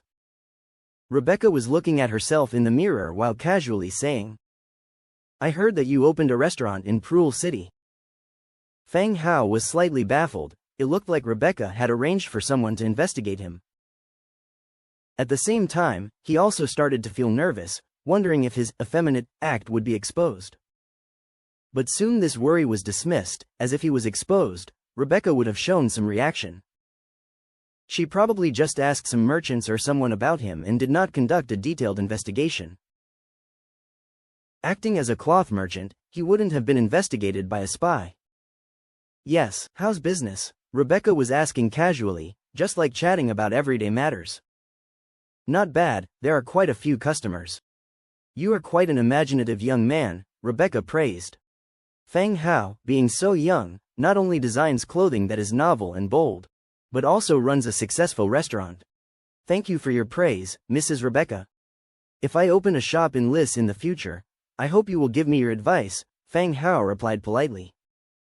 "Of course, I can see that you are a capable young man, and Lis welcomes capable people," Rebecca continued.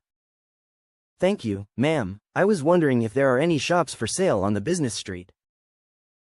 "If there are, I would like to take a look today," Fang Hao said directly. The sooner he could open a shop, the better. He didn't want to continue to delay. Rebecca looked at Fang Hao with curiosity, taking her gaze away from the mirror. She had not expected him to be in such a rush, wanting to look at shops today. "Someone," Rebecca called out softly. A maid hurried over. "Madam." "Yes, check if there are any shops for sale on the business street." "Yes, madam," the maid agreed and quickly left. As the lady of the city lord of Lis, Rebecca had conveniences that Fang Hao did not have.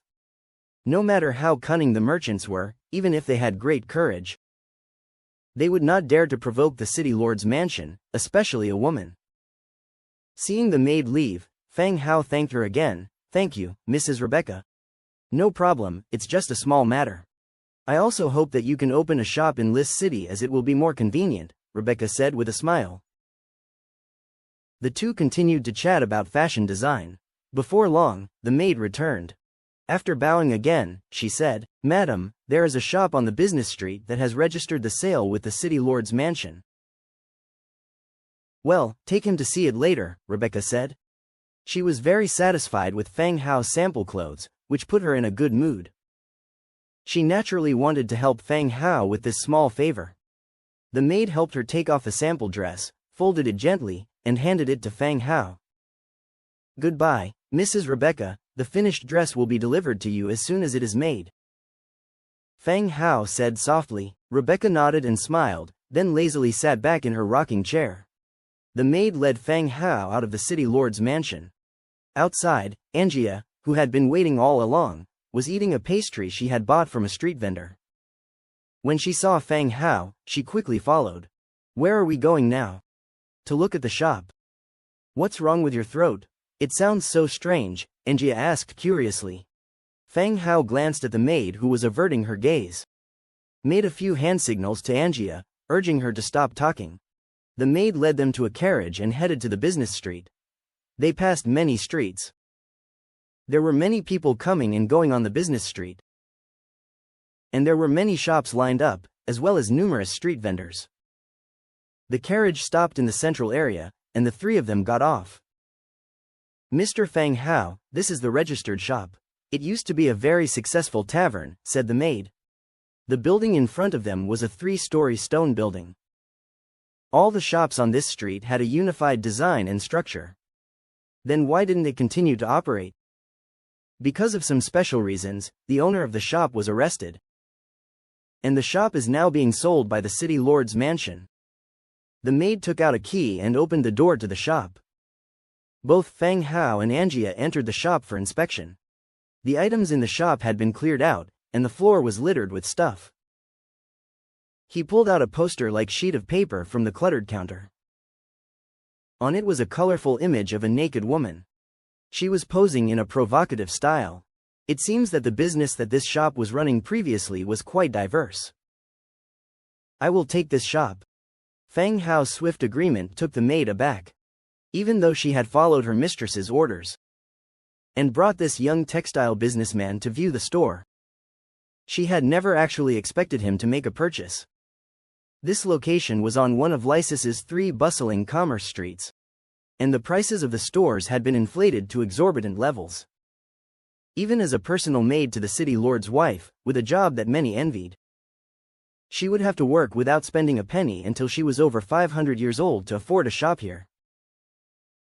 This was assuming house prices would not rise. "Is there any paperwork needed?" Feng Hao asked again. The startled maid quickly recovered her composure and asked again with a confirming tone. "Sir, are you sure you wish to purchase this shop? The price recorded by the mansion of the city lord is 700,000 gold coins." When she mentioned the price of 700,000, her voice trembled slightly. This number was terrifying. Only established traders or families could afford to set up a shop here with such an amount of money. "Is there a discount?" asked Feng Hao. "Sir, I'm not sure about that. Maybe you could inquire with the lady," the maid replied. "You guys accept the Warfire card, right?" "We do." "Then let's go. Take me to handle the procedures." As Feng Hao left the shop with Angia, the maid only realized what had happened after a moment and quickly followed them out. Could this young textile merchant really be this wealthy? With such a casual glance, he decided to buy?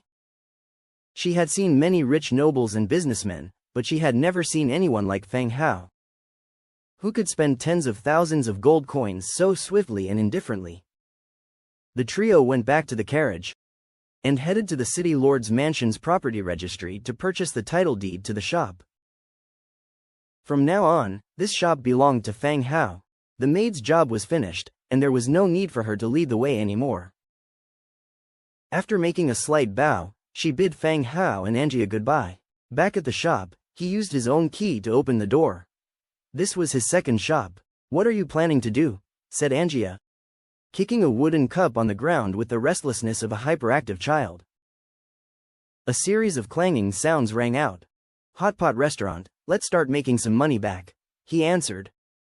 Unlike the fashion and accessory industries, opening a hot pot restaurant was simple and showed quick results. All he needed was a clean storefront, bring in the stockpot that Era had prepared, and they could officially open for business. Given the scarcity of food in this era, hot pot was popular among people. Even the common folks could afford it, and it tasted great. Makes sense. Clang clang clang. The sound of the rolling wooden cup reverberated, as if it had rolled down a staircase. Both of them exchanged a glance, then walked towards where the wooden cup had flown. At the back of the staircase, they discovered an entrance leading downwards. The wooden cup had fallen down from there, producing the clattering sound. The entrance was dim. It should be the shop's basement or storeroom. Feng Hao pulled out a nightstone lantern from the Book of Lords and stretched it into the entrance of the basement. The soft light from the nightstone illuminated the basement. It was cold, spacious, and carried a hint of moldy smell. After confirming that there was no danger, he completely opened the cover and stepped down the wooden stairs into the basement. "What's that smell?" Angia complained as she covered her nose. Indeed, there was a moldy smell. It was probably the wine cellar of the tavern before. Now that you've said it, I don't feel like drinking for a month, Angia said. He hung the lantern on the ceiling, illuminating the surrounding space. This place was indeed a wine cellar. There were traces of wine barrels being moved away. Upon a cursory search here, he unexpectedly found 5 bottles of essence of wine. Yielding an unexpected gain, Feng Hao, there's a trade alliance mailbox here, Angia exclaimed from a nearby area. A trade alliance mailbox? Where are you? Feng Hao asked. Angia came out and led Feng Hao to a small room sealed by a hidden door. The cabin was small, in the middle of which stood a wooden table and a black mailbox bearing a sickle hook pattern. This was not the symbol of the trade alliance but that of the no-face cabin. In other words, this place was ostensibly a tavern, but also served as an intelligence agency of the faceless cabin. It relayed the information gathered. Perhaps what the maid had mentioned about being captured was also related to this. After all, every power would buy intelligence from the no-face, but also resented them. Is it the trade alliance? It's the no-face cabin, an information trading agency, explained Feng Hao. All the items in the desk had been removed, leaving only debris scattered all over. However, Feng Hao still managed to dig up a charred letter, with only a corner left intact. The letter read, "Capture the Transmigrator, send to." The rest had been burnt off, but these few words were enough to make Feng Hao frown. The term, Transmigrator, was understood only by their circle. Even if the natives knew they were outsiders, they would not use this term. It was either mentioned by the Transmigrators themselves or understood by some special means. Instantly, Feng Hao was reminded of the witch with a crystal ball he had met before. Magic and the undead both exist, so the methods to search memories would not be too strange. Is there a problem? Angia, seeing Feng Hao frowning, asked softly. No big problem. Call our people to come over and tidy up a bit first. Okay, the two of them climbed up the stairs and called over the heavy sword infantry, who were on standby in the inn, to remove all the useless waste from the shop. The next day, by dusk, Feng Hao and his party returned to Prul City. The enjoyable hotpot restaurant was somewhat desolate today. Although it was dinner time, there was not a single customer in the restaurant. Why isn't there anyone? Feng Hao asked. Little White looked gloomy and apologized. I'm sorry, master, I don't know what happened today, suddenly no one showed up. The bunny maids on the side also lowered their heads. You said, suddenly. Yes, the number of people who came from yesterday afternoon started to decrease. And today not even a single guest came, Little White replied. This was somewhat strange, in this era, for a shop to suddenly lose customers. Unless someone was poisoned to death in the shop, otherwise this situation should not occur. Do you know the reason? Not really. It's okay, let me go and ask at the tavern across the street. If no customers come, you guys can take a break earlier. Feng Hao consoled them. Oh, okay, master. After leaving the restaurant, Feng Hao headed straight to the Rose Tavern across the street. Just like his hotpot restaurant, there were no customers in the tavern either. The landlady sat dejectedly. Why is today so quiet? Feng Hao took a seat at the counter. The landlady glanced at him and heaved a heavy sigh.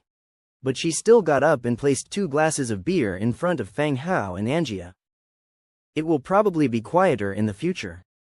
Huh? Why? The landlady glanced around warily before whispering. They say there's going to be a war. The whole city's worried. Who's in the mood to drink? War? Stop kidding, we couldn't even wipe out the bandits. Who are we going to fight? Feng Hao couldn't believe what he was hearing. Previously, both the bandits and Fire Wolf mercenaries were eliminated by Feng Hao. And now if someone is saying that the small town of Prul is going to war, he won't believe it at all. The landlady looked at Feng Hao, saying solemnly, to fight the undead up north. As of this morning, all the wealthy and powerful people have left. Only those who can't leave remain in the city, those who have nowhere else to go. Hearing the landlady's words, Feng Hao's eyes immediately narrowed. The undead in the north, wasn't that him? He had set up a fortress between himself and Prul to prevent any interference between them. He had done enough already, and now this Cyril was plotting something against him. Why, has Cyril lost his mind? Feng Hao directly mentioned the name of the city lord and cursed. His words instantly induced a tense expression in the landlady and others, not relaxing until they realized there were no other people present. Even behind closed doors, they dared not insult the current city lord. We wouldn't know, but several people came to the city yesterday. They might be related. What kind of people? They are very similar to those who wore hoods in broad daylight last time. All of them look like cultists, said the landlady. Blood clan. Feng Hao knew the cultists the landlady was referring to were those pale-blooded individuals. Although they could walk under the sun, they had begun to detest sunlight, always wearing huge hoods to cover their bodies. The Blood Clan, because of Giovanni's matter, had dispatched scouts to investigate him. But what does all this have to do with Prul City, and what role does Cyril play in it? Did you mean what you said last time? The landlady suddenly turned around, her eyes looking straight at him. Huh? What words? Feng Hao was abruptly interrupted from his thoughts. I can't continue operating my tavern, I can help you. The landlady's expression was somewhat bitter. After operating it for so many years, she didn't expect there would be a day she couldn't continue. Sure, Feng Hao's store in Lis City was in the process of hiring staff, so she would be a good candidate. I have quite a lot of people. The landlady glanced at the bartender and the kitchen staff on the side.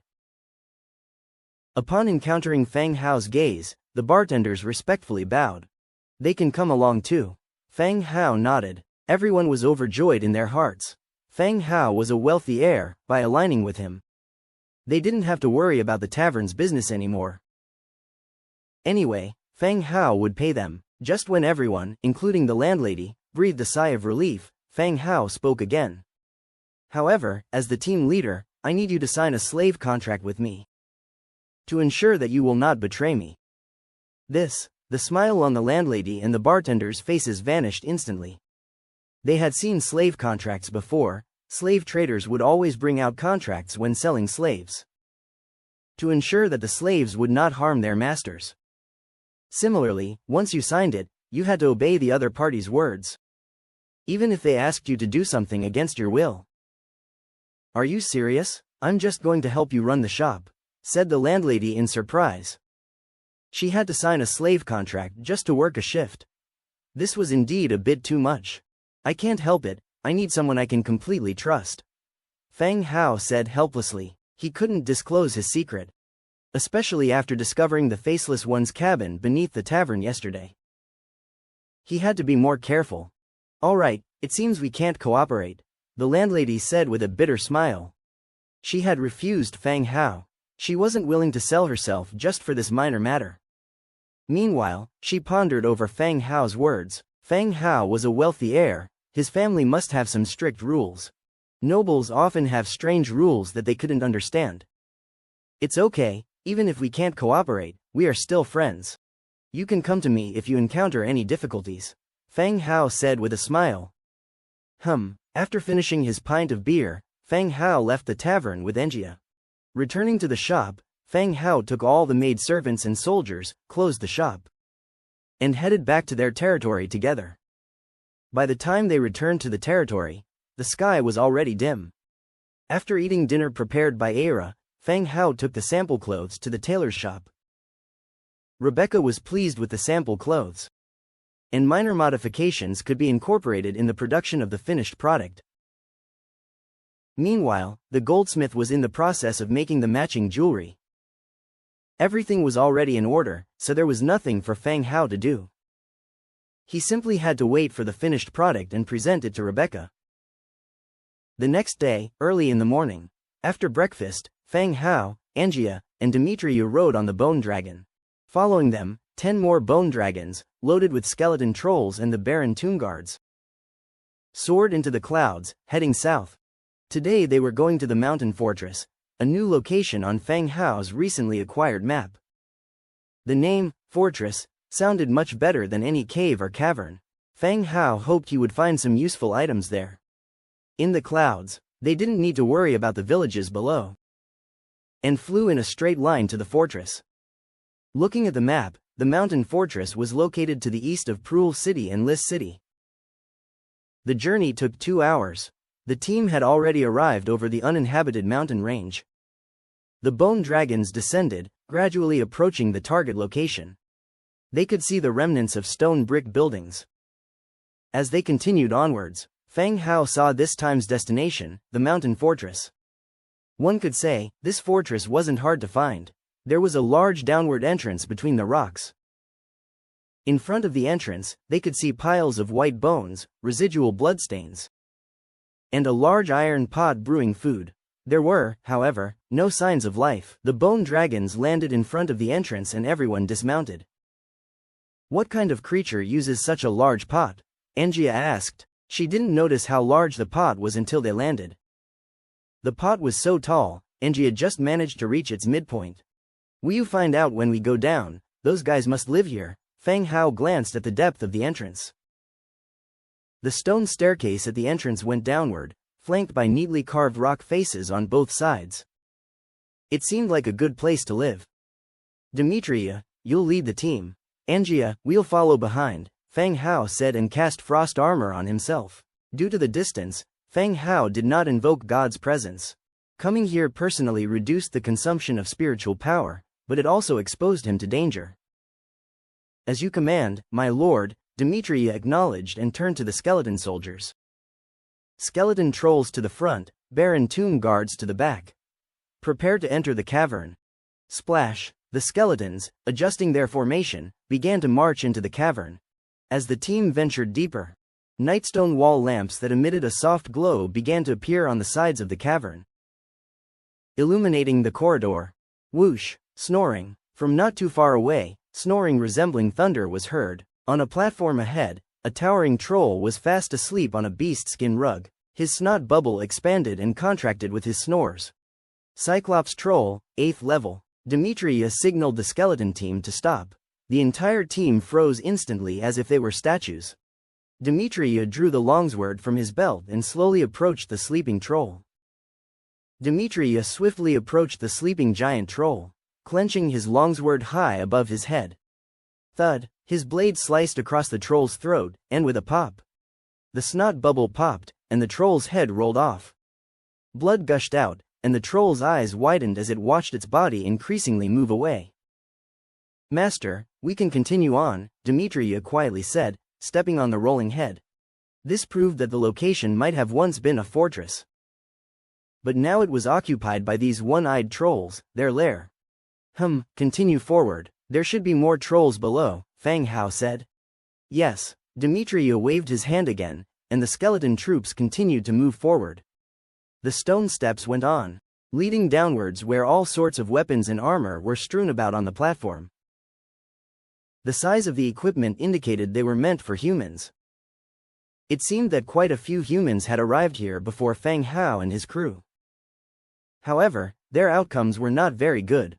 After walking down for a few more minutes, they saw the end of the stairs leading to a suddenly vast stone wall. The hall must be just ahead. Simultaneously, in the hall, they could faintly hear the boisterous voices of trolls. Demetria looked at Fang Hao, who gave a slight nod. Demetria took a deep breath. Light blue energy gathered around his neck, and then he breathed out a thick mist that rapidly spread out. This was Demetria's incredibly useful skill, Misty Sky. The mist was most effective in enclosed places, lasting for an extended period.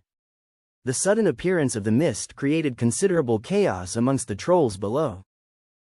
As angry roars echoed, "Why is there fog all of a sudden? I can't see. Enemies, grab your weapons and get ready for battle. Where's my weapon? Who has seen my weapon?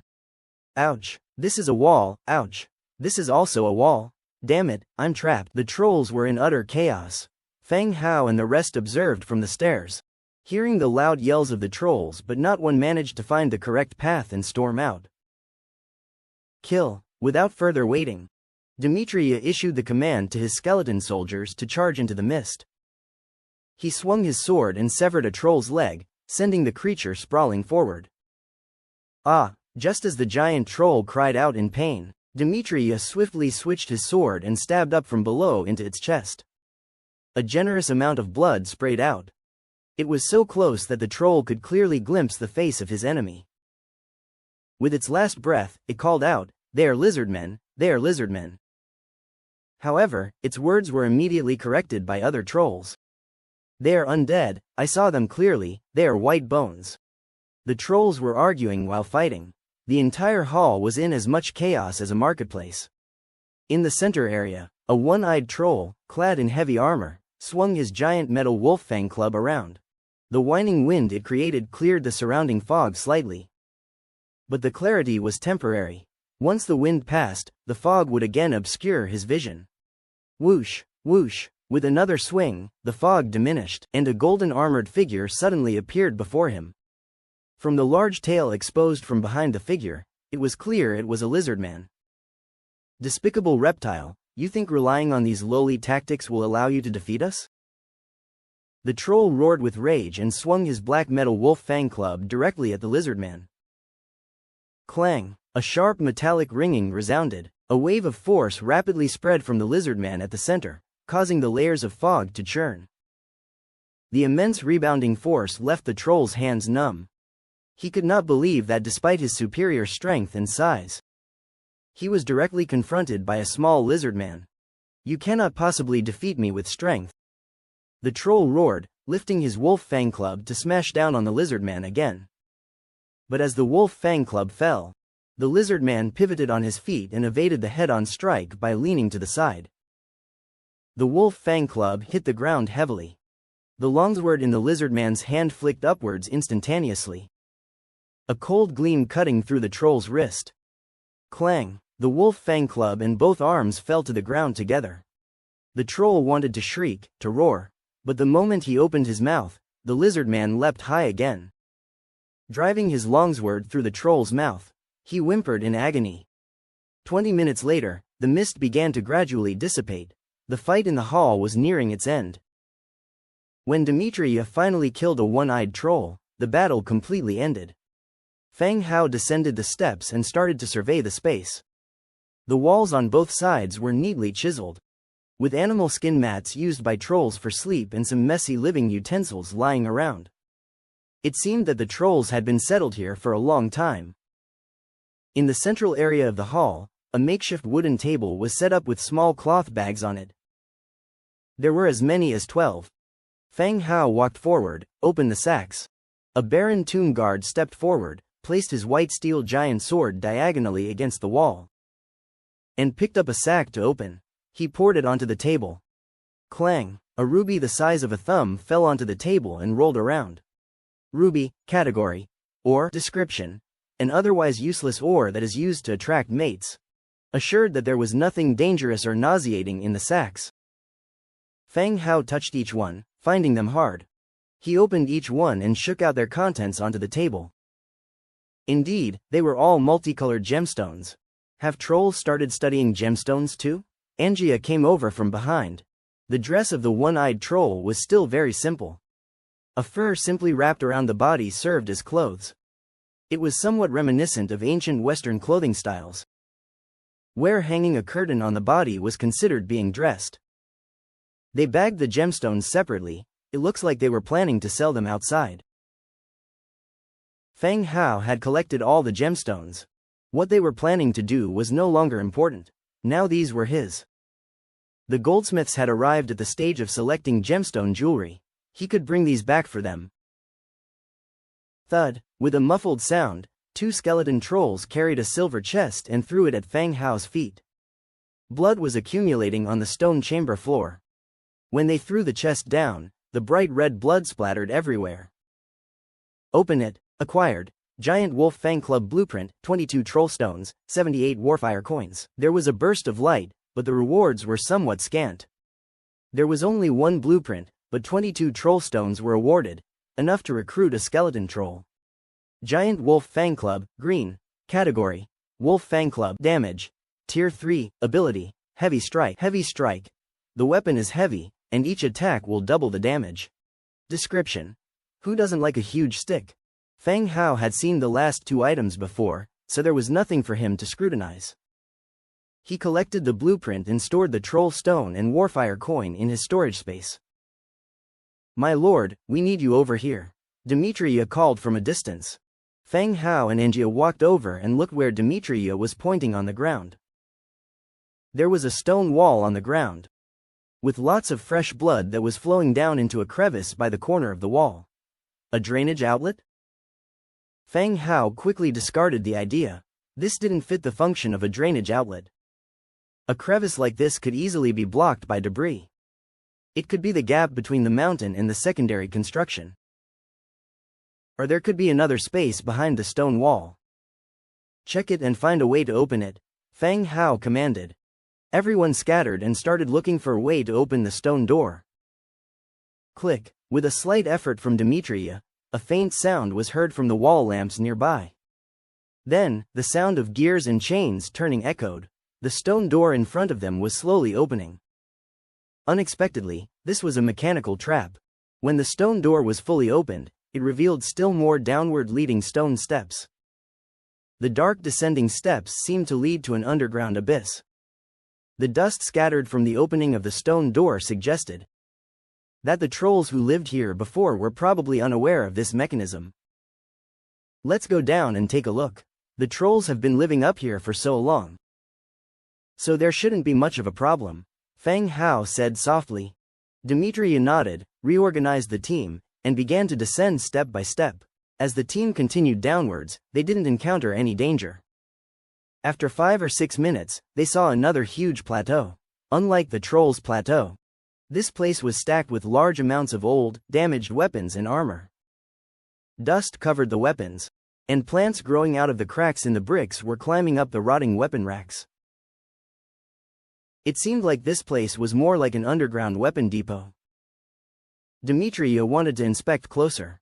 Splash! The sound of bones clashing echoed as scattered skeletons slowly rose from the ground, forming skeleton warriors, picking up the rusty, curled weapons on the ground.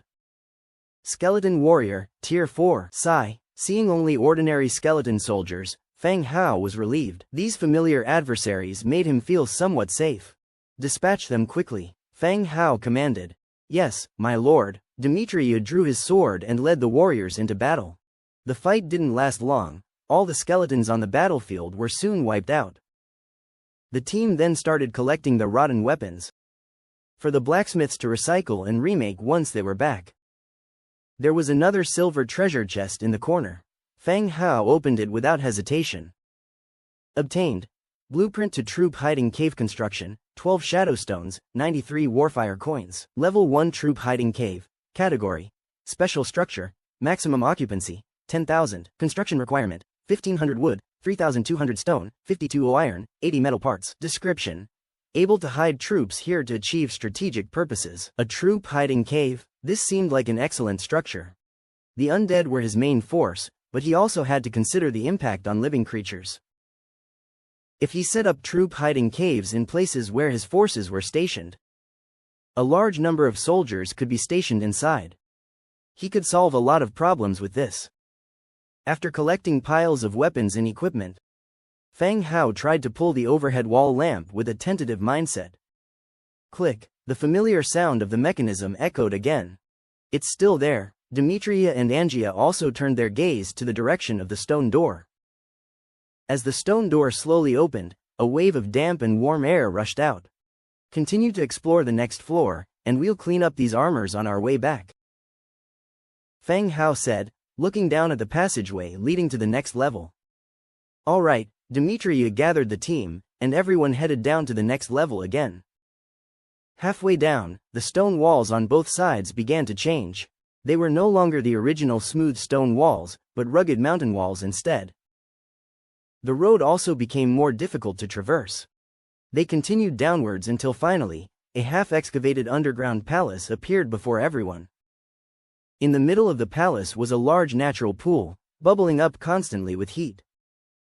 A group of skeleton warriors rose from the ground, their hundreds of skulls turning stiffly to stare at Feng Hao and the others at the entrance. Then, the skeletons let out silent roars and raised their weapons, charging at the entrance. Attack! Demetria yelled, leading the skeleton trolls and Baron tomb guards into the fight. Feng Hao held his magic wand tightly, bright lights flashed, and 3 wooden guardian spirits materialized before him. As soon as the wooden guardian spirits appeared, they used the entangle skill. Countless vines sprouted from the stone crevices, ensnaring the enemy skeleton's ankles and binding them in place. Demetria and Angia also took advantage of the opportunity, striking down a large number of enemies. The battle lasted almost an hour. The stairs they defended were filled with bones, as if they were standing on a mountain of bones, regaining their strength. Feng Hao now experienced how annoying the undead's tactic of sheer numbers could be. Even though they weren't high level, they didn't give you a chance to breathe. Constant attacks, constantly charging forward. My lord, all enemies have been eliminated. There are no more enemies. Demetria asked a skeleton troll to scout ahead, and no other enemies emerged. They emerged victorious in this battle, yet Feng Hao's side also suffered significant losses. Of the more than 100 skeleton soldiers they brought, only 30 or so were left. Good, clean the battlefield, this should be the last level, Feng Hao ordered. This level was obviously half completed, so it must be the last. Clean the battlefield and clear the road, Demetria ordered loudly. The skeletons began to move, pushing the bones, blocking the way to one side and clearing a path. Feng Hao descended the stairs but didn't get near the steaming pool of water. He didn't want to take any risks without casting God's presence. Before long, a skeleton troll carried a golden chest in front of Feng Hao. Not bad, a golden chest this time. Open. Obtained. Hot Springs Blueprint, 2 hero hearts, 1 blue hero token, 24 shadow stones, 205 warfire coins. He got a blueprint for a hot spring. Feng Hao once again looked at the pool next to him. Was this a hot spring? Not sure why the undead would need a hot spring. No wonder those skeletons had moss all over their bones. Perhaps, given some time, mushrooms would even grow on them. Alright, get all the nightstones from the walls, gather the spoils and let's get out of here. Feng Hao called loudly.